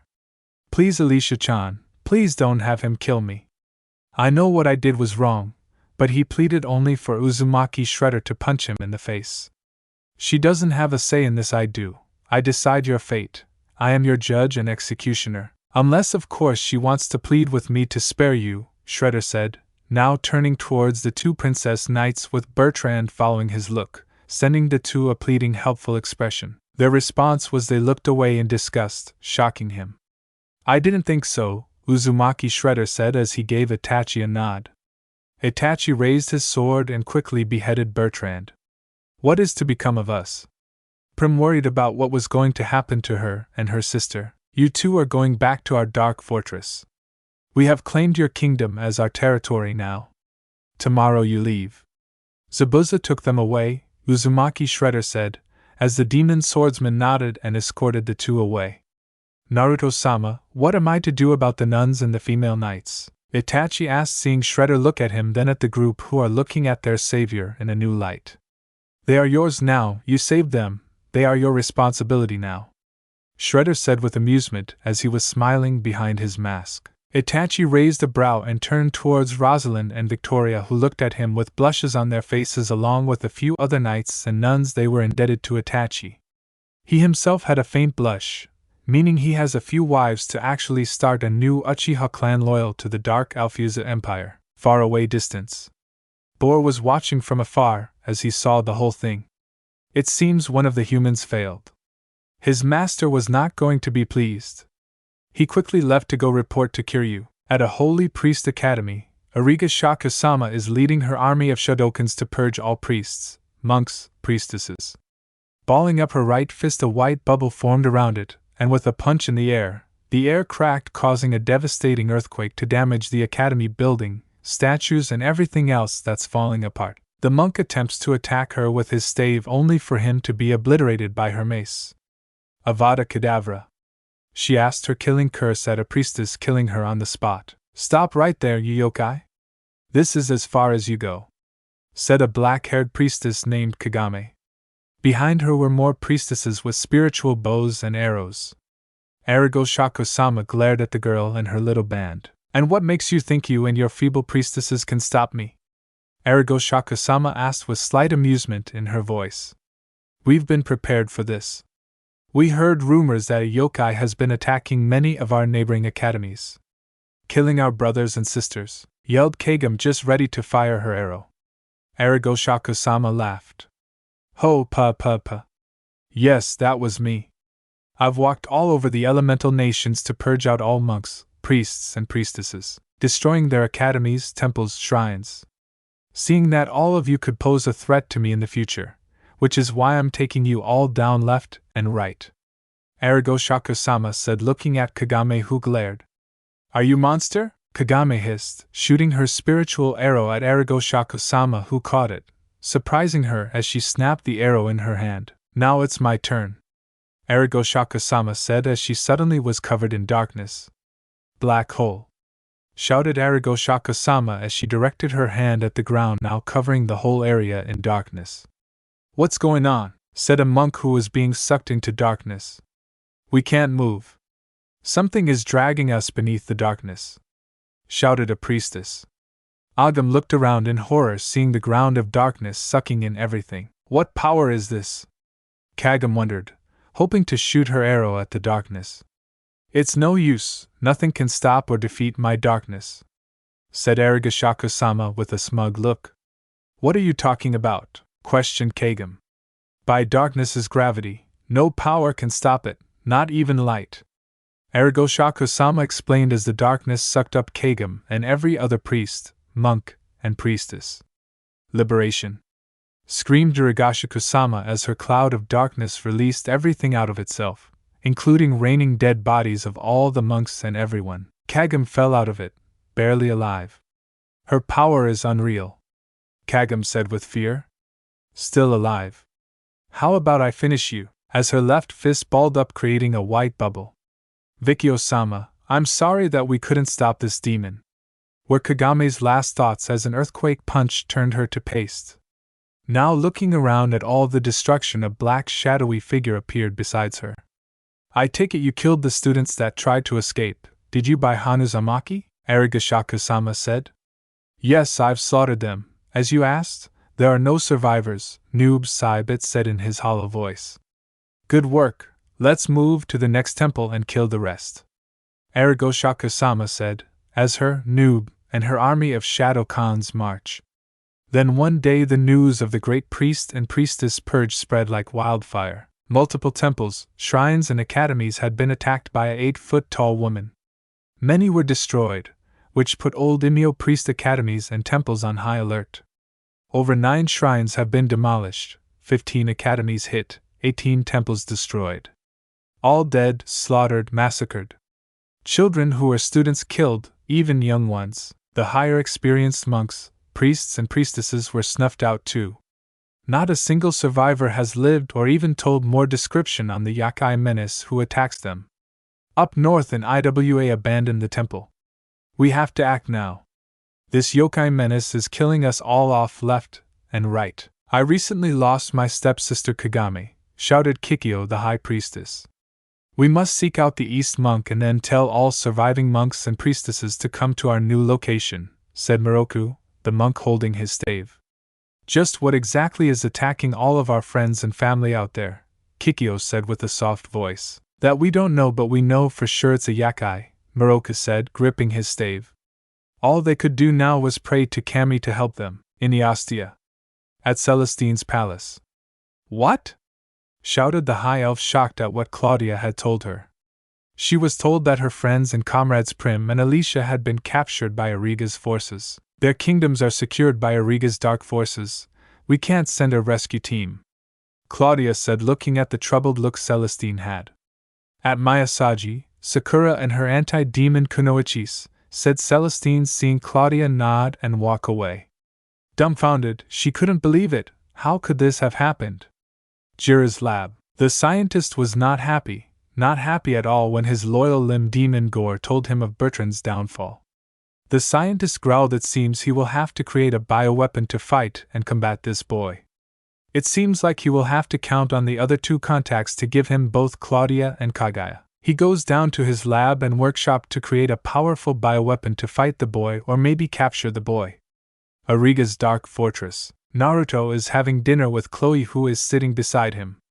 They recently returned from their invasion of conquering princesses Alicia and Prim, having them currently held in prison the dungeon in a separate cell. In another day or two he will plan his next invasion, and that is by going after either Celestine's bodyguard Claudia or maybe Kaguya the priestess and Lulu the halfling. Whichever comes first, he will conquer them and their kingdom.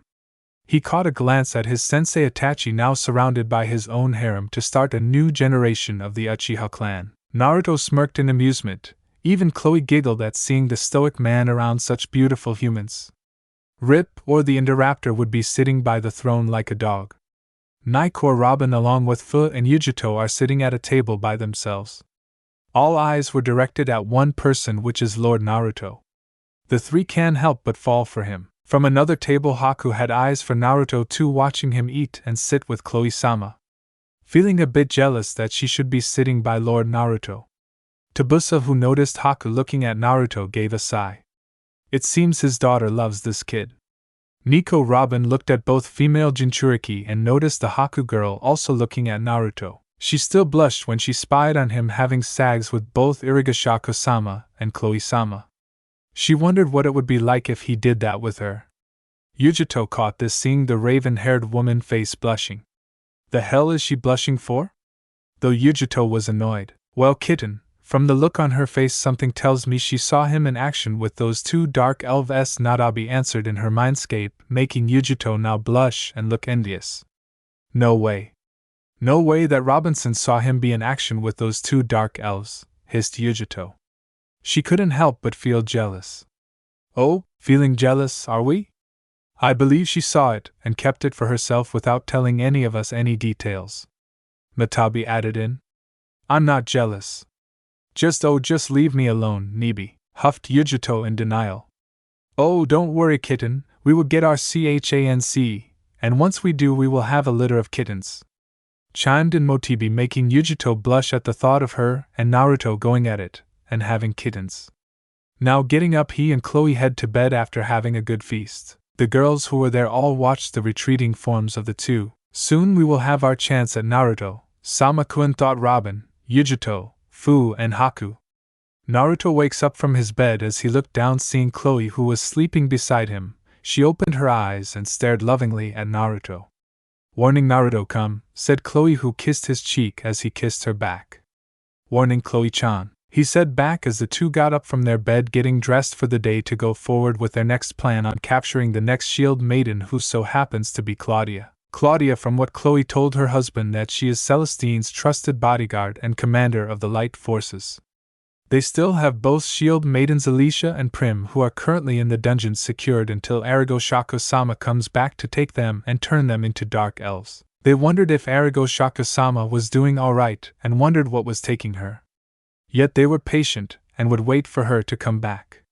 With Itachi, who is now in bed accompanied by the head nun and head knight. Yes, Rosalind and Victoria are in bed with Itachi Uchiha, since they are his responsibility, along with a few other female knights and nuns who are indebted to Itachi as their savior.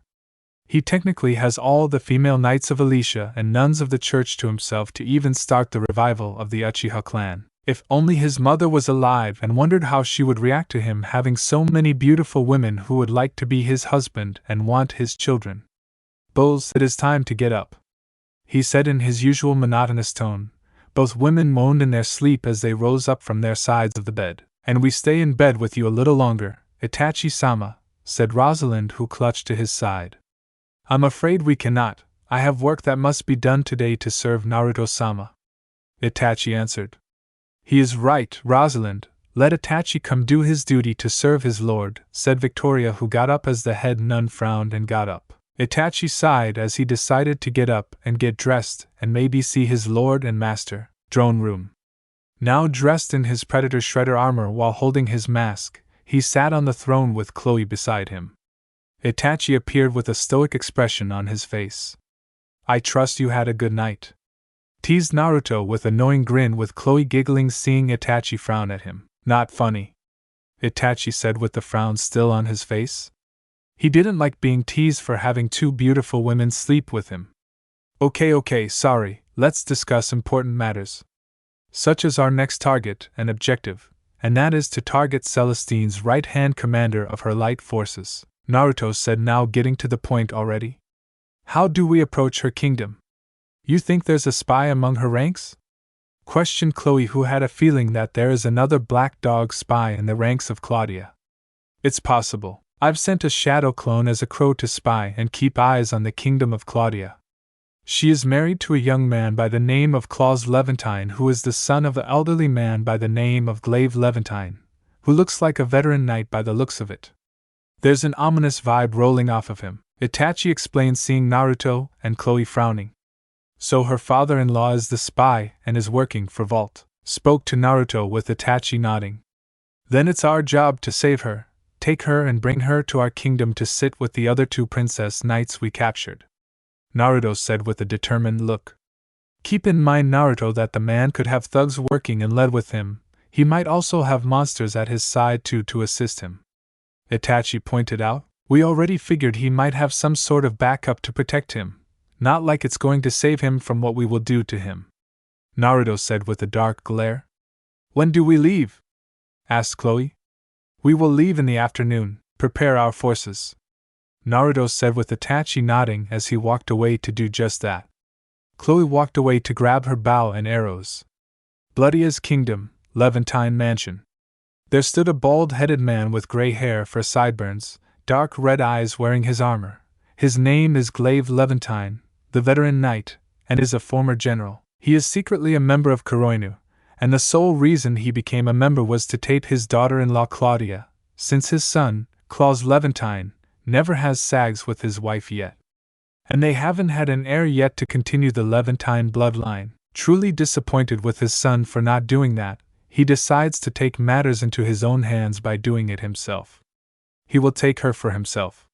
He will take her virginity and impregnate her, and once she bears his child or children, he can pass her on to Kiryu. It was a big loss to hear what happened to Vault. Glaive was upset by the news, but that wasn't going to stop him from fulfilling his plot to tape his daughter-in-law. And since Kururu offered him a personal army of orcs and archdemons to help him overthrow Claudia and the kingdom, he even had men loyal to him, and would carry out his orders without question. As Claudia returned, asked Glaive, who looked towards his men. No, sir, she has gone off back to Celestine's kingdom. She said she would return by sundown, said one of his knights. Set things in motion then. We will set an ambush for her later on by sundown.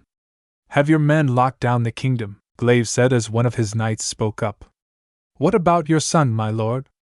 Said one knight as Glaive had a frown. Do not worry about my weak son, I already have someone or something to take good care of him, Glaive said with a hidden smile. His knights nodded and left to carry out his commands. He sent his son out on an errand, a very long errand, and he sent an archdemon to kill his son.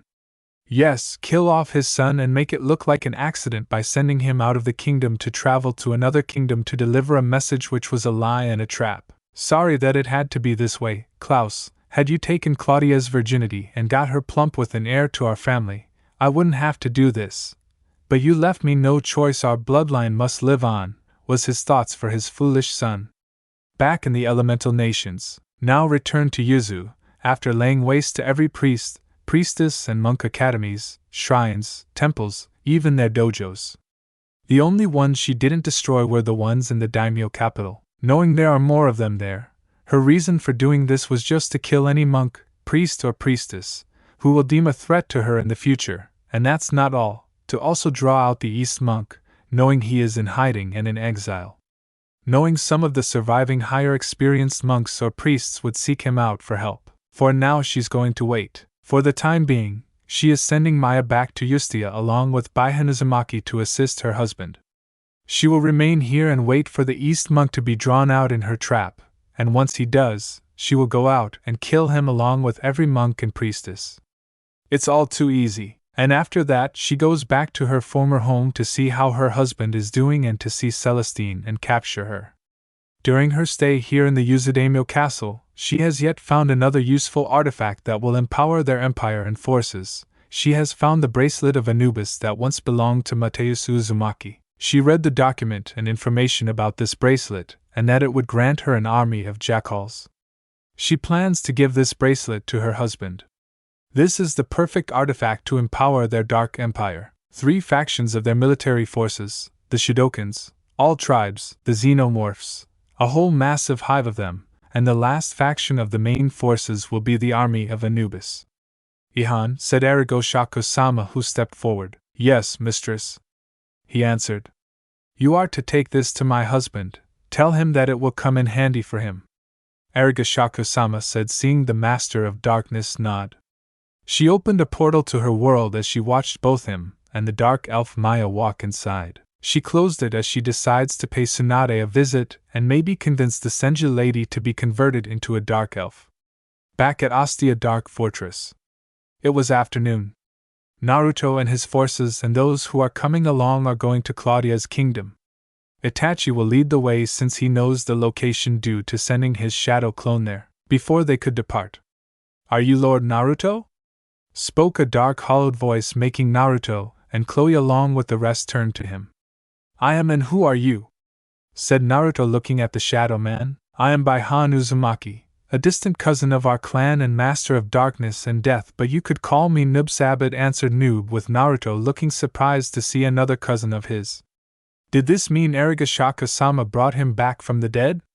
And who is the dark elf with red hair? And you are? Naruto asked. My lord, Naruto-sama. My name is Maya, and Lady Hachishaku-sama has sent me and Noob sent to assist you, answered Maya, shocking Chloe and the others that the once former human had been turned into a dark elf. Hachishaku-sama's spell worked. Thought Chloe with amazement that her mistress's spell and ritual worked. It would be an honor if both of you join us, said Naruto, as Noob handed him the bracelet of Anubis. Mistress Hachishaku-sama said it's for you and that you should wear it because it possesses control of a great army, explained Noob, with Naruto now putting on the bracelet, and suddenly felt a surge of power flow through him. Let us go, we have another princess knight to have in our grasp, Naruto said with a smile, with his fox predator helmet and mask covering his face as he got on Ripper, with Chloe sitting on the back riding with her husband. They now departed, heading to Claudia's kingdom, but will they make it in time? Claudia's kingdom. So it's done, Glaive said, looking at the gray archdemon. It is done, your son is no more, answered the demon, with Glaive smiling a cruel smile. Perfect, now when Claudia gets here all I need to do is play the grieving father and tell her that Claus is dead, and once she gets to crying she's mine for the taking. Inform me when, Glaive said, but was interrupted when one of his knights arrived. My lord, Claudia has arrived, he exclaimed, seeing Glaive smile. Perfect, is everything set? He said as the knight nodded. Then let's go and tell my future soon-to-be Sag slave that her husband is dead, spoke Glaive as he started to play his grieving expression. The sun was setting. Naruto, Itachi and Chloe along with their forces were waiting and watching. They noticed the gate entrance to the kingdom, and the city was closed and heavily guarded. What does your clone see, Itachi? How many enemies are we facing within the walls of the city and kingdom itself? Naruto asked, looking at his sensei and Yakai general. My crow clone has been keeping an eye on all of the knights within Claudia's kingdom. There seems to be about 200 knights, all male, and mostly they seem to be loyal under Glaive Levantine. He also snuck in some monsters, keeping them hidden in the sewers from what my crows saw, Itachi answered, with Naruto frowning behind his mask, with Chloe doing the same. What monsters are we facing? What did you see? Chloe this time asked, wondering if she should depend on her witchblade. From what my crow gathered, at least 30 orcs, 42 imps, 12 trolls, 4 cave trolls, 18 archdemons, and lizard-like demons count as 20 of those, Itachi answered to the dark elf.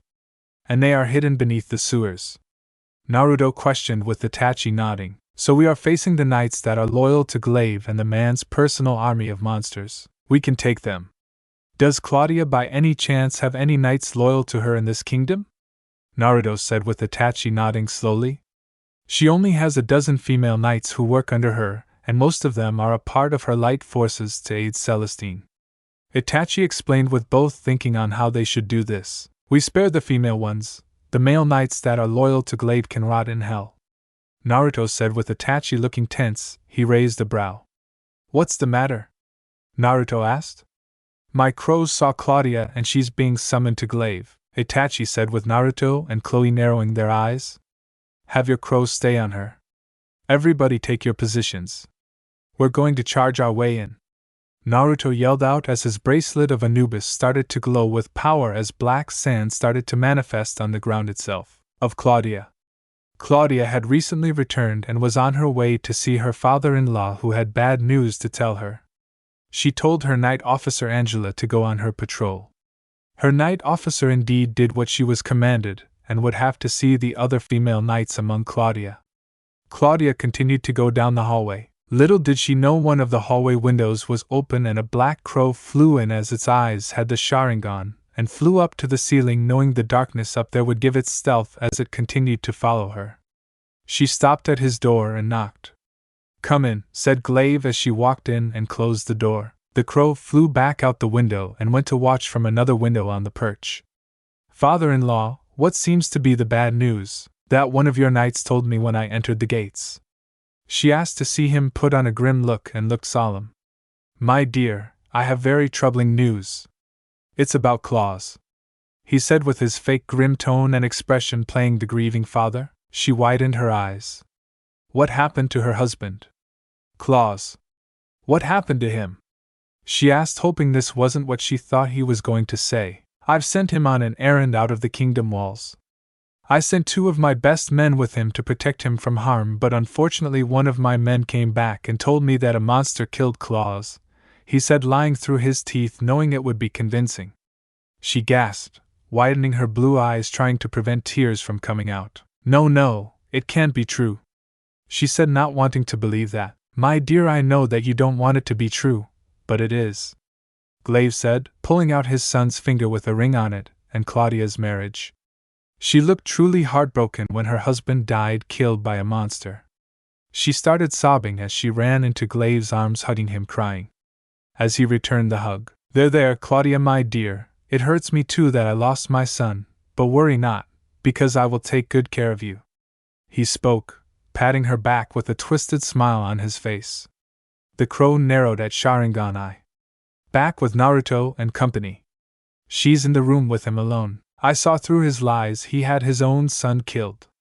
He's about to make a move on her while her guard is down. Itachi exclaimed. Then let us make haste. Attack, spare the female knights, but kill the male ones as well, Naruto commanded in his shredder voice as he rode on Ripper with Chloe riding with him.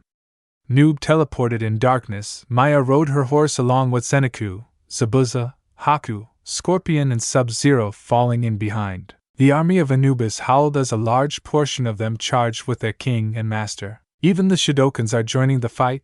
Crab Khans, Sumo Khans, Samurai Khans and Mini Khans were consisted of. They all charged into the gate and killed the heavy guards who were guarding the gate, leaving explosion. Back with Claudia. Claudia along with Glaive heard a loud explosion go off. Both widened their eyes. Are we under attack? By whom? Thought Claudia. Explosion. What the hell is going on? Glaive demanded in thought. His knight barged in. General Glaive. We are being attacked by an invasion force. Being attacked by dog demons with weapons. They are attacking our troops, he yelled with Claudia looking shocked as Glaive had to fight back a glare from coming on his face. Damn it. Just when I was going to take her.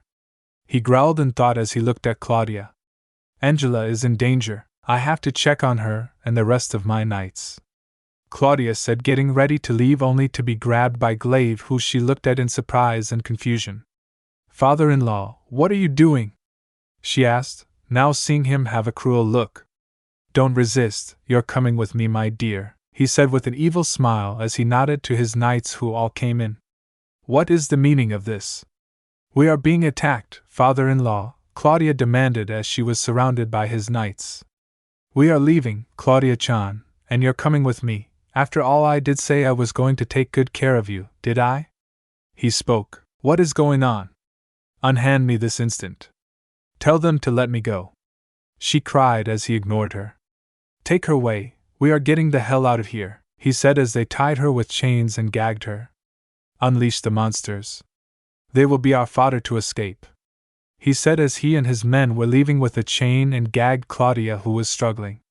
The crow who watched left the window to see where they would go, with Naruto and company. Naruto strikes and slashes at any male knight as his plasma canister opens fire on one knight, blasting a big hole through him. Ripper mauled and clawed at any nearby knight, tearing them apart. As for Chloe, she became her witchblade form and extended her blade and summoned her tendrils. She indeed was having a blast. Itachi fought with his katana. The army of Anubis along with the Khans were overrunning the male knights, as many of them were decimated fast. Noob, Sub-Zero and Scorpion lined up together and combined their attacks of darkness, ice and fire. Zenitsu was too busy hacking and slicing some knights too with his crescent blade-like weapon. Zabuza and Haku were together, as he used his water dragon jutsu, with Haku using her frost breath to freeze the water dragons to increase the damage. Angela and the female knights of Claudia were taken back by all of this, as Maya the new dark elf has confronted them with a handful of crab Khans surrounding them. I suggest you all surrender. We wish not to kill you, Maya said, pointing her steel sword at them. And why should we surrender to you, dark elf? Angela hissed. Angela is a black-haired woman with brown eyes wearing armor, and what she holds is an iron war axe. Because we are saving you all from a fate worse than death itself, do please surrender, you are vastly outnumbered, Maya said, with the crab Khans coming closer to keep the female knights surrounded in a circle formation, and that they were indeed outnumbered. Angela sighed. It seems her and the others didn't have much of a choice, seeing the vast army that was slaughtering the male knights. Everyone, put your weapons down, Angela said, surprising the other female knights. Angela. You can't be serious, shouted a brunette female knight. We have no other choice. We are outnumbered and there's no telling of what has become of Claudia-sama, said Angela in a defeated tone as she dropped her war axe as the others dropped their weapons. Smart woman, just sit and watch, Maya said with a smile. Naruto sliced 2 more knights down as Itachi ran to him. Naruto. Glaive is getting away. He is taking Claudia, Itachi yelled out as Naruto glared as they saw the incoming army of monsters. Naruto, come. You and Itachi-san, go ahead. The rest of us will handle the monsters, Chloe said as she, along with dozens of the army of Anubis, followed her to slaughter the monsters. Let's go, Itachi. Lead me to him. Come on, Ripper. Naruto called his companion, who was busy ripping apart a imp. With Glaive, he, his knights, and Claudia are heading for a secret passage to escape the kingdom, as they were unaware of a crow following them. Claudia was busy trying to struggle and fight with her captors. We are almost there. Stay sharp, Glaive said as he and a handful of his knights kept going and going. Naruto, who was riding on the Ripper very fast, was catching up to them. Itachi was in his crow form as he used Amaterasu to seal off to their exit. What is this? Shouted a knight. As the others looked worried and turned when they saw Naruto jump off of Ripper as he cloaked himself to be invisible, shocking them, they instantly became fearful. Ripper jumped on the closest knights and began mauling them like no tomorrow. Itachi reverted back to his form and killed Claudia's captors and caught the terror-stricken woman. Blade looked enraged as he drew his sword out. AMU? He growled, lunging at Itachi, who dared to hold his prize like that, only to be pierced by Naruto's wrist blade right through the shoulder and tossed to the wall. Before Glaive could try and stand, Naruto presses his foot on the man's torso and uncloaks himself. If I were you, I'd surrender, Naruto growled. Glaive glared at Naruto and had no choice but to surrender. Let's take her and him out of here, this battle is over, Naruto said with Itachi nodding. 15 minutes later. Now in the plaza of the kingdom of Claudia, the battle has been won. The Dark Elfusa Empire has become victorious once again. As it was now execution for Glaive Levantine to answer his crimes and betrayal, the man was on the execution stand with Itachi, Zabuza, Chloe, Naruto, Ripper, and Claudia. Angela and what remained of the female knights are under custody of Maya and those in Naruto's ranks. The veteran knight glared. He glared at Naruto, who was wearing his mask and helmet. I think it's time you confess your crimes, Glaive, It's a good thing we came here to stop you, Naruto said with Glaive glaring at him. I don't know what you are talking about. All I have done was to escort my daughter-in-law out of the kingdom, he answered with gritted teeth. Lying won't save your way out of this. We both know who you used to work for, Naruto said with Claudia looking confused, then turning her eyes towards her father-in-law. What is he talking about, father-in-law? I thought you were allying with us in the light? Claudia asked, seeing him not look her way. It seems you haven't told her, have you? Thought of keeping her in the dark about your true intentions, Naruto continued on with Glaive now scowling at him. Glaive, what is he saying? Claudia asked, now not wanting to even call the man her father-in-law. I advise you to tell her the truth. She wants answers, and it's not nice to deny a woman the truth. A gentleman does that. But you? You are not a gentleman. You are scum, just like him and them, Naruto growled, as he walked up to Glaive and stabbed the man in between the legs with his wrist blade, causing the man to scream. Am you to hell? Glaive grunted in pain, with his crotch now bleeding. Still not opening your mouth to tell the truth? Some fathers don't keep their daughters in the dark, especially trying to make their daughter-in-law into a sag's slave, Naruto said coldly, with Claudia widening her eyes in horror at what Naruto said as she turned towards the man she looked up to as a father and trusted him with her life. Tell me that's not true, she asked, to see him not face her, which told her pretty much that it was true. Alright, since he won't talk, I'll spill it. That man you call as a father plotted to tape you and joined Kuroinu as a black dog spy, Naruto revealed to Claudia, who looked appalled. No, she started looking at the man. And that's not all he did, he orchestrated your husband's death. Naruto spoke out, causing her to widen her eyes more as she looked even more betrayed. No, it can't be you. I look up to you. You taught me how to become a knight. Why betray us? Why did you kill Claws? Why betray him? Why betray me? Tears started to roll down her face as anger started to erupt. Blaze scowled as he finally decided to answer her. Do you know what it is like to listen and obey that cock tease of a goddess? To serve her, knowing she could easily end this war herself, but chose to have us go out there to throw our lives away, to live in a world where women, such as yourself, would not obey or give us the pleasure we desire. I became your teacher, and your father-in-law, so I could get close to you. Glaive explained his intentions. Close to me, but what for? Claudia asked with her voice filled with disgust and anger. So you may birth a new bloodline and heir to me, he finally admitted. She looked taken back by that.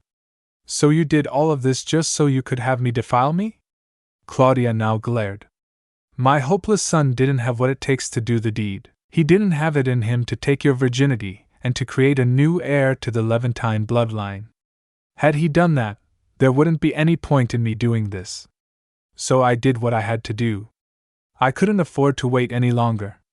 I joined Kuroinu to accomplish this, but to think Volt has been snuffed out is a big loss. He shot back.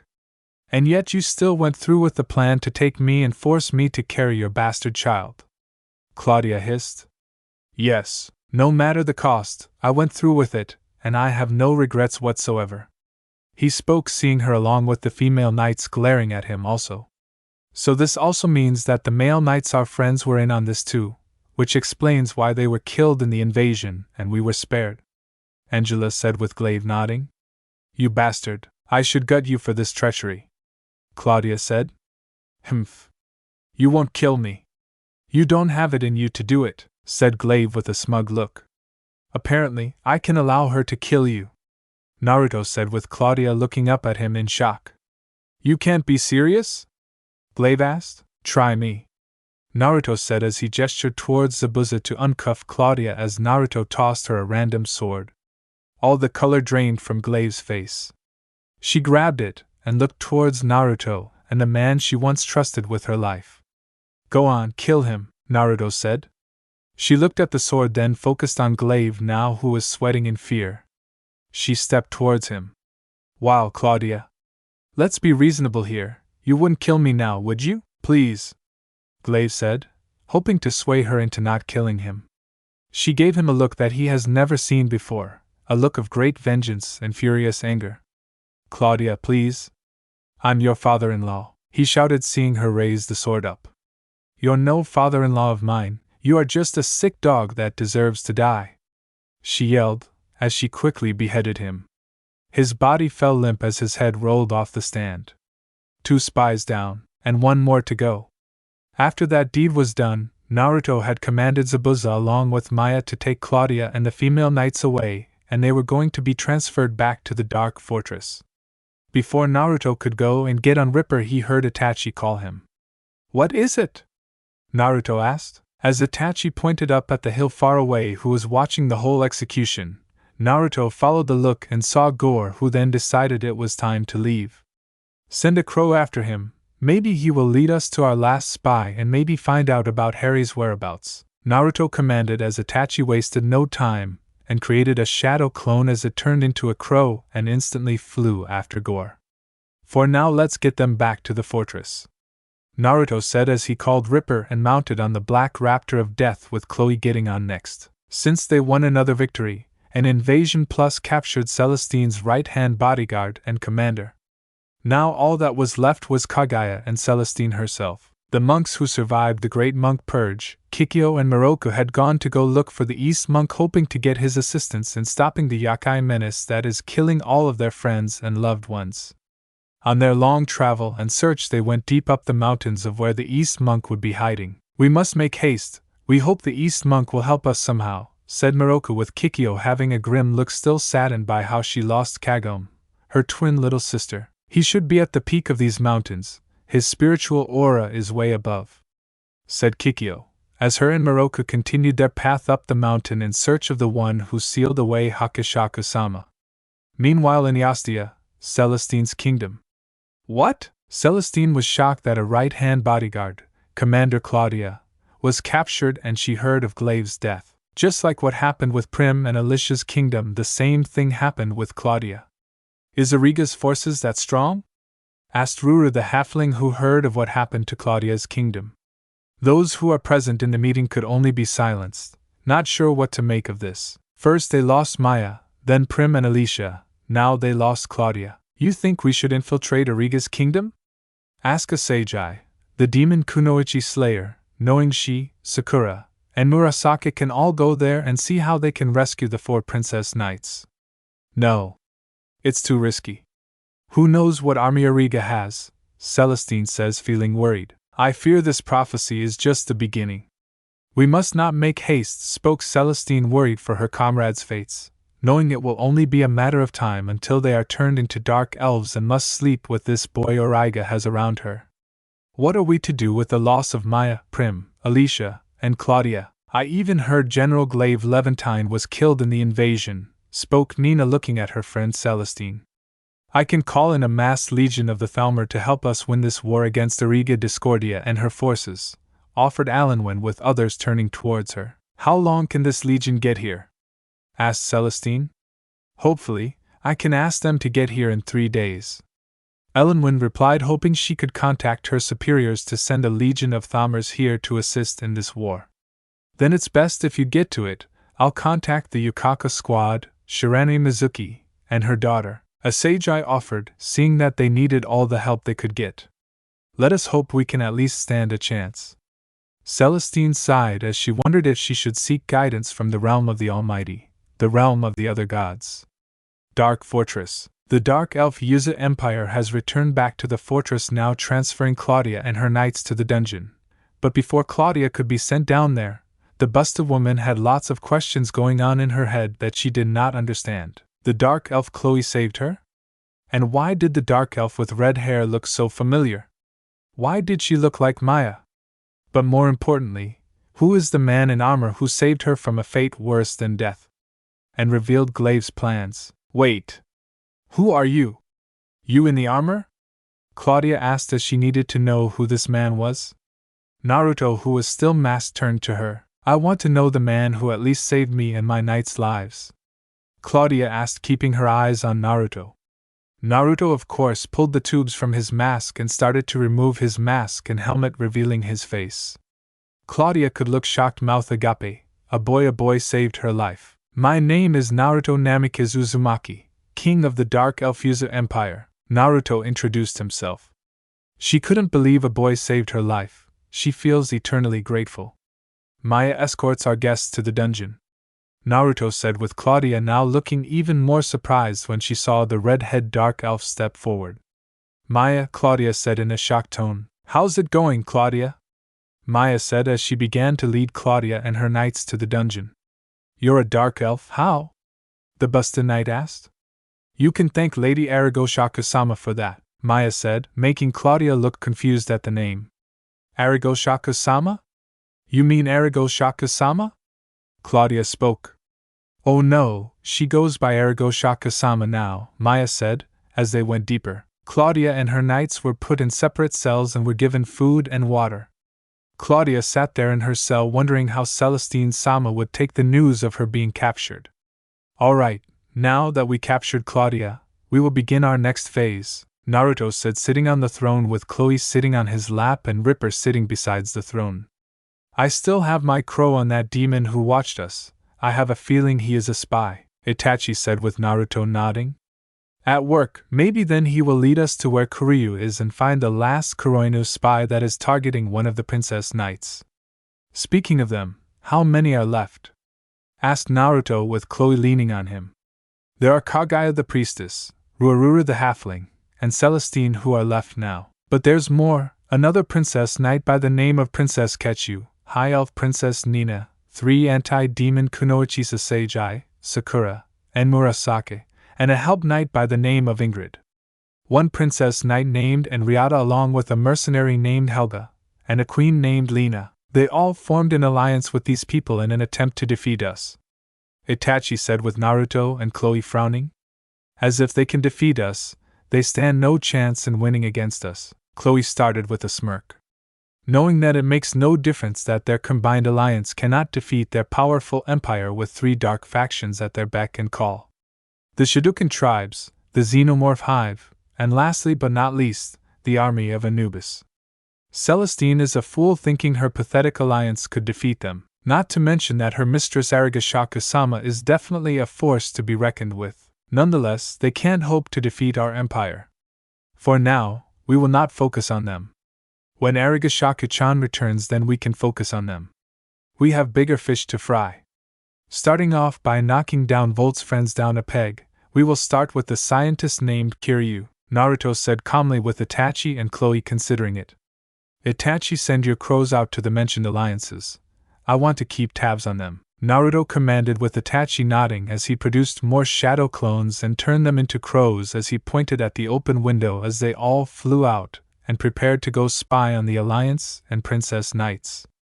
I'm sure Hachishaku-chan would want them with us once they are captured.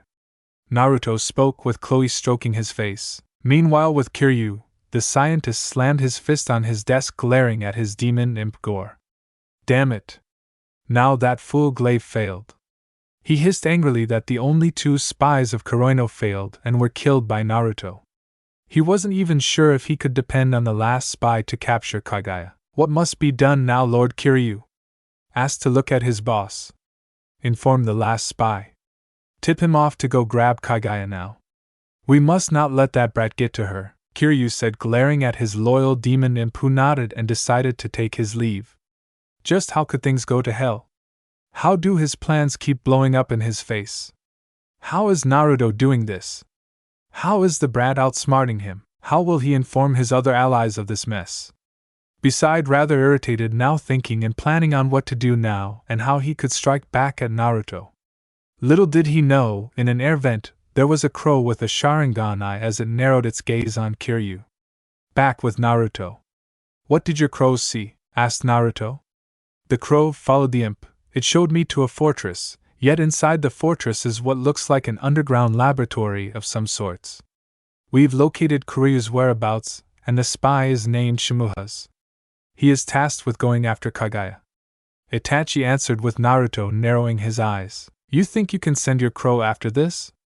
Naruto asked with Itachi nodding. Good. We are going to have him killed. Now that we know where Kiryu is, we will begin our assault on him tomorrow, Naruto said with a smile. I'll have the crow follow the imp after him, Itachi said with Naruto and Chloe nodding. Good, for now we rest for the day and tomorrow we can begin our assault.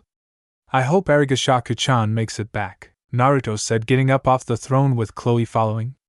You dismissed Itachi. Before you relax, inform those in our inner circle and ranks of what's to come up, Naruto said with Chloe beside him. As you wish, Itachi replied, walking off knowing he has to visit his wives Rosalind and Victoria along with the other nuns and knights that he has at his beck and call to start a clan. Except they will be dark elves and will bear dark elf children with the Sharingan. As for Naruto and Chloe, they decided to spend a little time together having dinner together and maybe later on get in bed to have some alone time. Back in the elemental nations, Hachishaku-sama is in Iowa. As she looked straight up at the mountains, it seems she has found the East Monk's hideout. With a sadistic smile, she grabbed her mace. Let's end it once and for all, Hachishaku-sama said as the mace had a white bubble flowing around it, as she prepared to swing her mace at the mountain along with her quake power with enough force to split it or destroy it. The East Monk, Oriku and Kikyo told the East Monk Mako of all that has been going on.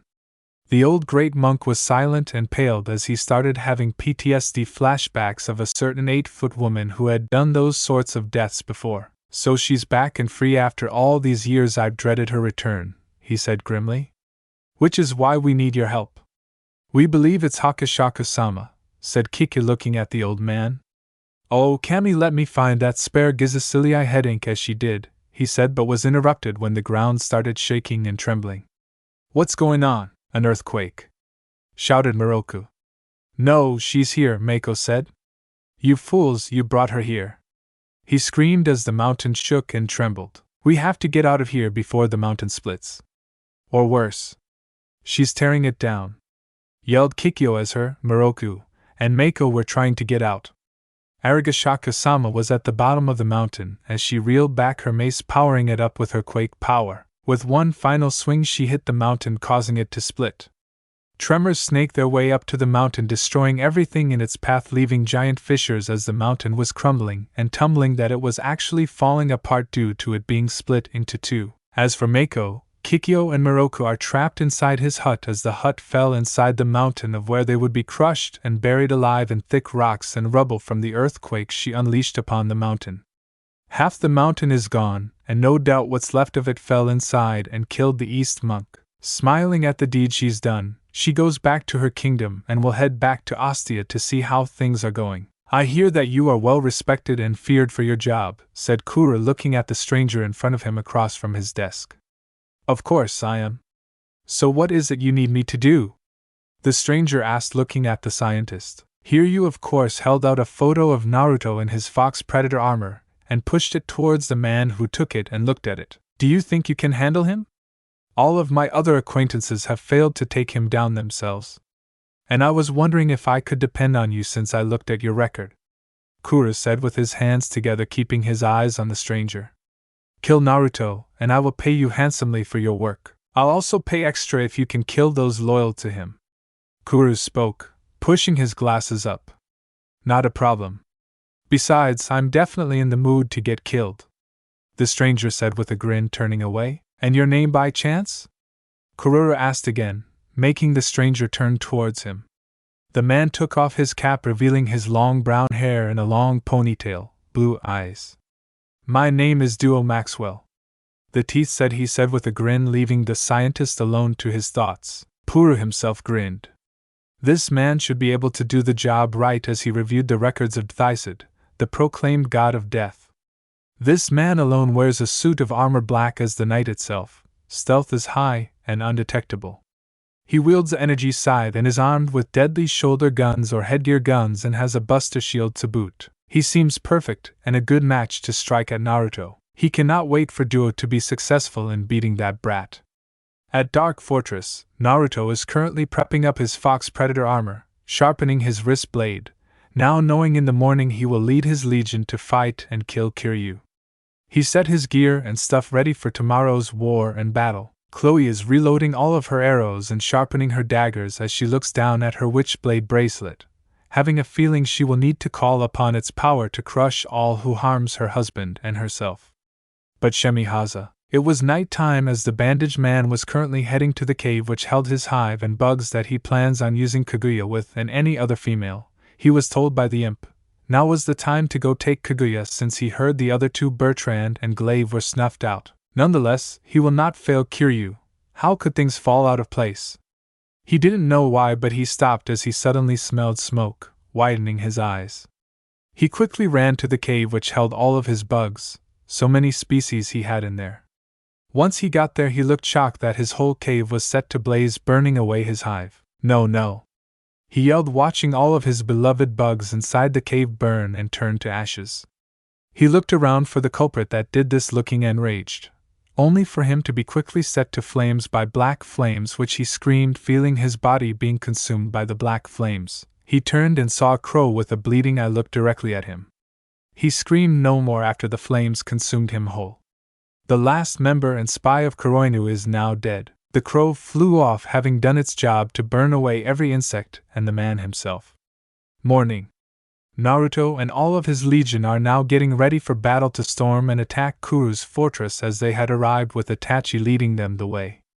Alright everyone, prepare to attack with everything you've got, Naruto said behind his mask. With Kiryu? What? Naruto is here.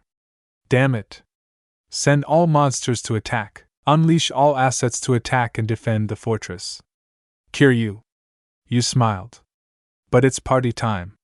He grinned as he went to put on his suit of armor and ready his side, with Naruto. Naruto, Chloe, Itachi and all their forces charged at the incoming forces of Kuryos. He fired his plasma canister at incoming orcs. Chloe fired her arrows at incoming imps. The Shidokins, Xenomorphs and army of Anubis clashed against the demons of Kiryu and his bioweapons. Itachi slashed and burned any monster in his sights. Let's move forward, Chloe called out, stabbing an archdemon in the throat with her dagger.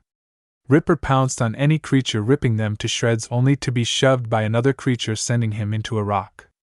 Getting up growling, he widened his eyes, and to his surprise he saw another velociraptor. Orange with black stripes unlike that of a tiger, to green scales around its back and tail to orange scales on the underside of its body. It had cybernetic components. Metal bionics run down its back and down to the end of its tail, and its claws have been given blue energy enhancements. Ripper looked confused, and by the looks and smell of the raptor before him, it was a female. But he sees that she wasn't alone. There is a pack more like her, and she's the alpha. The pack of raptors looked ready to attack Ripper on command of their alpha. She barked at them and told them to stand away and that she would deal with Ripper. As for Ripper, he himself flashed his killer smile, looking at the alpha female. Ripped her. Maybe he doesn't need to kill her and her pack. He could try convincing her to join him and Naruto. Not to mention ripped her just may be the perfect mate for him. He growled and roared at her as if he was communicating with her. There is no need for us to fight and kill each other, Ripper spoke in his raptor language. My master commands that I must kill in his name, growled Richter in her raptor language. How about a challenge?